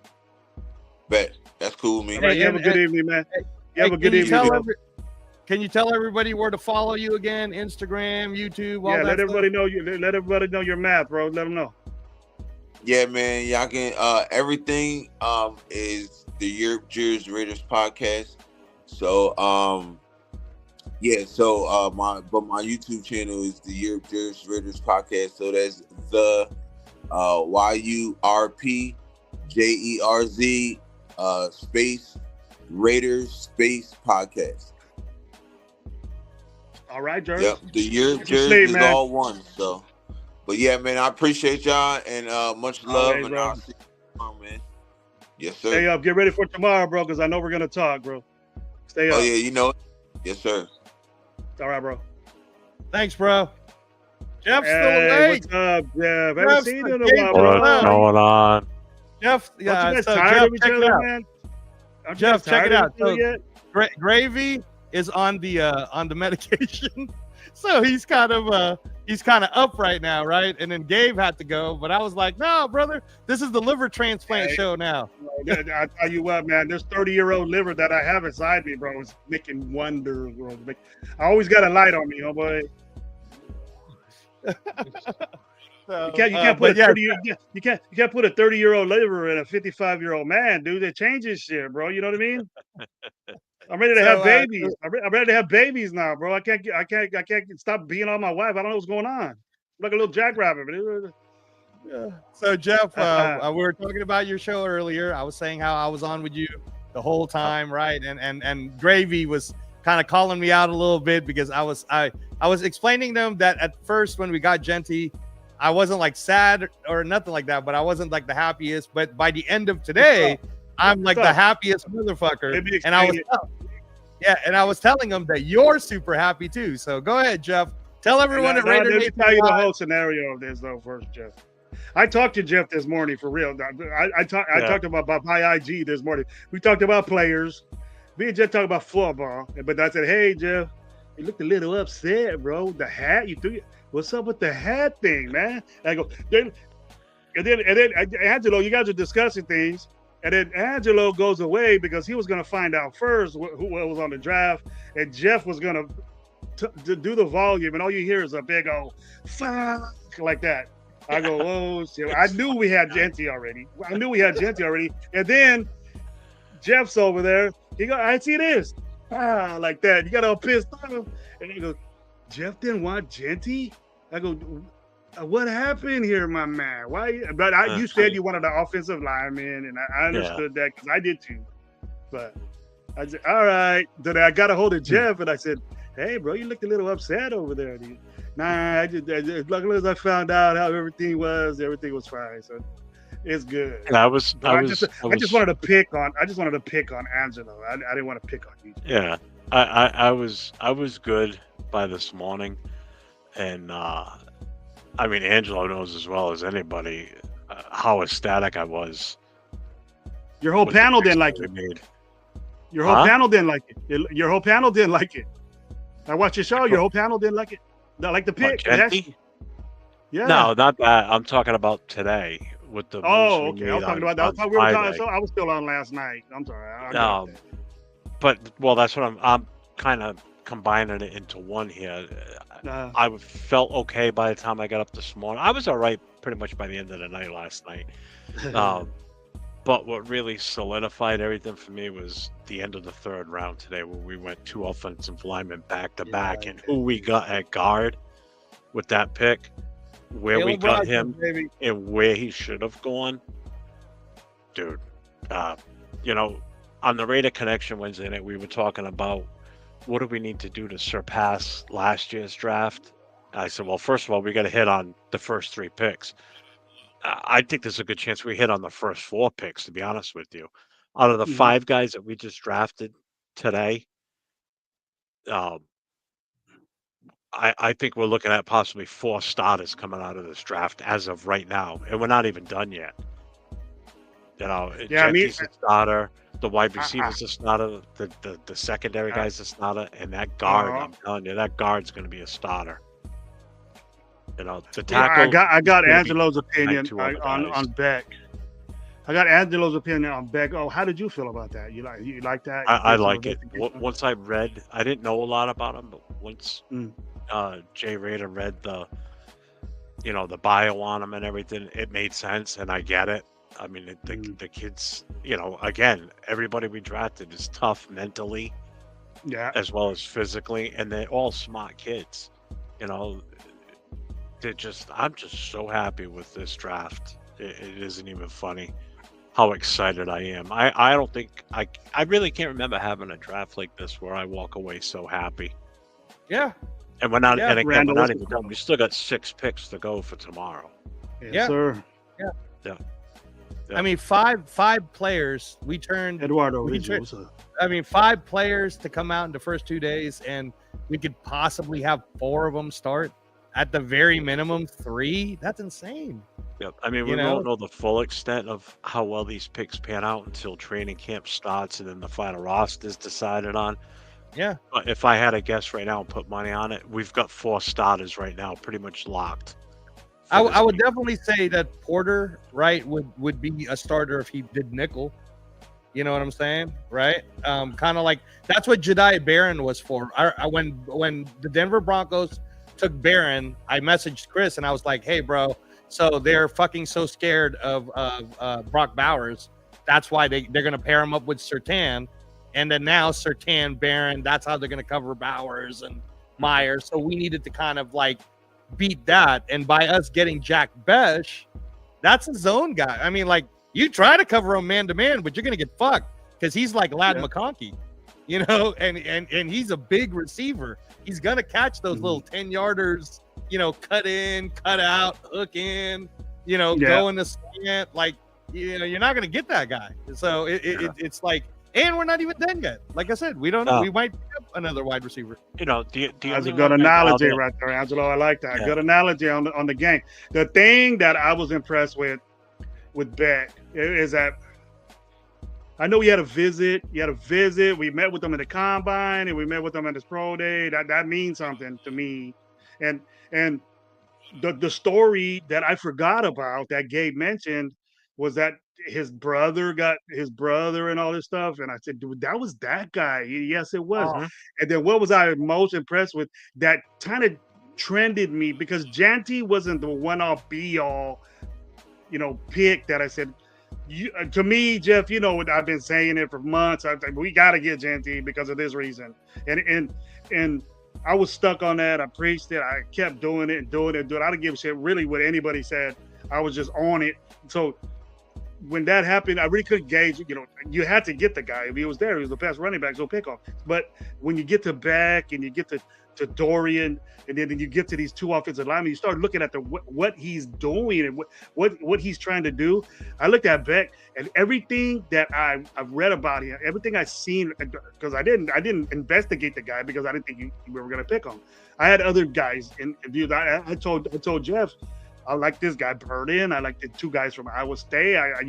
There's different guys that I like, but when I started looking, strong, physical, runs after catch with violence on this guy, the strongest hands out of any receiver. He takes balls away when he can't catch them from corners all the time. Masters at putting his body like a power forward in the corners. He punks these corners. It's like this dude's bringing that type attitude back to football. And whatever reminded me of the Seattle when he won the Super Bowl. I was saying, is this guy our Lockett? Is this guy our Jimba? You know what I mean? And I go, it's kind of the Lockett don't drop nothing, and neither does Jimba. So and their thing is that they got strong ass hands. That's it. He's with it. And after the catch, they can't tackle these people. And that's my thing. You can't.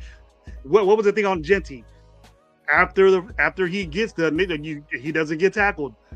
Beck, after the catch, he's running, doing all over the place. That's why I liked Burden, because he was that same way. But we got the next thing to it. But better hands, you know. And then with the corner, we got big, strong, long guy. What they said about Dorian is that Porter is that he looks weird. He's so long that he looks. Like people that look at him, he looks weird. Like it doesn't look normal. For a corner, that's great. You know, you want to see shit like that. Is he in his mind looking at this the black and silver Seattle Seahawks team that he had when he won the Super Bowl? Because these guys are starting to look Marshawn Lynch, Janty, you know, Beck, Jamba, or Lockett, you know, and we got Dorian. There's one of those safeties that he had, or one of the big corners that he had. Offensive linemen, the leaner. They're not big, humongous guys, Philly guys. You know, they're not 340, athletic, can move, could do a transition from guard to tackle. Like I said, Angelo, you know what I mean? It's in their bios that they could do that. And Chip Kelly doesn't want big three. He never had them. You know, Ohio State, he just inherited it. Well, he was there only 1 year. So if he had a 340-pound lineman, he had to deal with it. But eventually, he would have been recruiting these 315, 310-pound guys. That I'd see him doing that. And what makes it great is that just not, hey Pete, I want this guy.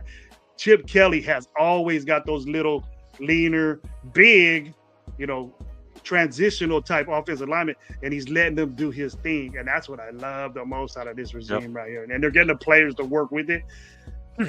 A grade so far with me. They A grade so far. With me. I agree.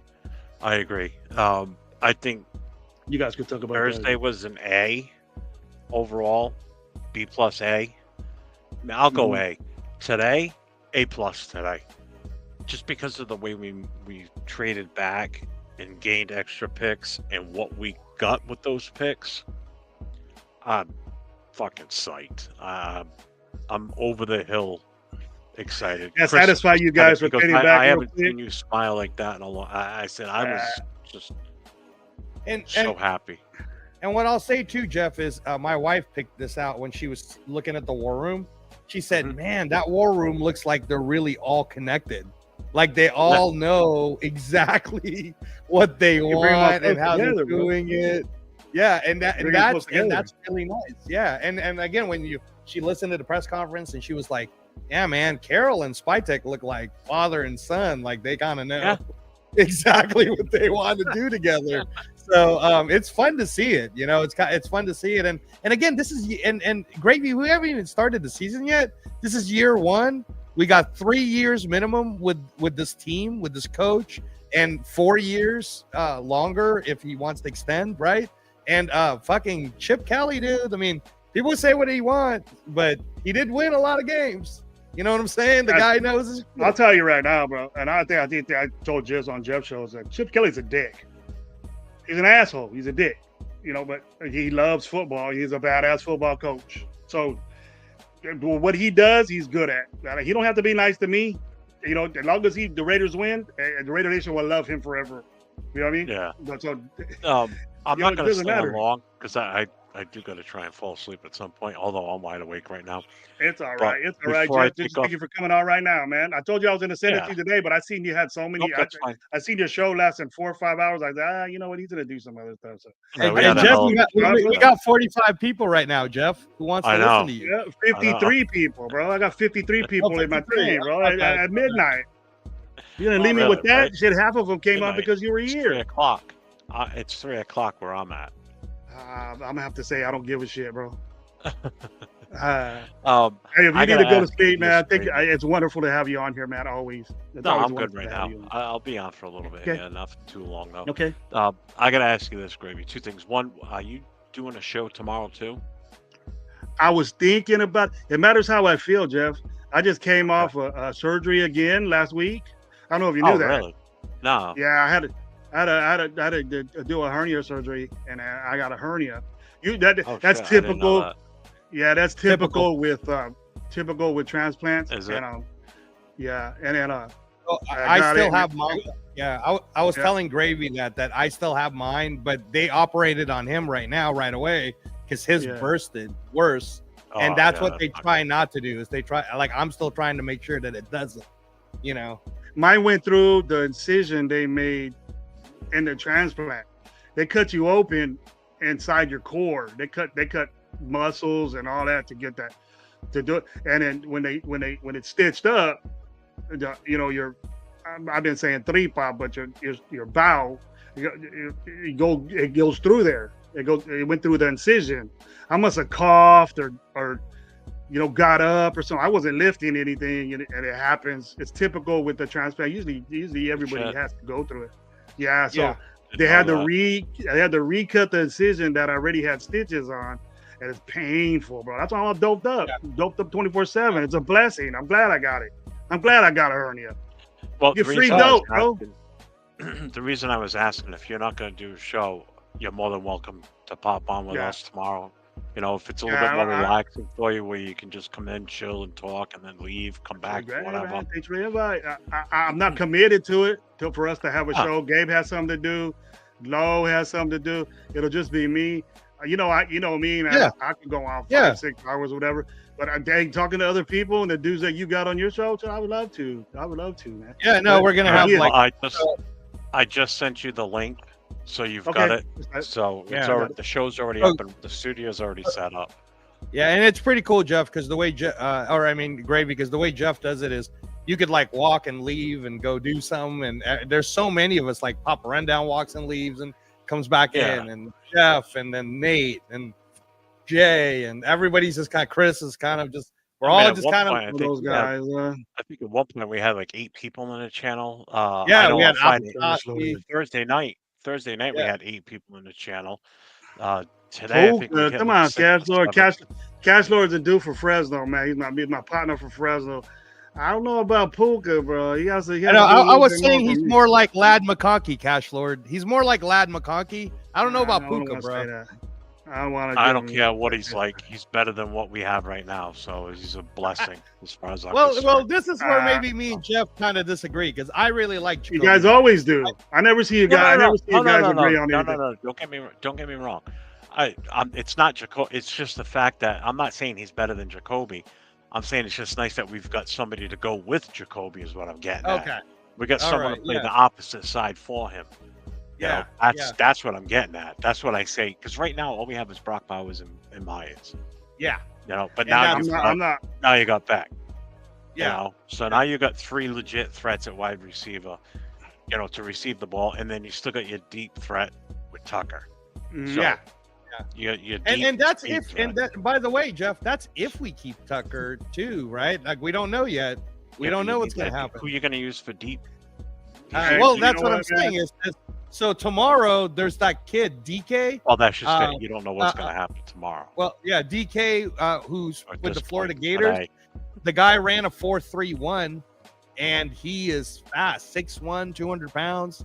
Runs the 4.31 as a wide receiver. But can he catch a ball? Well, he played with the Gators, man, and the Gators weren't bad. I know Trey Tucker can catch the ball when it's thrown deep. Maybe not consistently, but whatever. Without reviewing it, without being on a review after he catches it and bouncing around all over the fucking floor or is in his chest and stuff after he catches. I've seen him do it, Jeff.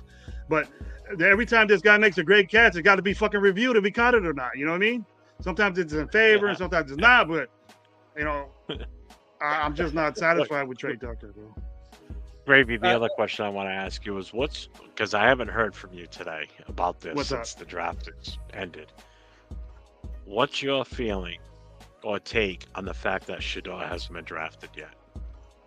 I've been saying many emotions with that, bro. I have many concepts with it, and since we're on this subject, and we got 60 people in the house now.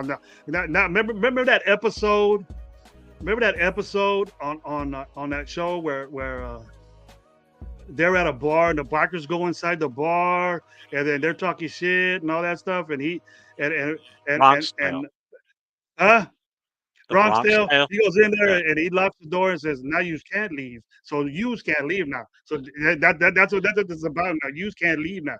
So and then you see the faces on the bikers going, "Oh, it's about to go die." I'm just playing. But anyways, to answer that question, it's going to be tough for me to do this. But in my mind, the conspiracies that are going around this dude is that now I feel bad for the guy. You know, I do. I feel bad because of what happened to him today too with the prank call. That was bullshit. That wasn't cool. With the what? You didn't hear about that? The prank phone call he got? Nah. He got a prank phone call on his private number that was supposed to be set just for the draft. He got a prank call of somebody pretending to be from an NFL team calling him to say he's been picked. But then they told him, you just need to wait a little bit longer, and hung up. That's fucked up. And it's all caught on camera. This is something that I just want to talk positive about the kid because this is something that I think well, first of all, let me go like this. The thing is that what the professional people are saying that what happened is that this isn't about his athletic ability anymore. We know that Shedeur Sanders is a good quarterback, and we know that he should be picked already. And the thing is that it's getting out of hand now. and people are coming up with conspiracies that the owners are in it to blacklist them. They don't like Dion and this and that. Well, what I was saying, it's a known fact that he didn't interview well with these teams, right? And what I know that happens is that if he's always been brought up by his dad, he's always been coached by his dad, college, high school, Mighty Mites, Pee Wees, 8th grade and all that. His dad coached him and Shiloh the whole way. Kind of now in a situation where he gets to the pros and he gets in a bind and he gets secluded away from his dad, he's going to get nervous and he's going to not say things that he's supposed to. And I think the NFL made a effort to bring this flaw out of him and to use it as an excuse not to pick him. And it's I don't know whose fault it is, bro, but it's not his fault that he had that. It's not his fault that he was in the limelight or he was doing all this stuff. And then we accepted and made Shedeur Sanders what he is today. We accepted all that, and we boom, Shedeur Sanders, bring it up, do it. And I think it's so unfortunate that this is happening to him because he doesn't deserve it. He should have got picked already. I feel bad for him now. I really what do. he needs to do now, if he gets an opportunity and if a team picks him, and I know he'll do this because he's a Sanders and his dad didn't raise no pussy. I know that for a fact. And he's gonna take advantage of that and roll with it and make everybody eat their freaking words and take advantage of that opportunity that you're going to be blessed with and roll with it and then shit on everybody's face that said that about you. I was at first, bro, because I said he's getting picked where he deserves to go. You know what I mean? Because I thought that he wasn't that quality of a guy to be picked 6th or 1st or all this stuff. And I thought Jason Dart was better than him. I thought Milroe was close, but he wasn't a better athlete or a better quarterback. But I thought Milroe could be better. But it's gone too far. It's not a joke anymore. You're letting the dudes. You're probably going to ruin his career in football. But if he's a Sanders and if he's a good, and if he knows that he could deal with this, which he probably can, take it. You get blessed, take it. Somebody picks you, run with it, bro, and do the best you can. And I know you're going to play in the NFL. You're an NFL caliber quarterback. And if you get the chance to do it, show all these dudes wrong. That's the best I can say about the guy. But the thing that I don't like about it, Jeff, to be honest with you, is that all this commotion that people are talking about, even Raider Nation is talking about, because we're the teams that are saying, let's get Shedeur. Let's get Shedeur at 4. Let's get Shedeur at 3. Let's get Shedeur at, you know what I mean? We're expecting us to pick Shedeur Sanders because we're putting Tom Brady, with this guy. And I told everybody, I said, Cam was in the same camp as and so was Dart, and so was Shook, and so was Dylan Gabriel. They were in the same TB12 camp all together, and Tom Brady was there. You just seen the pictures of Shedeur Sanders with Tom Brady. He took pictures with all of them, and we expected, well, Tom Brady's connected to this. I don't think it's Tom Brady making any type promises to anybody. So we're just tied to it. And we shouldn't blame ourselves to make the Raiders pick this guy to satisfy a need. We do, and it'll benefit us now because it's a legitimate backup role now. It's not a starting position. You're a backup, dude, but you take that advantage and you go out there and beat out Geno Smith. Then I would think very, very fucking highly of fucking Sanders. I would think if he does that, which he can, Jeff, he has a talent to do that. But and then that'll end all the bullshit that people are saying about it. And what I was at what I was saying last was that all this, what we're saying about him, and it keep going and going and going, it's taking the shine from the other guys that are getting this star-studded. The light should be shined on them, not just Shedeur Sanders because he's not getting picked. You know, they might as well go up there and say, "Well, what do you think about Shedeur Sanders not getting picked?" Because they're not giving these. They give them 30 seconds to shine, and then they go back to the fucking Shedeur Sanders topic. You know what I mean? All these guys. This guy's over there with showing his jersey, and they cut it off and go back to, well, we were talking about Shedeur Sanders. That's bullshit. I don't like that, Jeff. I don't like that. I just don't want to hear about it no more. And then whoever gets, he got to take advantage of the thing you get. Sanders. I'm rooting for him now. Well, what shocks me about him is the fact that at one point during the season, he was talked about being either number 1 or number 2 pick overall. And then wherever we fell at the draft standings as the season was going on, based where he on went. Yeah, I said that. Is where he was slated to pick. Fall to was wherever we went. Mm-hmm. So when we were at 6, he was slated to be picked at number 6. But what gets me is how far he has fallen since. So fell out of the first round. Jackson Dart gets picked in the first round from the Giants, who moved back into the first round. Second round comes and goes. He doesn't get picked. Milroe goes. Shook goes. Dylan Gabriel. That's the one that got me right there. Is that Dylan Gabriel got picked before him? Who else went? Did anyone else go? No, it was Dylan Gabriel. Jalen Milroe. Jalen Milroe went to Dylan Gabriel was the last one. Well, those are the quarterbacks that were picked ahead of him. Obviously, Cam Ward was the decisive number 1 no matter what.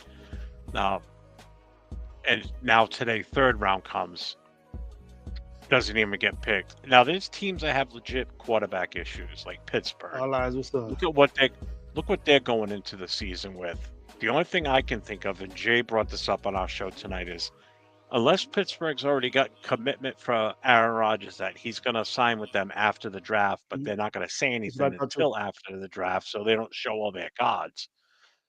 So let people think that that's who they're going to take, and they take somebody different. I get that. Makes sense. You're playing a game, So here it is now. Tomorrow morning, we're going to start with the 4th round. And will he make it through the 4th round? Cleveland is still... No, Cleveland, who did they take? Did they take a... They didn't take a quarterback, right? Cleveland? Yeah. Who they did or didn't? I don't remember. But either way, Cleveland. I didn't know. I didn't pay attention to Cleveland's job, but I know they got a quarterback. There's a legit chance that this kid is possibly going to go undrafted at this point. Seriously, he could end up going undrafted. I doubt it, but it's still a possibility. So he could go undrafted. And the other weird thing is, could you imagine if Shiloh gets drafted in this draft and he doesn't, when it should have been the other way around? How far this kid has fallen is insane. I've never seen anything like this before. Someone that was slated on the top 5 or 6 picks in the NFL draft has now fallen into the 4th round.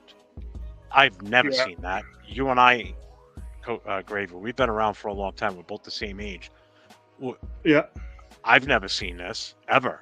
And I don't think we'll ever see this again, to be honest with you, because I think people will learn a lesson from this, too, is to, if the story's going to come out at some point as to why he fell. Someone along the line, someone's going to let it slip as to what happened, why this kid fell from the graces. It's so bad and so far. So there will be a story about this. I guarantee it. It's going to come out. It's going to be a matter of who's going to have those loose lips to sink the ship. That's going to be the final outcome on this.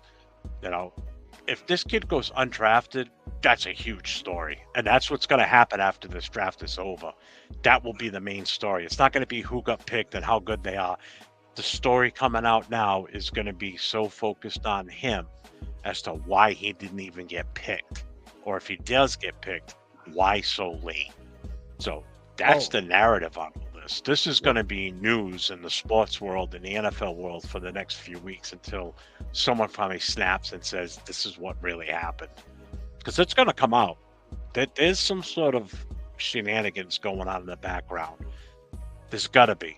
Why are all these teams, quarterback needy teams, on top of that, passing on this kid that was suggested to be such a surefire talent? What is it? And here's what here's game? The thing, Jeff. Well, here's the thing, Jeff, and this is what me and Chris were breaking down on your channel, is that when you were gone getting the smoke or whatever, me, Chris, and Jay, we all started talking about, all right, let's look at all the quarterback needy teams. And we went to every single team. We went through every single team and all the quarterbacks that they have. And in all honesty, the only quarterback needy team is the Steelers. Cleveland took Gabriel. Seattle didn't even need one, but they took Milroe.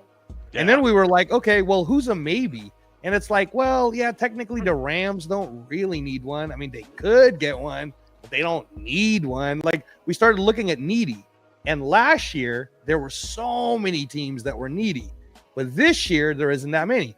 Then we took it to the next level, Gravy, where we were like, all right, now let's have an honest conversation now about Sanders' what he accomplished in college versus some of these other quarterbacks that are left. So then we started with Will Howard. Will Howard won the fucking national championship, man. So he doesn't suck. Quinn Ewers is in the fucking cover of the college football game, and not this last season, but the one before. He was pretty awesome. Then we were like, Kyle McCord is pretty awesome, man. I mean, he took Syracuse almost to the playoffs this year. Riley Leonard from Notre Dame. Well, you're going to know that one more than anyone, Gravy. But Riley Leonard, he knows this shit, right? Now, and then we started keeping going down. Curtis Rourke, who's still available. Curtis Rourke had Indiana, and everybody was talking about when they were undefeated, right? And then Max Brosmer from Minnesota. I like him. He doesn't suck, right? So then we were like, and then even Brady Cook from Missouri. So we're like, so where does Shador, if we're Cook and Brosma had a good combine. They really did.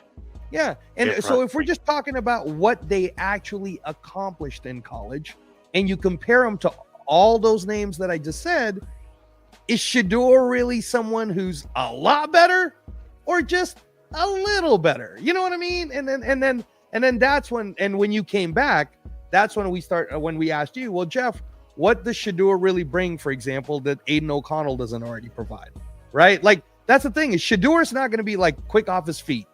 He's not super tall.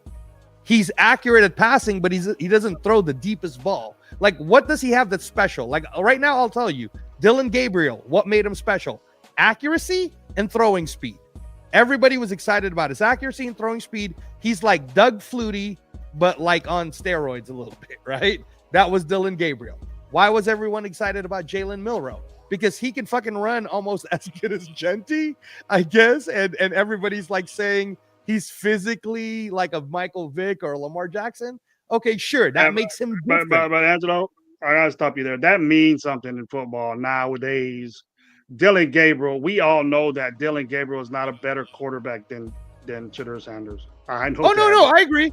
No, I agree with you. Dylan Gabriel was on the best team in the nation all through the year 2024. I think that Colorado overachieved this year. Yes, Gravy. I'm not Shador Sanders, and it was the reason why they won games was because of this dude. Dylan Gabriel didn't win football games. Dylan Gabriel had one of the best teams in the nation. And that's why Dylan Gabriel got picked too high. And Shador Sanders, to me, Dylan Gabriel should have got picked already. Okay. But on that note, just hold up real quick. Angelo. Everybody knows my boy. What up, Twine, man? How you doing, man? The discussion that we have, I said that I wasn't going to talk about it anymore, but this is somebody, you're the type dude that I know. I didn't know that. I brought it up. My bad. But right off the bat, we'll get back on that, Angelo. Don't hold your thought. I'm gonna let you speak that, bro, because I think it's bullshit. And this is, we can talk about it more. We can take it at length. But I got a new guest, and I want to get his little vibe. I seen him on show, but I didn't see his input. And he was with a great dude, and I see him clapping for Austin Genty. I didn't see Twan clap, and that's the reason why I want to ask him.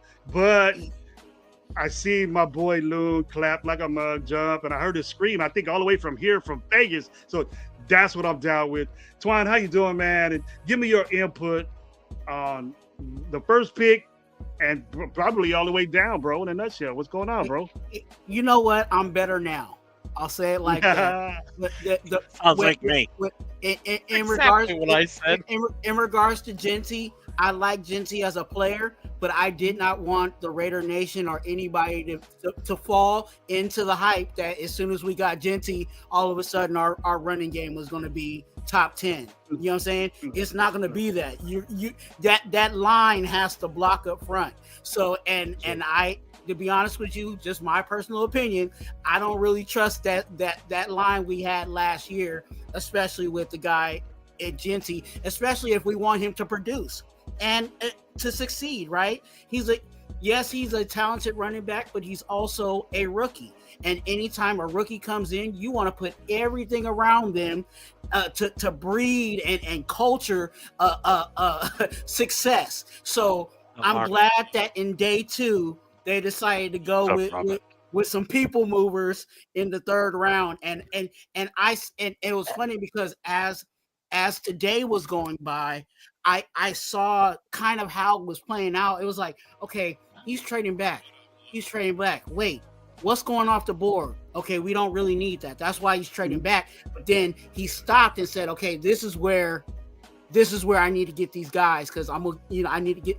And I was like, and I was talking to my boy Dirty. You guys know Dirty.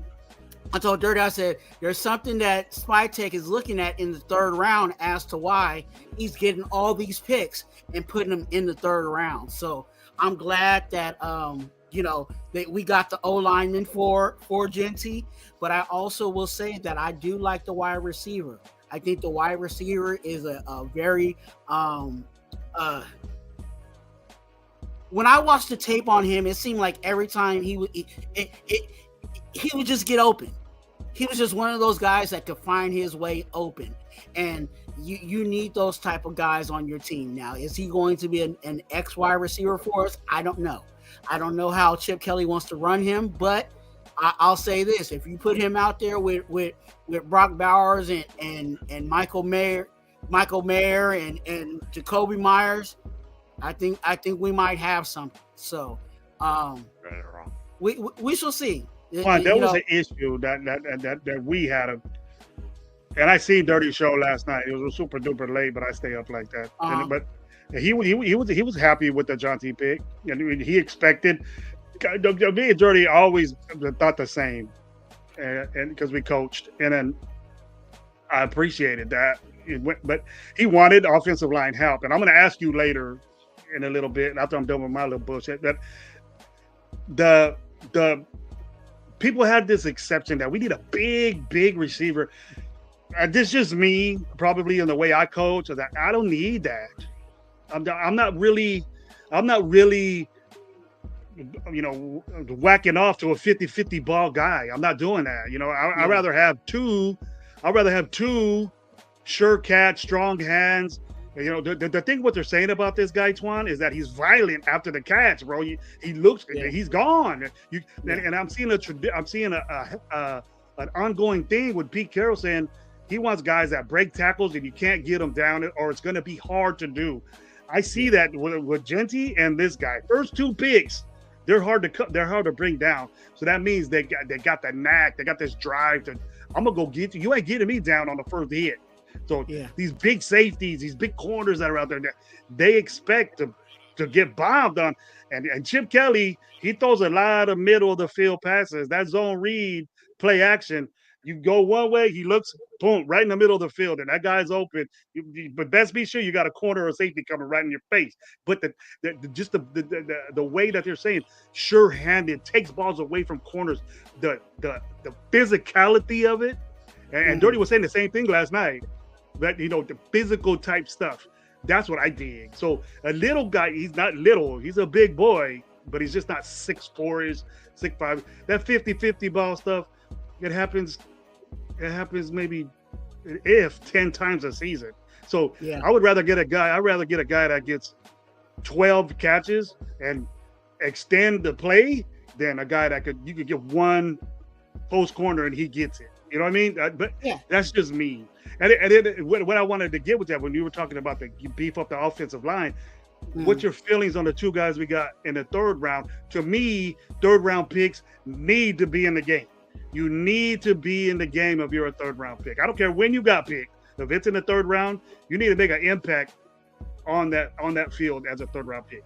I think Real you're quick, right. Juan, before you go, Go I just want to interject because then I'm going to get out of here. I got to get up All right, tomorrow. What really sells me on both Genty and Beck is go back and watch when their name's called. Genty, yes, because of where he was there and in that was moment. happy then they were happy. Yep. But watch Beck when they call his name, his reaction. If that doesn't tell you right there that he's happy or excited to go to where he's going to, then you tell me otherwise, because he was legit ecstatic that he got picked to come to this team. You can see it on his face. He knows he's got a chip on his shoulder, and he's not only playing for himself, he's playing for his brother too. So his brother was a Raider fan, bro. His brother was a Raider fan. Yep. So this means the world to this kid. This kid wants to be on this team, and us drafting him is fucking huge. Yep. So I am 100% behind every move we've made. There's not one pick so far that makes me go, why? They're all good. The only one that's gonna right now, based on who we've picked, that is probably not gonna start right away, is gonna be the tackle.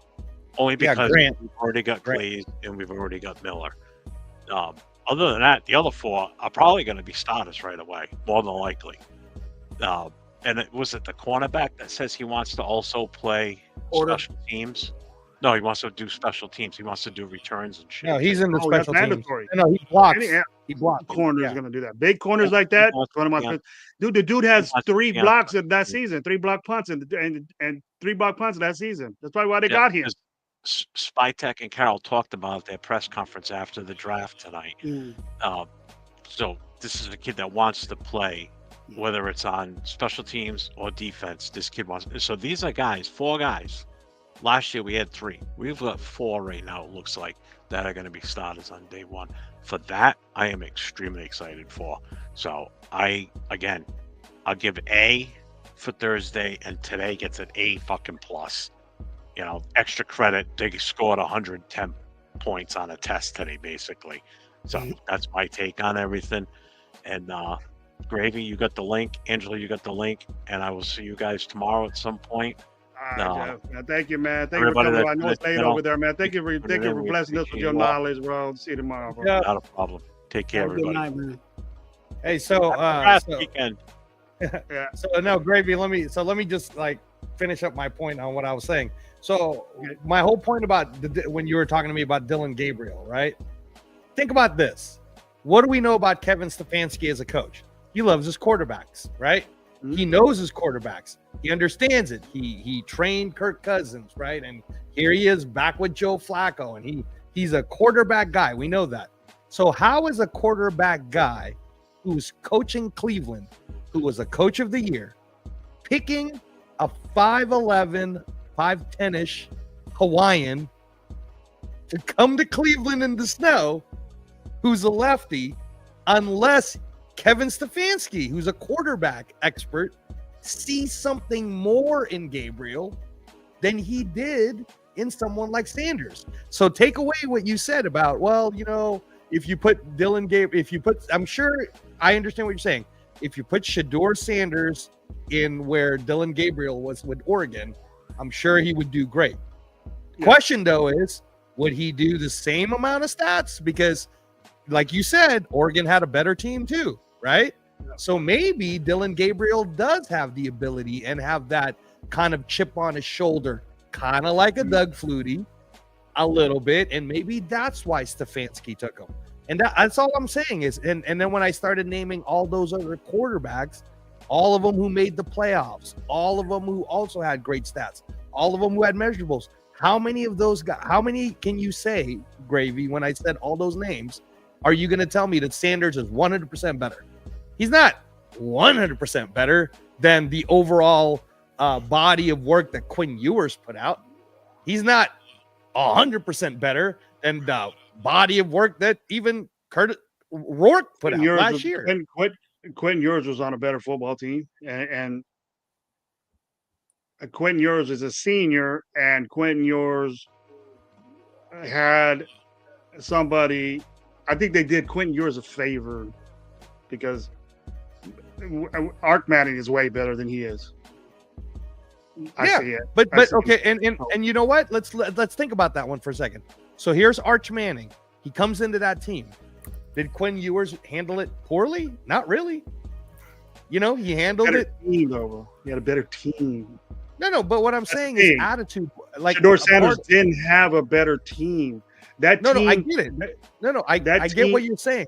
Yeah, that team elevated itself, not because Travis Hunter. He was a big part of it, but Shedeur Sanders was 50%, maybe 60% part of that winning over there, and he deserves that recognition. Then Dylan Gabriel. You can't say he's a better quarterback. No, nobody's taking that away. But part of being a quarterback is a leader, right? So we saw what happened when Ryan Leaf went number 22, and then we saw what happened when Tom Brady went 199. Sometimes, dude, adversity and also like having to fight for what you want. That's why I'm so high on Aiden O'Connell. He fought for everything that he got, right? So Deion's kid. I'm not saying he doesn't fight for it. I'm just saying this is the first time he's really seeing this real adversity of, hey, bro, you're trying to get in the league and nobody wants you. That was my thing. He's in a different type of thing. You know, he was a different type of – it's a different scenery when you're by yourself and you're so used to having somebody behind you to have your back. He didn't have to explain himself on what the fly. Ain't no coach going up to Shedeur Sanders and bitching at him and telling him you fucked up, and then without his dad getting involved in it. His dad will do it. Okay, that's all you've seen. If he gets to the NFL, his daddy ain't gonna be able to do that. And then you get offensive coordinators going there. You fucked up. God damn it, and cussing at him. Maybe he doesn't know what to do. Maybe his reaction is like, "Where's my dad?" You know what I mean? Maybe that's what it is. And I'm pretty sure that he's mature enough. He knows. But when you grow up in that type situation, all your whole life, bro, when your dad coaches you and things like that, that's why it's not really good to have a fight all the way through. You know, the high school coach, they groom you, they go to college, and then he's not your coach no more. You know what I mean? But all through football, that's all he had there. And it kind of made excuses for him. His dad did, but he didn't mess up in a way to where nobody would react to his flaws. And his dad wouldn't pat him on the back and say, "Oh, it's all right, son." I'm not saying that baby stuff, but when somebody else in the NFL, you know, he's gonna get bitched at, and he's gonna get schooled, and he's gonna be called a bitch, and he's gonna be called this and that and that and that. It happens. That's a part of football. So his reaction, maybe my initial thing was like, you know, he didn't react to that when he was in these rooms and people said his reaction to questions and he wasn't in there all like this. Maybe he just didn't know what to do. He probably was prepared for it, but when it got really deep, and they get really deep in you like Sykes, bro, they get deep in you to like Sykes and ask you questions. Well, I didn't know they were gonna ask me like this, you know, and when he's secluded in a box, he's probably like, you know, where's my dad to get me out of this? And it wasn't there. So he's on his own. You have to do his own shit. And maybe people see that and then react to it. But what he's getting treated now, I'm done with that, bro. It can't be that. It's something against him or his father that are doing it. But and that's what I'm trying to tell you. And it's unfortunate. It's unfortunate now, though, is that there's no when we went through the list of all the 32 teams, none of them except the Steelers are quarterback needy. I mean, not needy. None of them are needy. They're like, oh, we have an option. And when I started saying those names, Will Howard, Quinn Ewers, Riley Leonard, those are options. So any team can sit there and be like they don't need Shedeur. They don't need. I want to leave Twan out of this. I know Twan has a lot to say in it. I don't know if he's tired of talking about it, but I know he wants to. But Twan, since we're on the subject, bro, give me what you think about this, bro. Because it's hard not to talk about it. People say, I don't want to talk about it. It's hard not to. It's hard not to. It really is, because and the reason why it's hard not to talk about it is because it's something that should not be happening. Yeah. Simple as that. There in no way we should be having one of the top quarterbacks in the draft not getting picked, and we're in day 3. You know what I'm saying? And there's other guys that have leapfrogged him that weren't even projected to be, you know what I'm saying, by all these analysts that say that, oh yeah, they're, you know, these were the top quarterbacks. How are they getting picked over this guy? You know, and I think there's a lot of misinformation. I think there's a lot of people that don't really understand, you know what I'm saying, maybe what he has gone through as a player, you know what I'm saying, under his dad.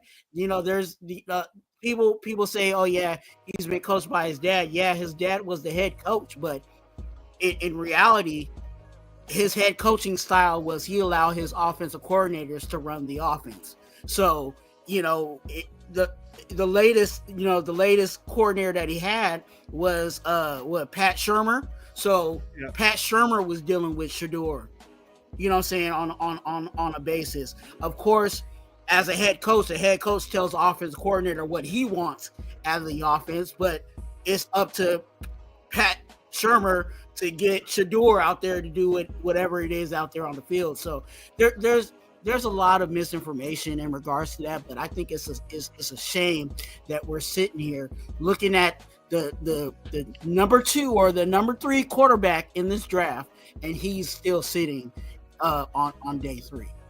And so it's fun. It's hard for him to smile it, man. I know it's very hard for him to just be nonchalant and not get pissed off, bro. I know it is, bro. It's hurt. You're hurting this man now. Yeah, you're fucking with this stuff, bro. You know. But I want to make sure that when we're saying these statements, Twan, I was stating facts, right? So factually. So let's talk about it. Yeah. When you say that, when you're talking about play, yes. Did you think that Cam Ward should have been not taken, and Sanders should have been the number 1 pick? No, you do not. No, Cam Ward is okay. So now let's go back down. There were a lot of analysts that were saying that Jackson Dart might actually be the 2nd pick taken. Okay. A lot of people were comparing Jackson Dart to I thought Jackson Dart was a better quarterback than Shedeur Sanders. I thought Jackson Dart was a better quarterback. So then we can agree. Okay. New York Giants needed I can take that, yeah. Okay, all right. So now let's keep going down. And this was our conversation on Jeff's show. We were saying, look at all these teams, look at their entire roster, look at all the quarterback that they have. And we're like, damn, man, there's not really, we don't really need a quarterback, so you can't count us. So then I was like, all right, Steelers are going to need one, Cleveland's going to need one, and then that's really it. Everything else is optional, right? So then now this is where it gets, this can get sticky. The next quarterback that gets taken off the board is Seattle. Before Seattle was even taking a quarterback, I kept telling everybody during the draft, Seattle's not going to take a quarterback, man. They just signed Sam Darnold to all that money, bro. And what'd they do? Quarterback for? Why would they do that? That's stupid. And they already have a backup. Blah, blah, blah. They took Jalen Milroe, which shocked me. I was like, the fuck was that all about, right? Yeah. But needs a lot of work. Needs a lot of work, though, Angelo. Okay. Now, what have we heard, though, from analysts about the whole thing with Jalen Milroe? He's the best runner out there, maybe second to Genti. His measurables are crazy. He's a super athlete. They're comparing him to fucking Michael Vick, dude, which I'm like, all right. I guess. But he got picked. He got picked, or everybody said that he was going to get picked, though, bro. Everybody said he was going to get picked. Gravy. Let me just talk about this, all right? Because what Twan was saying is, well, these people shouldn't have been picked over Sanders.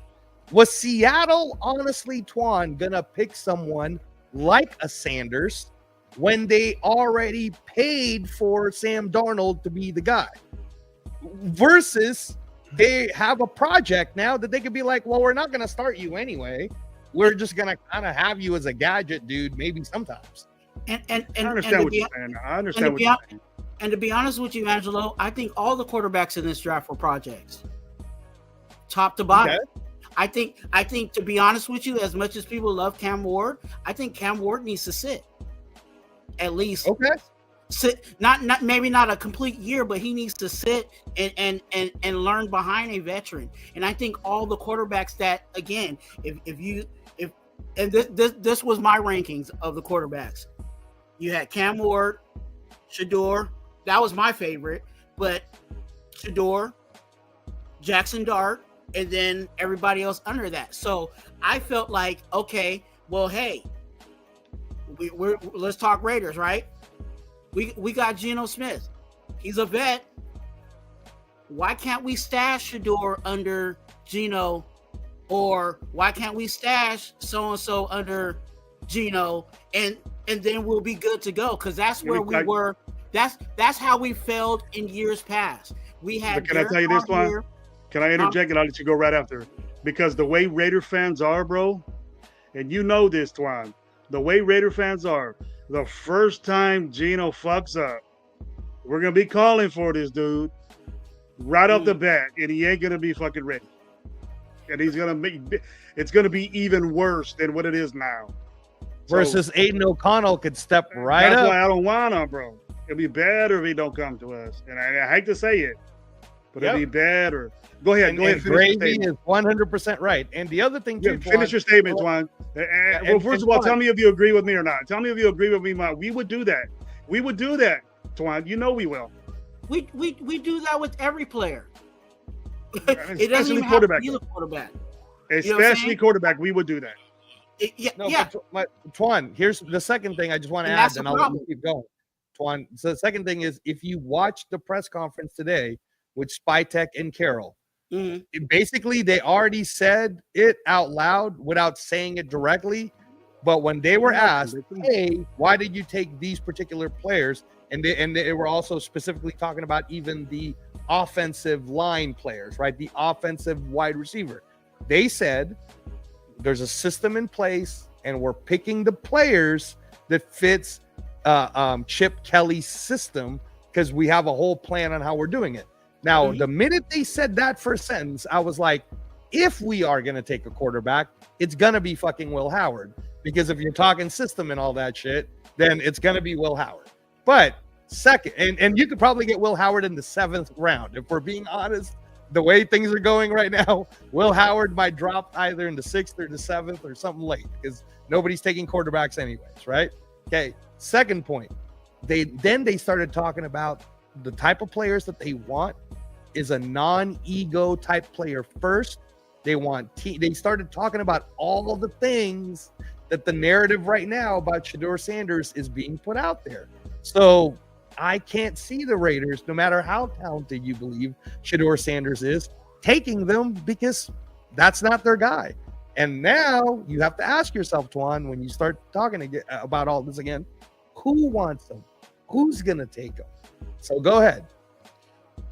So it's still, you know, as even if it's not the Raiders, it's still a situation where he should be that second quarterback on somebody's depth chart. I still believe in that aspect of it. So whether it's us or whether it's another team that has a starting quarterback, they should already have that person in place to replace whoever that is. And I think that's, again, it goes back to, you know, one of our downfalls with this team. We had Derek Carr here for how many years, and we didn't have nobody behind him, you know what I'm saying, to replace him. And then we had to go on this massive carousel of trash quarterbacks, we can say, at this point. And, you know, we were all trying to justify as, we thought they were going to be winners and all of that stuff, and it didn't turn out. So that's why I'm saying it doesn't have to necessarily be the Raiders, but there has to be somewhere. Okay, and I'm glad you said that, because somewhere for this guy on a roster. And Twan, I'm glad you said that, because when you started, that's what we were talking about on Jeff's show. When you were saying there has to be somewhere. Well, after Milroe, when the Saints needed a quarterback, because we could agree the Saints kind of need somebody behind Derek Carr, right? Who did they take? They took Tyler Shuck. Now, Gravy, are you going to tell me that Tyler Shuck didn't make his ratings go higher, especially after the combine and all of that? Everybody started talking about how good Tyler Shuck was, right?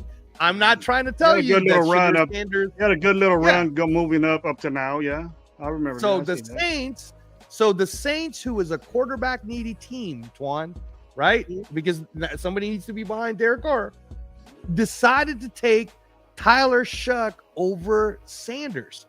Now try to explain to me why that happened.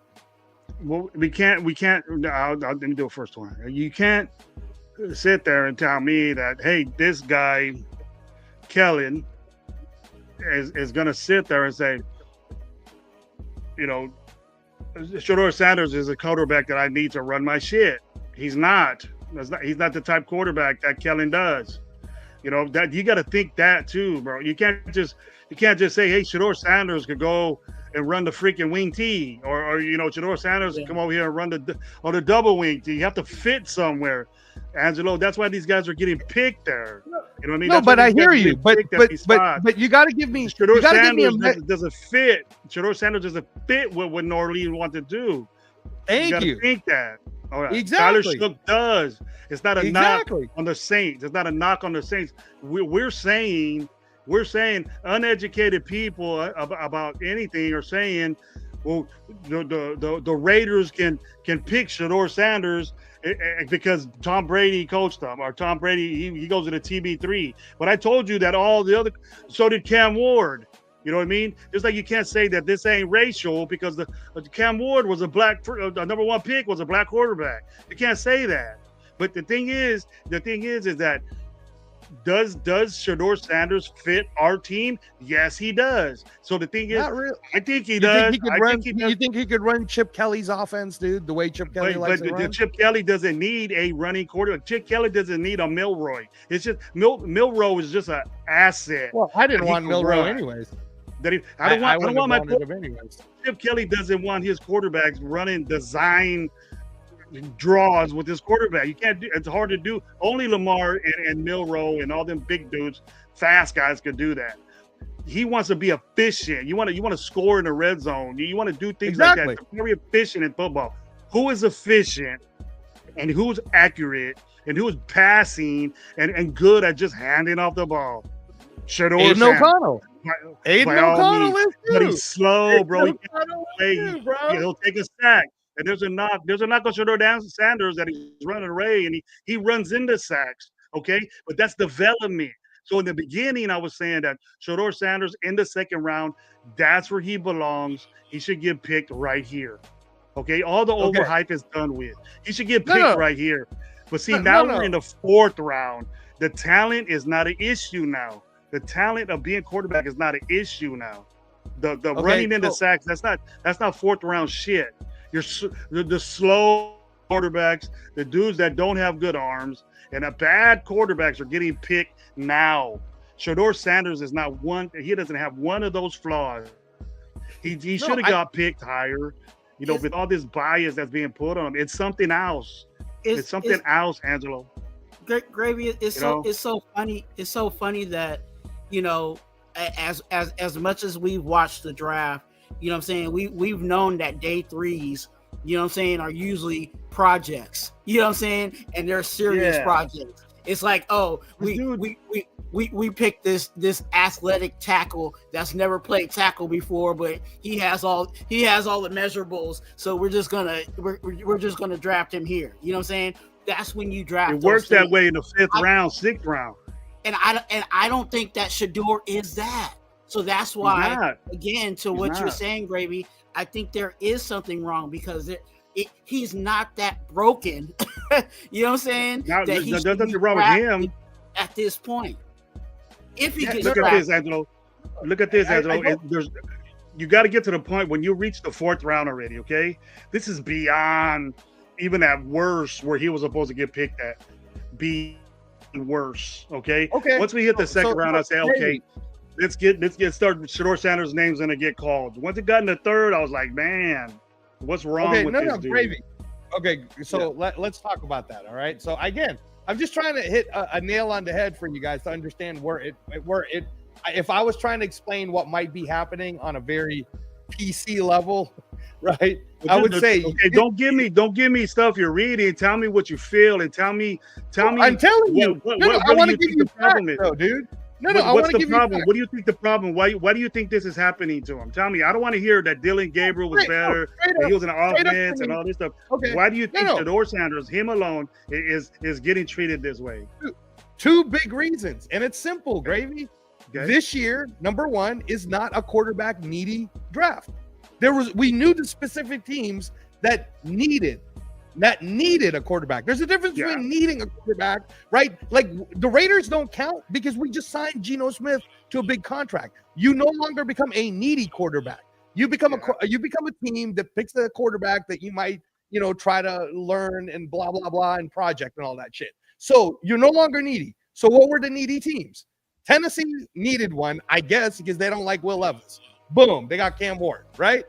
New York Giants, we all know, needed one because they just fucking got rid of Daniel Jones, and Russell Wilson ain't gonna cut it, and neither is Jameis Winston. So everybody knew that, right? You start to go past that. Who were the quarterback needy teams? You could say that because of Derek Carr's situation, the Saints would have needed one. You could say that the Cleveland Browns, because Joe Flacco's old as hell. But they got their quarterbacks now. They got their quarterbacks now. Tell me what is wrong with Gravy. You gotta let me. You're asking me. I said there's two reasons. So I'm trying to explain it to you. Number one, this year of the 32 teams, maybe only 3 needed one, and those people that needed it knew the quarterback that they wanted. And they did not want Shador Sanders. When I asked you that question, you said, well, Tyler Shuck fits the Saints system. Okay. And then the same thing happened with the Titans, right? So those were the quarterback needy teams. The only quarterback needy team left is the Steelers, bro.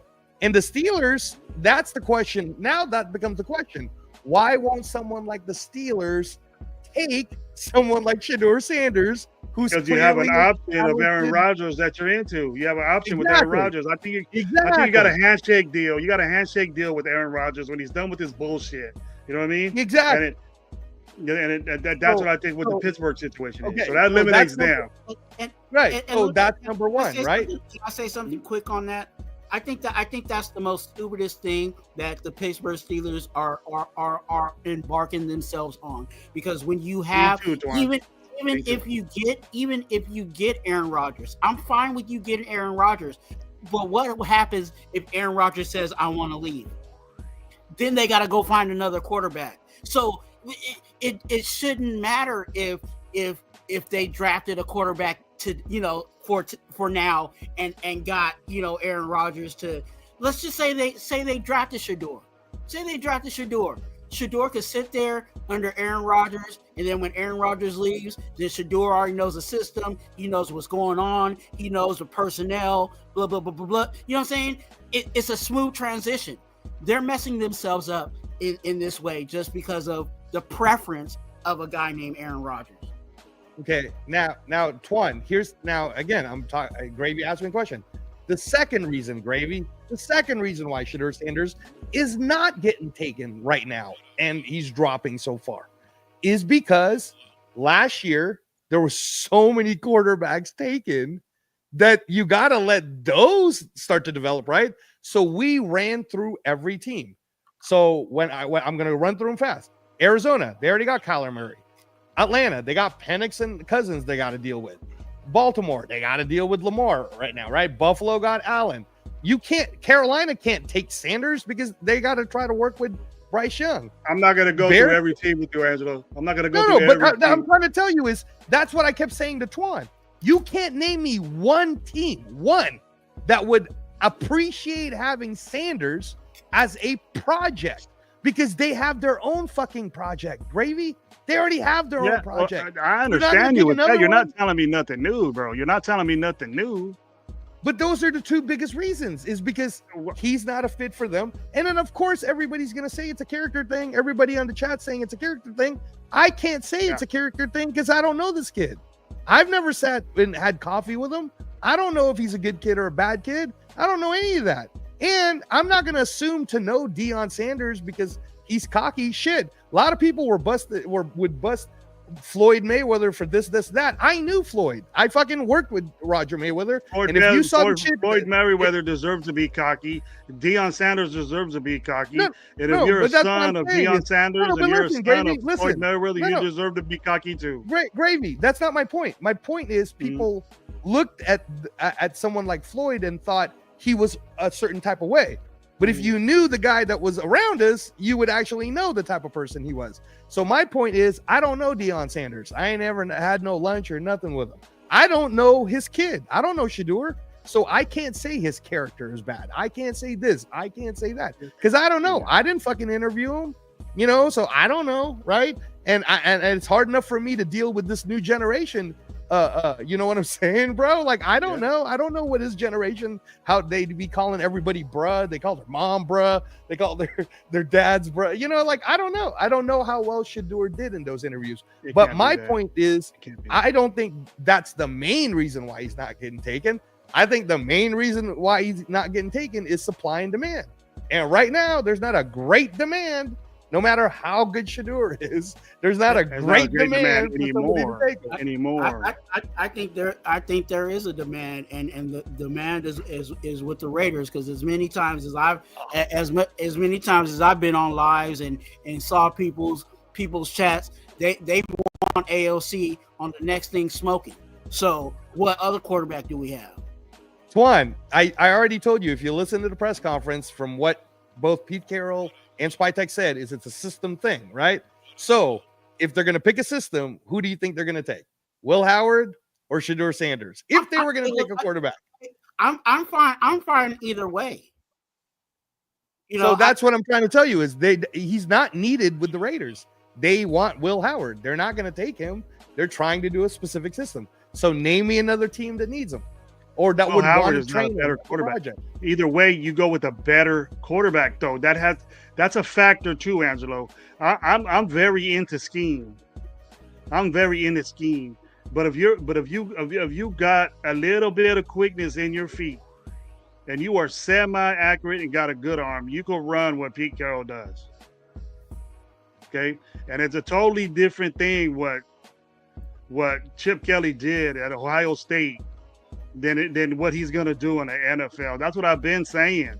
It's going to be totally different. Yes, he's going to know terminology. Yes, he's going to know, what zone and what to do, a little bit what to do. But that's the NFL. When you get introduced to the NFL with the same offensive coordinator or coach, it's 20% of what you did in college. The rest of this, the 80 is NFL shit that you do not know. And I hate when people these two running backs will fit the system. No, it's not. It's different. It's going to be very different. Chip Kelly's offense was crayons. That's my analogy of it. It's crayons at Ohio State. Now, when it gets to the NFL, it's a fine line pen that you buy at a pen shop. It's different. And so they're saying that, the system. Don't say that no more, dude, because it's not. It's not going to be like I don't hate, but I get upset because I already know your football, your football IQ when you say, well, it's the same thing. It's not. It's not. And NFL players will tell you, I don't like when people say that it's going to be the same thing, especially coaches. It's not the same thing. NFL and college is totally different. That's why when you get great college players suck in the beginning because they can't get it, even though they go to the same system. You know what I'm saying? It happens. So I would rather take Shedeur Sanders over Will Howard in a minute. And okay, so here's the thing, Gravy. And again, we got to only go off of the information that we know, right? Have you seen the Will Howard interview where he was getting interviewed for, and it was like one of those like John Gruden type interviews, and what would you, and the interviewer was like doing, they showed the clip of him for real getting interviewed by a team, right? So they showed The dude looks at Will Howard and goes, and can you answer this question? Why would any of the teams, why would they want to take you? And Will Howard, when he fucking looked at that dude, it was so real. It was like a sermon, bro. It was like he was like basically telling this person, because he said, I promise you right now that I'm looking at every quarterback that's taken before me, and I'm gonna make it my life's mission to prove to everyone why I was better than all of them. And I'm like, Angelo, I'm pretty sure he wasn't the only one that said shit like that either, bro. no, but I mean, it looked pretty fucking convincing to me, and I was like, okay, now let's talk marriage. If he was so convincing to you, how come he ain't got picked yet? Because no, okay, tell me how many quarterbacks have gotten picked. That's what I'm trying to tell you. All the quarterback needy teams already got their quarterback. We're not a quarterback needy team. So name me another quarterback needy team that would want to take a project. You're not a needy quarterback team. I was with you on that. I didn't want to get Shedeur Sanders. I didn't want to get him. Yeah, but so that's what I'm saying. So why would if Shedeur? But now we're in a position right now. We're in a position right now where this dude is getting picked as a backup. What I want? Okay, so he doesn't have no choice about it. You're not picking your starting quarterback in the 4th round. So it's like, okay, all right. Are you're going to be in a backup role. You have to accept it. You have to accept that you're going to be in a backup role. Then that's when Shedeur Sanders comes into play. That's what I'm saying. So check this out. Listen. All right. Okay, cool. I'm not going to sit there and try to say that what Shedeur Sanders showed as a player, especially with the shit O-line that he had, all the toughness that he showed as a player, how accurate he was, throwing into windows, his ability to scramble at times, even though he's not a runner, blah, blah, blah. I'm not going to try to say, okay, Shedeur isn't better in that individual sense of that as Will Howard. What I'll say, though, is right now on the rankings, Shedeur Sanders ranks as 1. Will Howard ranks right behind him. So if the next team that takes a quarterback takes Will Howard, what I'll say to you is, well, that team wanted someone who was a little bit bigger than Sanders, because Will Howard is 6'4", 220. Sanders is only 6'2", 210, 215, right? Yeah. Maybe they wanted someone who was a national champion and also took a team like Kansas State all the way to the, did well in the Big 12. Like, I don't know, like that could be the reason. I'm just saying that he's not that much worse. If we're picking a backup, he's not that much worse. All right. So when you ask me the question, well, why hasn't Will Howard gotten taken yet? Because there hasn't been a big quarterback run. What we've seen is, here's the teams that needed one. So, for example, the Steelers, right? What if the Steelers go, okay, sure, we're going to take a quarterback now. We're going to take Will Howard. Well, all that's going to tell me is, if they get Aaron Rodgers, that probably shows Aaron Rodgers that he's going to be the quarterback for at least the next 2 years, 2 to 3, and that Will Howard won't be ready. Versus Shedeur Sanders might make someone like Aaron Rodgers go, wait a minute, are you trying to replace me already after year 1? I don't like this, Angelo. You're making me think too much, dude. And I'm on Oxycontin, bro. Making me think too much. That's the that's problem. Good. That's a very good analogy, though. I appreciate that, Angelo. I'm not lying to you. That was a good breakdown, bro. You said good words. But that's the problem. What does Pete Carroll talk about? What does Pete Carroll's name say in the thing that he believes in? Compete. So if you're not bringing in competition, if you're not bringing in somebody that's possibly better than what you already have, then you're not really building your team. Mm-hmm. So okay. So to be fair, Twan, let's say the Raiders take Shedeur Sanders on their very next pick. Okay. Do you believe Shedeur Sanders could beat out Geno Smith, who are now paying $40 million? He's not going to be competing with Geno Smith. He's going to be competing with Aiden O'Connor and the other guys that they get. He shouldn't be competing. Well, he's going to beat out Carter Bradley. We know he's going to beat out Carter Bradley. He might, but he's competing with Aaron O'Connell. He's not competing with Geno Smith. He's at the level right now. Okay, so now, no. I want to talk Twan through this because he's. But this is what we're doing. This is what people are doing, Twan. We're expecting this dude to come in and start. No, it's not. That's not the case anymore. But listen, okay, so Twan, So Twan, we take Sanders and we use the 108 pick on Sanders, right? Okay, so now we got Sanders. Okay, he's competing with Aiden. So let's say Aiden beats him out because Aiden just shows that he's got more of the pro experience as the solid backup. What the fuck do you do now on your 53-man roster? You open it up so that you're protecting Sanders so that he doesn't end up in the practice squad, bro. We opened it up to protect Aiden O'Connell. Yeah. We opened it up to protect Aiden O'Connell. No, we didn't. We never put Aiden on the practice squad so that somebody else can get him. What you do? No, we didn't. Like I said, we're in a situation where Shedeur Sanders might have to be on the fucking practice squad and develop. So why would we use a 4th-round pick for a guy that we're going to put in the practice squad anyways? That's ridiculous. Tell me anyone who picked someone in the 4th round to end up becoming a practice squad player. That's fucking crazy, and you both know. Quarterbacks. The only position that can happen is a quarterback. Oh, my gosh. Even Jordan Travis, bro, got taken into 5th. I don't even know who that is. Jordan Travis. He was Florida State. And he messed up his leg. Yeah, maybe. But that's what I'm saying. You don't know. Shedeur Sanders is going to get picked in the 4th round, bro. But you're doing that because you're believing that Shedeur is going to be your future franchise quarterback. So you're telling me that the 4th round pick is the future franchise quarterback? That's what they're saying. If you have him here long enough and he actually does produce, yes, he can be a franchise quarterback. Dude, then why do we have to pick him at 4th since we know no other teams are taking him? We can just take him as one of our 6th round picks.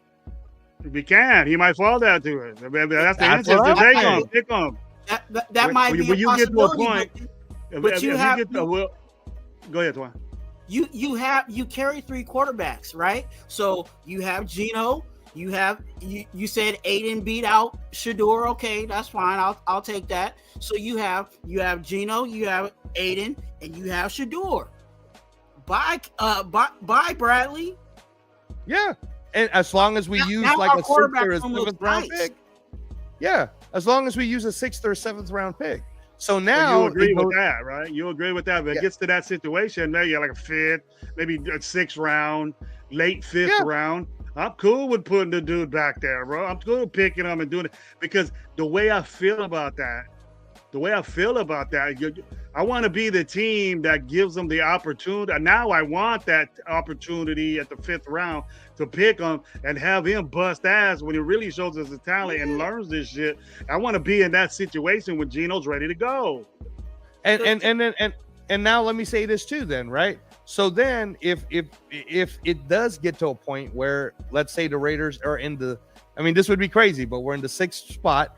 Nobody's really taking quarterbacks because there's wide receivers that are talented still. There's some edges that are still talented. There's still a linebacker run that needs to happen. There's still, there's so many other running backs are all still there. But let's say we do get to the 6th round, right? Will Howard hasn't been taken. Shedeur Sanders hasn't been taken. Now ask yourself honestly, dude, ask yourself, Twan, if Will Howard and Shedeur are still there, who do you really think Carroll and Spytek and Kelly are going to want to take as their quarterback? Not necessarily as of the future, just as their quarterback project that they're going to end up putting in the practice squad anyway. Is it really going to be Sanders, or do they want someone who understands the system already? We'll find out, bro. We can't say that. We can't say So that my whole point was no one's going to dispute you when you say, well, is Shedeur Sanders the best remaining quarterback in terms of individual talent and what he's already shown potential? Nobody's going to argue that with you. But now what I was arguing with Gravy is, now let's talk about every team and who they need and who they want in their system. And obviously the Saints, who needed a quarterback, wanted Tyler Shuck. I don't know. I can't tell you why Kevin Stefanski wanted Dylan Gabriel more than he wanted even Will Howard. He could have taken Will Howard and been like, great, Ohio State, everybody's going to love it. It's Cleveland, right? But he didn't. And Shedeur, good luck to them, bro. Good luck to them. And no disrespect, but I don't give a shit. And then you know what? the only reason why I care, bro, the only reason why I care about what the Shedeur Sanders goes or this because this bullshit now, bro. I think I'm kind of feeling like a vendetta against this dude because what he didn't do. No, and Gravy's trying to defend him, and all I'm trying to say I'm not is defending him, bro. I'm not defending him. I didn't want Shedeur Sanders. Believe you me, but you're trying to say that it's wrong what they're doing to him. Is what you're because I don't think it's football. I don't think it's football, and actually I don't even think it's his attitude or anything like that. I think there's something against Shedeur Sanders and not to get drafted. I'm going that way, bro. I'm going that way, and I don't want to say conspiracy or anything like that. He's getting fucked by somebody, not to pick him because we both know, all three of us know that it ain't talent. He's not fourth round. Nobody's gonna say that. I get that, Gravy. I think it you know, there comes a time, and I know your mindset on things. There comes a time when right is right and wrong is wrong. You know what I'm saying? And at this point, he's talented. You know what I'm saying? So you would think that the draft would be, we're drafting guys, the most talented of the class is going to get rewarded and get picked, and that's not the case in this situation. It's a blackball situation. It's whatever you want to call it. You know, Gravy uses words that I don't like to use, but he's right. He's right on that, and I think that's where a lot of people are like, that's why it's wrong. That's why it's wrong, because we all of us have thought that the NFL draft was, we're the best of the best gets picked. You know what I'm saying? And they get picked, you know, according to their value. If he's a number one, he's going to be number one. Maybe number, you know, maybe round two. But I can't accept that. Yeah, I can't weird. accept. It's just weird, Angelo, and I hope you get the sense that this is weird. It's beyond football, bro. It's beyond football, and that's not right, bro. That's not right. That's not right. And Gravy, all I'm trying to say is, it's not that I disagree with what you're saying about it's beyond football. All I'm trying to say is, you got to lay out the facts so far of the quarterbacks that's been picked. I understand what you're saying with the teams and the football and all that. Yes, I understand what you're saying with that. So I agreed with you. I agreed with you like 4 times with that. Yeah, so that's why I'm saying is, if what I always go back to, what I always go back to, Angelo, is that you got to break down your wall on this and saying he's getting fucked, bro. I know he's getting fucked. But I mean, is Will Howard getting fucked right now? To say that around Twan, who's right behind it? I know he's a gospel. I'm sorry, Twan, but I ain't gonna stand. Y'all can stand. Hey, I agree with y'all. I completely agree with you. You just got a boiling talent. Enough is enough, dude. Get this dude, and then give him an opportunity. And you know what? How could you? You're saying you got good value.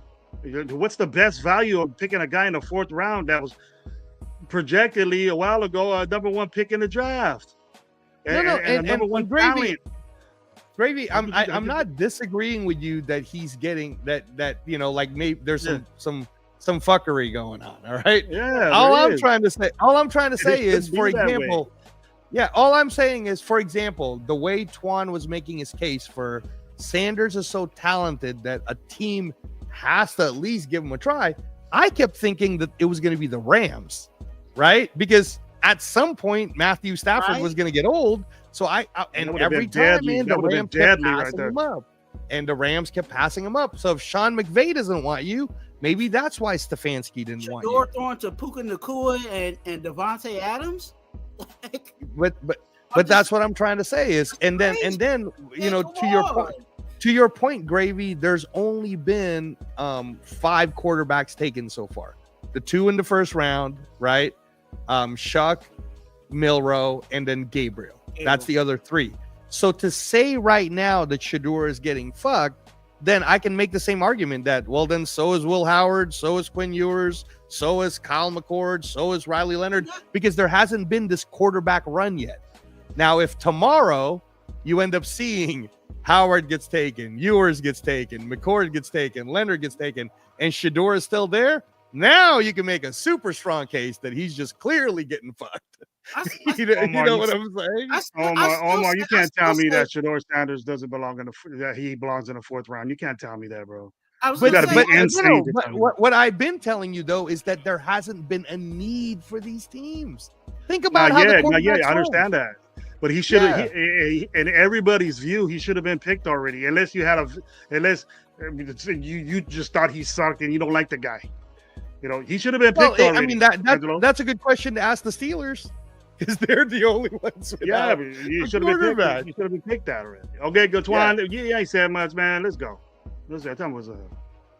I just don't. It does not make sense. Like, you know, even with the, you know, you're talking about the foolery, right? It's one of those. He was ranked what in the draft at quarterback? No, he was a first round grade. Mel Kiper had him as the best quarterback in the draft, bro, over Cam. Yeah. So how did all these guys, all these analysts, all these pundits say he's going there? You know what I'm saying? He's this value, and he's still sitting there. These guys. Well, let me ask you this, Gravy, real quick. Angelo, hold up. These guys that do these shows and do these mock drafts that we pay attention to, NFL Network. What the fuck you doing there? If you're picking Shador Sanders, the second best quarterback and the number 1 pick, what the hell is he doing? These people in the NFL were making these guys look like fools. They're looking like fools on their podiums in the middle of the draft, saying, they don't know what to say either. They're just like us, Angelo. And then you're trying to make sense about this. You just and then you got these professionals. I'm not saying you're not good at what you do, Leo, but Angelo, but these professional people that we look at data and probably, you know, you do our mock drafts and go by how we do things and things like that. They're saying that this guy is a number 1 pick, a 6th pick, drafted the top 10 pick, and the dude's in the 4th round. They don't know what to say. They don't know what to say, Angelo. And this is media. They get paid to bullshit you, and they don't know what to say. So I'm like, what? I was watching that, Gravy. And a lot of them are saying this is more than football. This ain't football. This is different. No, so let me ask you this question real quick, Gravy, and you too, Twan. Do you believe that after let's say before Tyler Shuck got picked, okay, so before Tyler Shuck got picked, do you believe that sometime before Tyler Shuck got picked and the 1st round pick, that the 32 owners all called each other and was like, hey man, do we all agree that we're going to teach Sanders a lesson and we're not going to pick him? And then everyone I hope that ain't it, bro. I hope that ain't it, bro, because if these owners are like that, bro, and these owners are like that, then the NFL's jacked up, bro. That's jacked. Unfortunately, there's way worse people. There's way worse people that did shit than Dion. There's way worse people that did shit in college worse than this. There's people that kill people on their way. This dude has done nothing to deserve what he's getting right now. And if it is not football, he hasn't done nothing. Never been arrested. Never did anything to females. Shit, a guy got drafted second that had sexual assault charges. A guy that got drafted the first pick, Green got 2 sexual assaults. I know. Conviction. Got picked in the 3rd round. But he's an edge, and they needed an edge. We know it ain't that. Why ain't this guy getting treatment like that? How come no one ain't booing him up and telling him shit like that? What does he get? Why does he get light shined on him, and this guy gets dissed that light? Right. No, I just don't like that, Angelo. I just don't like that. I understand. I just don't like it. This dude worked hard for what he did, even though he might be an asshole, even though he might be cocky, and I don't like his mannerisms because I'm a football coach and I'm old school. I don't like you wearing your hats like this in an interview. I don't like gold around your neck when I don't like that. You got to impress people when you're in a position to impress people, and you do it. and I want you to look nice. I want you to speak well, talk with good etiquette, and be professional about it. That's what I'd like. But if you ain't that way, and then if people expect you to be that way and you're not, and you get knocked for it, it's beyond that. I think it's beyond that. And my entire point to it, again, Gravy, I don't disagree with anything you're saying. What I'm saying is you don't have a strong enough case yet until we see a complete run. Like if we see 4 quarterbacks in a row get taken in the 4th round and none of them are Shedeur Sanders, now you have a case. So Angelo, we gotta wait out. We gotta wait for the knockout punch. Is that what you're saying? I'm just saying that, like right now, we begin hitting all these rounds, and now we gotta wait for the knockout punch. Is that what you're saying? Yeah, no. But all I'm trying to say, real talk. All I was trying to say is, again, I can make a reason for exactly why each one of those teams took the quarterbacks that they took, except for maybe Cleveland. That's about the only one that I would sit there and go, ooh, because even Gravy agreed with me about the Saints. The Saints wanted a more their system, and Tyler Shuck is 6'5", dude. He's fucking 230. Like that's not Shedeur. You gotta know Kellen Moore though, bro. You gotta know what he's about. You gotta understand that. A lot of people are just talking and they don't understand where these guys went to fits what they do.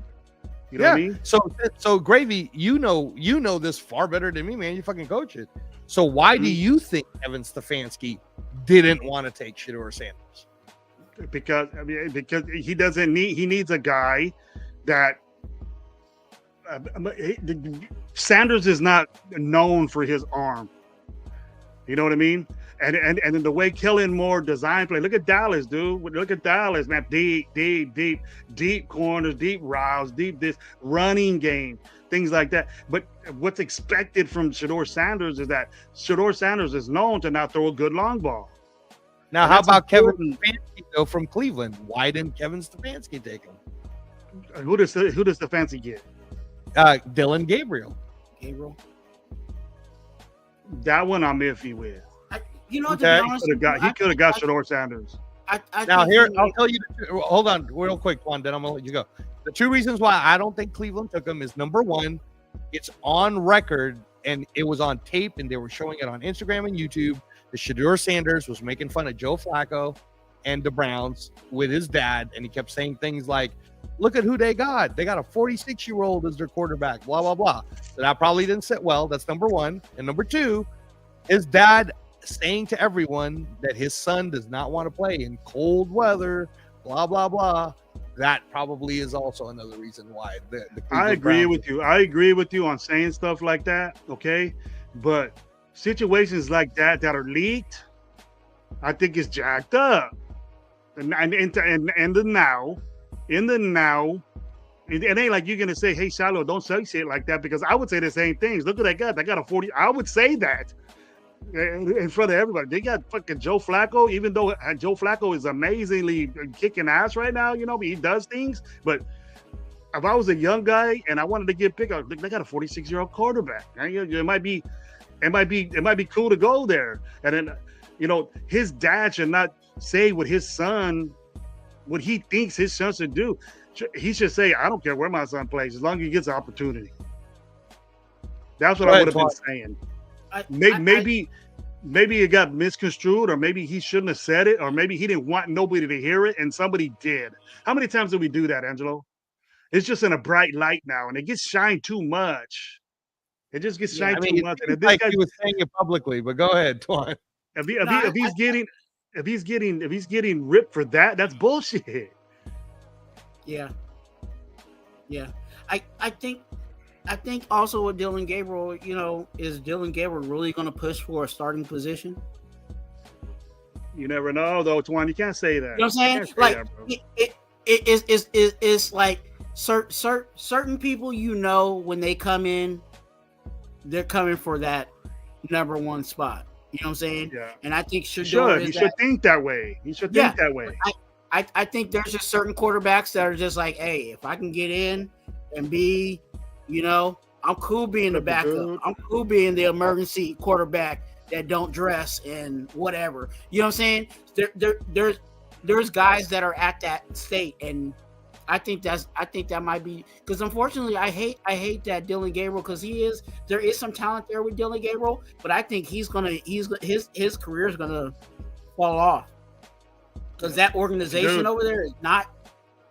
It's a graveyard for quarterbacks.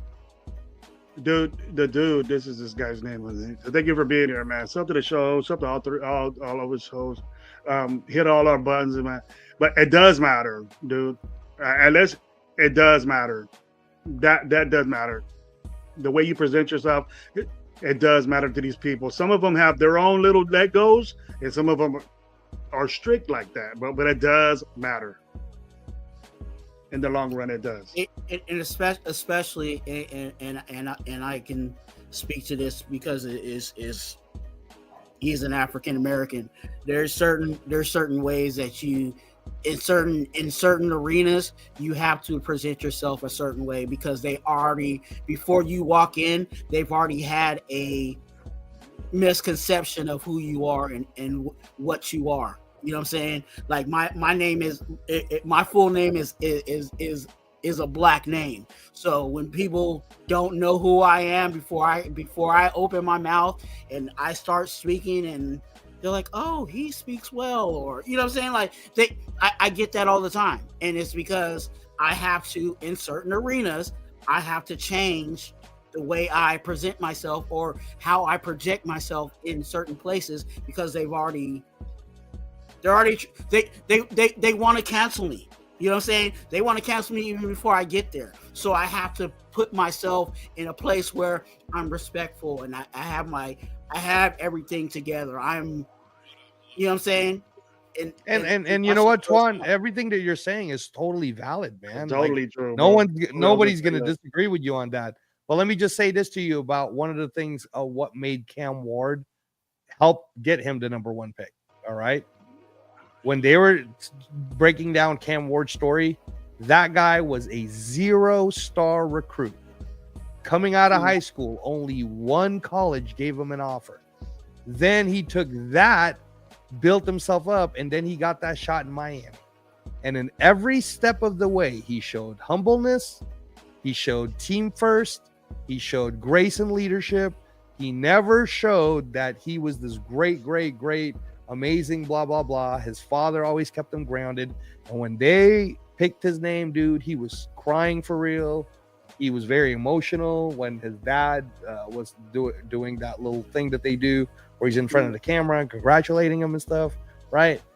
And if you take that story and now flip it to, and again, this isn't the kid's fault, but his dad's a superstar, prime time, you know, all the stuff, right? And that's the household he was raised in. And this kid did everything right too. Like Turf said, he's got no priors, nothing, right? Good kid, super clean, did everything right, played his ass off, took hits. Like nobody's going to question any of those abilities. But now it's like, man, look at the two differences, right? You know, all the hype for the kid versus no hype at all for Cam Ward, and then Cam Ward gets the first pick. So I believe that if the foolery continues, and let's say something crazy does happen, a gravy, and that no other quarterback does get picked the rest of the way, right? Or more quarterbacks do get picked, but then Shador's the only one that doesn't get picked. That shit's going to be a Netflix documentary on how did this kid who was graded the second best, and sometimes some people said the first best quarterback, he didn't even get picked at all. So I don't think it'll go that far. I don't think the NFL wants it to go that far. I think he will get picked. I'm just saying that I think that if the Raiders pick him, you know, if the Raiders do pick him, it's probably going to be the 6th or the 7th round pick. That's one thing that I don't want to happen. That's what I don't want. I don't. Yeah, I don't think he's getting picked. I don't want that. Like, you know, I want him to get picked. Look, if the Raiders do, then deal with it. I got to deal with it. But it's beyond that. To me, it's beyond him getting picked by us. Gravy, I want to do him a favor, bro. No, I know, but no, come on, bro. You yourself know that as a fan, we don't do favors, right? We don't. We want the best, what we need. So the 2 picks that we have left at the 4th round, what's the need that we need? Linebacker. You said it, Gravy. You said we need linebacker, right? So of the 2 4th round picks that we need linebacker. Twan, do you disagree? Do you think we still need a quarterback out of one of those 2 or both of those? That's where I was I was kind of disappointed in the draft. You know what I'm saying? That's why I give it an A-, is because we didn't address linebacker. But there is right now, currently, Jack Sawyer still out there. Okay. And Max Crosby likes Max Crosby likes Jack Sawyer. So that just adds another, you know what I'm saying? You keep Max happy, you know what I'm saying? Okay. And add a linebacker. So and he's also one of those linebackers that he's a linebacker, but he also can rush too. So you have that flexibility. Okay. Now, what's another need that we would? So let's say we take Jack Sawyer as our first 4th round pick. What's another thing that we need? Think about need. In my view, go ahead, Twan. I think another corner, if not safety. Okay. So neither one of you said quarterback. So why in the hell would the Raiders take one of their 4th round You picks? didn't let me speak yet, brother. Oh, go ahead. Go, Gravy. Out of all the rest of the picks, I think later on in the draft, we should get a developmental quarterback at Chip Kelly's choosing and who the type guy that he wants to develop. Don't really care who it is. But what's next for me first is linebacker. And then I would like to get what people want to say. It's not really a priority, but a bigger, stronger receiver. That's what I agree with you. 100%, in the long run, bro. You in the long run, you can never have a more defensive lineman or more edges. I'll take those also. See, now you and I are thinking the same way, Gravy. That's what I would have wanted. I would have wanted the Florida Gator kid, DK, as the 2nd pick in the 4th, and the 1st pick in the 4th would have been. I'd be fine with Jack Sawyer if that's who you want, Twan, or that's who you think would be good. Great. Put 2 Ohio State guys right next to each other again. I think that they're expecting, or they want to, or think highly of these linebackers that we have or that are backups, and then they're going to give them an opportunity because they haven't got an opportunity at all. None of these backup linebackers has got an opportunity, and I think that they'll probably get one because I'm not satisfied with the linebacking core at all. Right? But they have to do something. I think that's the weakest room we got. Yeah, I'm with you too. I think there is some guys that do have potential. You know what I'm saying? Like the Amari Gainers, the Eichenbergs, but at this point, I don't think they're completely ready that I can say, oh yeah, go out there and hold it down for us in the middle of our defense. You know what I'm saying? So if that's the case, remember, this is a new regime. They didn't draft those guys. So it doesn't necessarily mean that they have to like those guys either. So they can bring in linebackers that they actually do like, or that actually do, you know what I'm saying, work, and go with it that way. Whether Patrick Graham, is done with that person or not. I think our high pick in the 4th round will be the last guy with the minimal development, the most ready guy that they could put. And if it is a linebacker, the most ready guy to make the impact. Beyond this first pick in the 4th round, everything else is developmental to me in my book. So we're getting another. And I think the linebackers that you said, well, they've been there 3 years, right? And besides the Eichenberg, this is the 2nd year. Mari Burney been there 3 years, dude. He should be ready already. He just had that opportunity to get in there. But why have a guy stick around and do nothing? Those are the past regimes. That's what we're saying. Yeah. That's an excuse. That's a good excuse. But they need to be ready, bro. They need to be ready now. If you feel that. You got to make your If money. you feel that comfortable not to get a linebacker high, you better be. These guys better be on point now, you know, because Yeah. you don't got good linebackers, your defense ain't gonna do shit, especially in the run game. Because even with I like Devin White, but you know what I'm saying, like he's only on a 1-year contract, so obviously they got him on a prove it contract. So it's not like they're committing to him as to he's going to be the one of the main middle faces on our defense. You know what I'm saying? So that linebacking group. Again, I'm very like, damn, man, we got to do something with that, you know. Just like I was with the running back from where they handled that, and just like I was with the the offensive lineman, I'm fairly satisfied with that. The linebackers next, bro. Linebackers next, and we didn't get the big receiver that we wanted, so we need one either way. So I think there's a bunch of them still out there. To be honest with you, yeah, but just because you're big, well, a six round big receiver. Well, you know how I feel, Twan. You might feel different, with opportunity and stuff. But the way I see and the way it's been traditional, me really looking at it like the way it is, 6th, 7th round receivers, we're just getting dudes that we had before, dependent on them to blossom into something that they weren't. Bodies. Yeah, we get so hype on these guys and call them 2.0s and shit. It's like, Luby was the 7th round, bro. McCaffrey 2.0 right off the job, bro. McCaffrey, we got Christian McCaffrey on the team. We got McConkey 2.0. We only ever seen him play in a Raider uniform yet. You know what I mean? People doing that. I hate that shit. Don't do that. Who's calling McConkey? And the Raider fans already 2.0. You ain't seen my chat? McConkey 2.0 looking back. Man, some people didn't even like McConkey, bro. You like McConkey.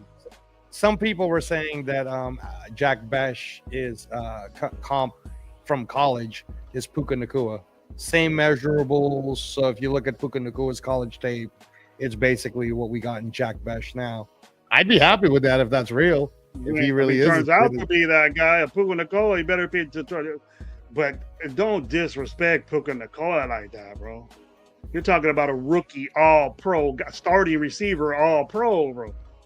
Don't disrespect him like that. Go down a little bit side. Go down a couple more sizes, bro. And you can't. Then this guy's supposed to play like the dude? Nah, I don't think so. Dude, we got 85 in the building, bro. Wow, Twan, we got crazy. 85. That's some good ass math, dude. At 1:30 in the morning. Way to go, chat. Shit. Hey, so real quick. So I want us to, I agree with Gravy. I agree with you too, Twan. That 108 pick, I'd love it if it is a linebacker, and if it's Jack Sawyer, great. Again, I told you guys greedily, I'd love Jackson Woodard. He's a UNLV guy, but whatever. But linebacker is something, just like Gravy said, we need it. So let's not have any foolery. Let's just get the guy. Let's address it already so that it's over. We have a don't play with that. You get it. Yeah. For that next one, which is the 135, which will be the 33rd position. For wide receivers, there are so many choices to the measurables that Gravy's talking about. So I'm going to pop off some names to you guys that I think will be great. Alec Aminor from Stanford, 6'2", 210. That he ain't kid is a gone baller. Yet? No, he's still there. Yet? He's still there, Gravy. He's still there.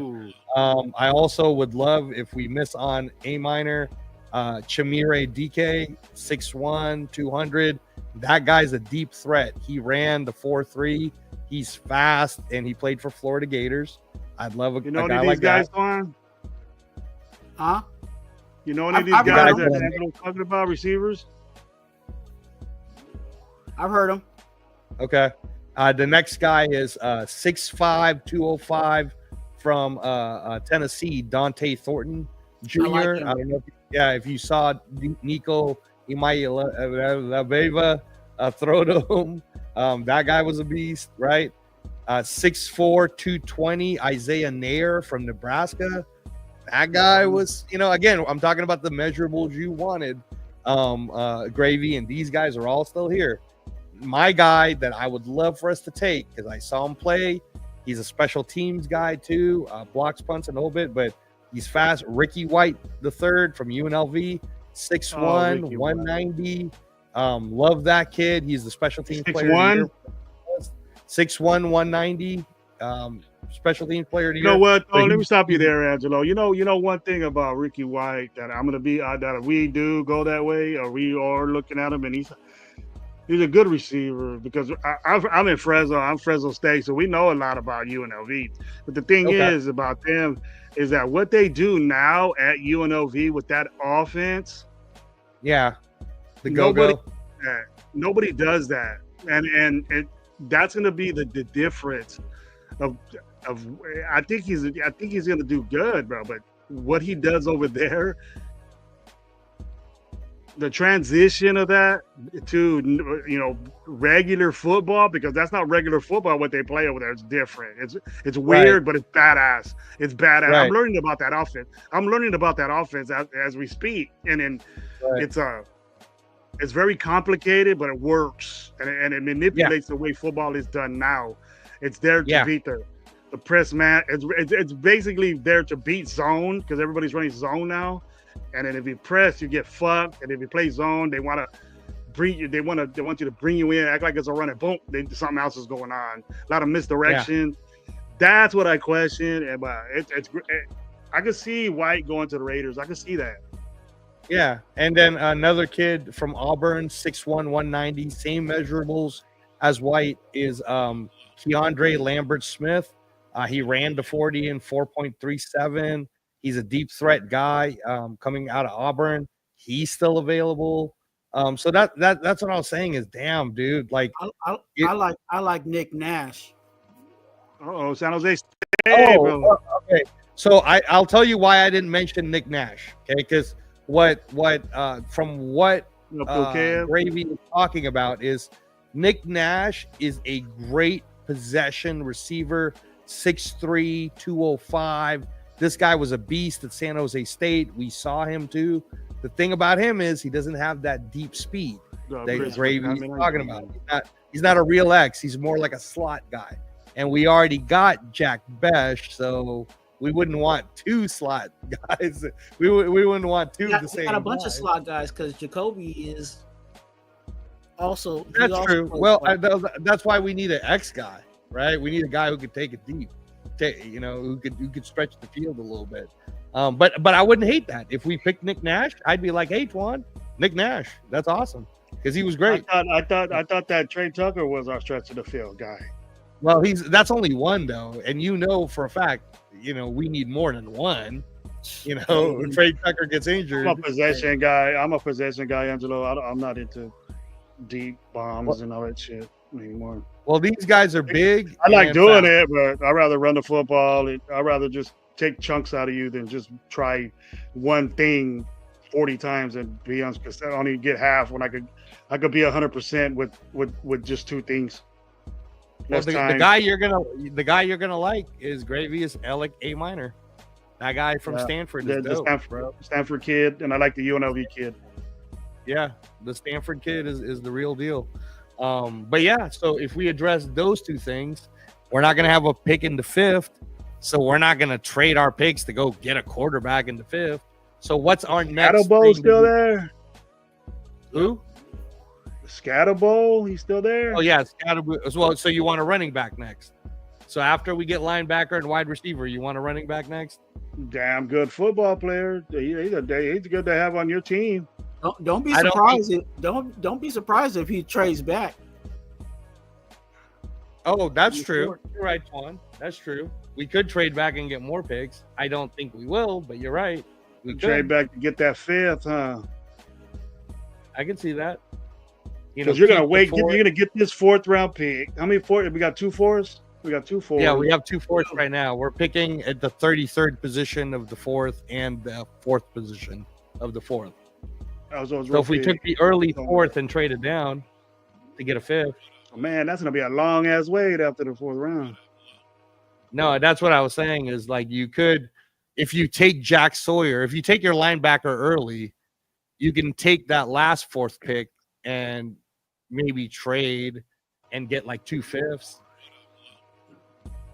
you know, or early 5th or something like that. I don't know, man. I don't like talking about 5th rounders. But I think we're gonna pick on our 2 4s. Get all that shit, trade up to the 4th. Get all that shit, trade up to the 4th. Get the best players, and let's roll.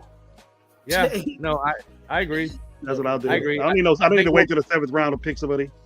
Fuck yeah, that. no, I think we're gonna go like what you guys are saying. I think it'll be linebacker, pick, right? I think it'll be best available linebacker or best available wide receiver or both for those 2 picks, and then we could take some of, like I said, we could take 2 of the 3 6th-round picks or all 3 of them and trade back to the 5th or something. Or we could just wait, man, a long ass wait, no 5th-round pick. And then when we get to the 6th, that's where you start to look at what running backs You are. guys just might do that, man. You guys just might do that. You know, might just have to wait. If they're Raiders, I'll check in once in a while. I might don't know. I might get on a couple of shows. What you guys got planned for tomorrow? What are you doing, Angelo? You gonna get on a couple of shows or what? Yeah, no. So the boxing is from 9 to 4. I gotta watch that. You're doing boxing stuff tomorrow. Okay. Yeah, no. But I'm gonna be on Jeff's show, and then we invited you to that too. That's kind of what we're all kind of just going in and out of. And then Twan, if you want to come to that too, let us know. It's 9 to 4, or I mean, it's 9. Hey, look, 9 How you doing, Twan? I work with everybody, so send me the link. That's I'll send you the link. Simple as that. If you don't send it, then obviously you don't want me to be there. So.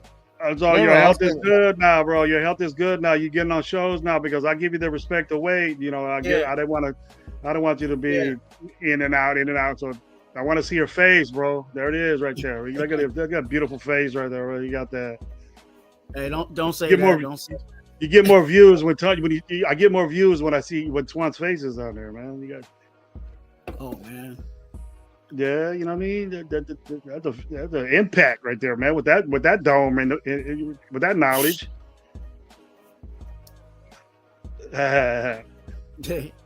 Hard-headed. You can come at any time, Twan, whenever you're ready. But I'm sending you the link right now. Jeff said he's going to start at 8.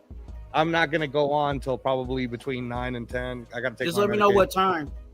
No. You can go in there anytime. They're going to start it at 8. But you can go there at any time you want to. 8 o'clock in the morning, but I ain't up, bro. I gotta take a piss at 8. You're gonna get up whenever. Like I said, I probably won't even get on until closer to like. My boy Rebel, he said that Ricky Wright ran a 4.62. I don't want that dude. No, I know, but you have to watch them play, Rebel, and he's faster than whatever. Well, that offense you could get away. With that offense, you could get away with a guy that runs 4.62. Tell you that. But I'll tell you this, man, it doesn't take away the fact that he was the special teams player of the year for the Mountain West. Well, Rebel, I know Rebel's listening. Rebel, if you, I don't know if you know this, but look at that UNLV. I'm sure you watched this dude, but look at that offense deep. Look at that offense really, really deep. Get educated on it and see how it flows. Watch a couple of games. You know, get your habit on watching it. First of all, if you love football, and I know you do, you'll fall in love with it for one, and then and you'll see the impact that he'll have. But in our system, running 4.6, it ain't gonna pan out. Is it similar to the air raid? It's better than air raid. It was called the Go-Go. It was the Go-Go offense. It's kind of like a mixture. The Go-Go offense. And is he the head coach now? No. So the new head coach is Dan Mullen. We're gonna run the same thing that Dak Prescott did at Ole Miss. Where did that offensive coordinator go? That designed it. He was at UNLV. He went to a team now. It was in the Mountain West. Didn't he go? I think he ended up getting a coaching job. Sacramento. He went to Sacramento. Sacramento State. There it is. Yeah, he went to Sacramento State. So, but no, what we're going to run now is the Dan Mullen system, which is the spread. So we're running the same thing that Dak Prescott was part of.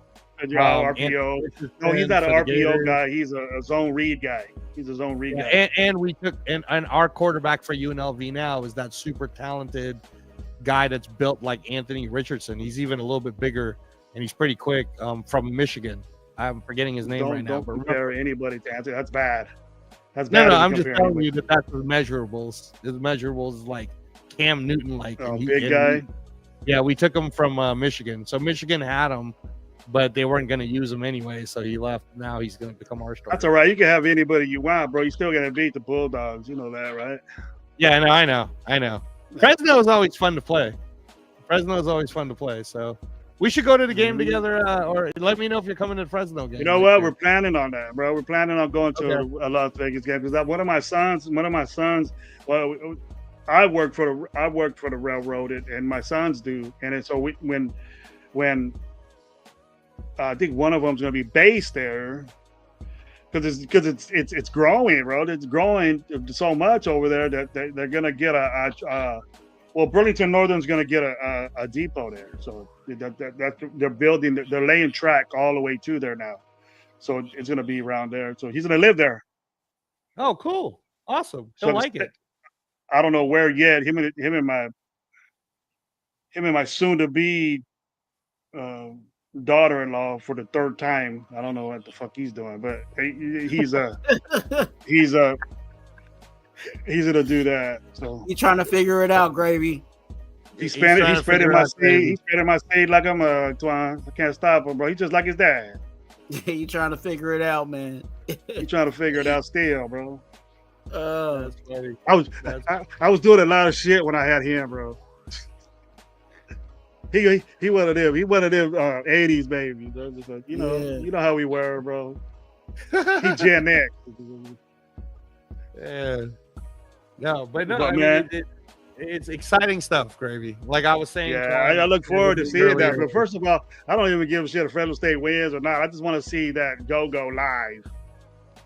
Well, Gravy, I don't think we're going to run that anymore. I think Dan Mullen is going to run the spread. Oh, now. Shit. I got to go see Sacramento State, Fresno State. They play all the time anyways. I could just go to to Sacramento State, man. Yeah. I've tried to see if this dude has seminars. He didn't want to do seminars, bro, because he don't want nobody knowing what he does. You know, the type of offense we're going to run is the same one that Tim Tebow had. Yeah, like that. He spreads you out, bro. Damn it, he spreads you out real good. There's a difference. Is that the difference with that? I'll just be short with it. The difference with that is that he spreads you out, but he's different because he'll have you do run a spread, but usually shotgun, and when you're in shotgun, it's an RPO. But when you're under center, it's a zone read. So that's the difference. That's a difference of the zone read and an RPO. The RPO is in shotgun. You can run it under the center, but it's very, very hard. But the zone read is what you're gonna see all the time. So that's interesting. I like that flows. Yeah, I like that. Yeah, no, the go-go, man, very hot, very interesting. The stuff that goes on in there is always different. I like that. I like that creativity that he brought to it. He made that offense in Las Vegas, bro. And it was the offensive coordinator did that. Because our head coach ended up becoming the head coach of Purdue, so he went to Purdue for more money. But the guy who really did the go-go is the offensive coordinator, who's now the head coach of Sacramento State. But if you play the college football game, Twan, they have the go-go offense there, so you can kind of see. Oh, okay. How it is. It is kind of crazy. There's a lot of movement. You got a quarterback. And if you can see this, you got a running back, and there's one right next to it. This is your quarterback right here, right? My head's the center. My nose is the center. Yeah. And then there's a running back right here, and there's another one right next to it. And usually this is a big old dude like this, and there's a little guy right next to him, like that. Oh wow! And it's weird. It's weird, bro. It's weird, and it's very, very 50 points a game, bro. 50 points a game. This guy averaged. Had the best offense in college football like 2 years ago. Dang. Scoring 50 points a game, bro. And he started, because I see Nevada. I see him, and I watch him at Fresno State. What the hell is that? These two running backs side by side like that. I never seen that shit before. I thought it was just a one-time thing, but it happened over and over and over and over and over again. Like, this is dope. You could go on a sideline. That kind of reminds me of when Chip Kelly was in Oregon, and they was just they was just running it up over there. It seemed like they was going for like when game. Chip Kelly had Mariota. Yeah. Ooh, that was mean. I thought that was like kind of more like the spread though, right? When Chip Kelly had it. That was Chip Kelly. Chip Kelly is air raid, dude. Air raid zone right there. Air raid zone right there, bro. Yeah. No, I was gonna tell you, Twan. So the cool thing about UNLV is like last year when we ran that go offense, we only lost to Syracuse in overtime on a very controversial shit call, and then we only lost to Boise State. But we almost were the bye team for the college football playoffs. And we almost beat, that was a close game. That first game with UNLV, with Boise State, we almost beat them, man. We almost beat them. And then on the second game, like in Boise State, that was a little harsher. But yeah, no, I mean, it was fun. It was fun. That's why I was telling you. You know what team that beats Boise State all the time in Boise? Twine? Fresno. Yeah, no, I know. That blue turf is red, bro. That blue turf is red when we go over there. It's just Mountain West shit, Twine. You got San Jose State, bro. You got San Jose State over there, Twine. Where you're at. So, but Twan, that's how I knew about Tbilisi Fuaga last year. Is we watch it all within division, and Oregon State, and we were like, man, this fucking guy is gonna be amazing. And then go ahead, Twan. No, I just thought, just thinking about you said Tbilisi Fuaga, I just thought it was ironic that last year we got our pick. Right, we got Brock Bowers and Tbilisi Fuaga, and then this year we got our pick, and then they Membu, another offensive lineman behind us. It's like it seems like everybody picks an offensive lineman, saying after we get our guy. Yeah, no, you're a Membu guy. Yeah, I wanted Membu. I wanted Membu this year. I just wanted O-line. Fuaga last year. Yeah. I just wanted O-line. I didn't care. You're cool now, right? You're cool now, right? Oh no, I'm super cool. Right? No, I'm super cool. Yeah, I'm super cool. Yeah. No. I needed to see the plan, Gravy. I needed to see what their plan was. Now I understand what they're doing. So they're addressing everything. So you were on, Angelo, was very, very, as like you thought it was done, deal set. We fucking not gonna do nothing and this and that. Just wait, let the process go. These dudes know what they're doing. The next day, calm down, and now you feel satisfied. Yeah. Well, that's why I was telling you that when the when today started, and then we traded down, I was like, all right. And then the guy I wanted was the guy that Miami took when we traded down. But then I was still cool because then I was like, all right, that's all right. Ursery's still there. Ratledge is still there. Then we traded again with the Texans, and then Ursery got taken. But then I was like, all right, I'm still cool. Ratledge is still there. And then Ratledge went right before our pick. And then that's when I was like, oh man, this is some bullshit. And then when we picked Porter, I was like, oh shit, that's a fast ass Richard Sherman right there. That's a quick Richard Sherman. Yeah, but Castro's right too, because I remember he ran kind of slow. 4.6 is not my type speed, but it's just the offense that he was in. I see you, Rebel. Ricky White wasn't he did what he needed to do with that offense, and that to me he did. He just fixed in very well with it, so that's why he's getting the love he's getting now because of that offense. If he was on any other offense, I'm pretty sure he would be a free agent. And maybe he's a free agent now. And Rebel, we were picking like A minor from Stanford first, anyways. Like we wanted the big guys, right? A minor and stuff like that. But yeah, I mean, well, Twan, then after we pick a linebacker, after we pick a wide receiver, what are you thinking now? Like for your projects, you want a running back? You want another running back? We took Lobby last year. He didn't pan out. So. I would, because there's still some running backs there. Yeah, a lot. Very solid. I wouldn't mind double dipping. Okay. All right.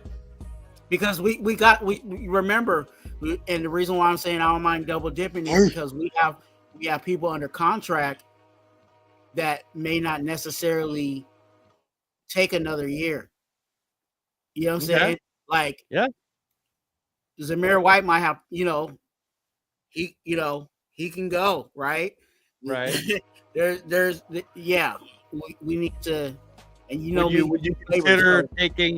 you consider taking 2 of the 6th round picks and making them both running backs? No. I'm not saying 2 of the 6. I'm just saying make one of the picks a running back, because we already have Ashton Jeanty. I would just say have somebody else have that third running back behind Mostert be one of the later round picks. Right. I love Mostert, bro. I love Mostert. Mostert's going to get the big time opportunity. That dude at his age is probably faster than any running back that we have, bro. Yeah, he's pretty awesome. He's faster than Jeanty. He's faster than Jeanty. I'll tell you that. Right. So right now, Twan, there's Scatterboo. Scatterboo's probably going to get taken soon. Samson might get taken soon. Devin Neal might get taken soon. But DJ Giddens is still there. Damian Martinez is still there. Neal? Neal is still there. Let me see. Hold on. Also, the guy that I think is kind of a sleeper is Taj Brooks is still there. He's kind of a sleeper for me from Texas Tech. I like Raheem Sanders. Raheem Sanders is still there. The guy I wanted for us was Mullings from Michigan. Mm-hmm. Khalil Mullings is still there. 6'2", 230. Let's see. Now we got to think. We got to think, bro. I'm hearing a lot of people saying, Thunder and Rain, or what is it? Thunder and what? Thunder and Lightning. You can't do zone read with that. Yeah. And you can't have a big old guy running zone read. It's got to be like a Judkins. Yeah, it's got to be like a Judkins Henderson type of a deal. That's the way. Kind of the same dude, but one's bigger, but they're the same guy, kind of. Yeah. You could throw different formations, but you can't change your linemen on what they do. They got to be good at both. Then we're so young now that it'll be probably difficult to do. That's why I was saying. That's why I was saying that are good. They got one side that could do zone, and then a guy get some power up in there. Yeah, you could do that. That's why I was thinking that Mullings might be the pick, because he's 6'2", 230, but he shows that breakaway speed for Michigan. That's why I was thinking that's probably who they would target, someone like that. He's big, he's strong, he's good at pass block, and he's got breakaway speed.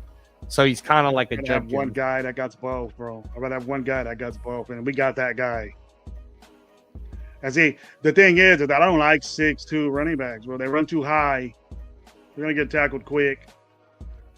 Okay. Unless you're a Henry. Well, the exception is Henry and big guys like that, but there ain't no one bigger than Henry out there. Right. We see what he does to people. You want a running back that'll be damaged, that'll take it on, but we have a guy now that avoids getting tackles, that takes on tackles and get extra yards, but you don't want to beat him up. But you don't want a guy to take his hits for him and just use him as that. You got a little battling round, and that's kind of messed up to me. I think that's kind of messed up to me, And I think Mostert and Jeanty, and my feelings with Zamir White is we're personal kind of, but I'm kind of like with him like I am Wilson. I'll give you another year, dude. Then that's it. You had your chance. Last year. To go. Yeah, that's it. You got to go. After that, I wouldn't cut him. He's a big dude, and those type of guys you would need for that. But he, special teams, but running the football on design stuff for you, now you ain't gonna get that. So we picked somebody for that, and we got somebody in free agency that's faster than you, majorly faster than you, and I don't see him in the mix.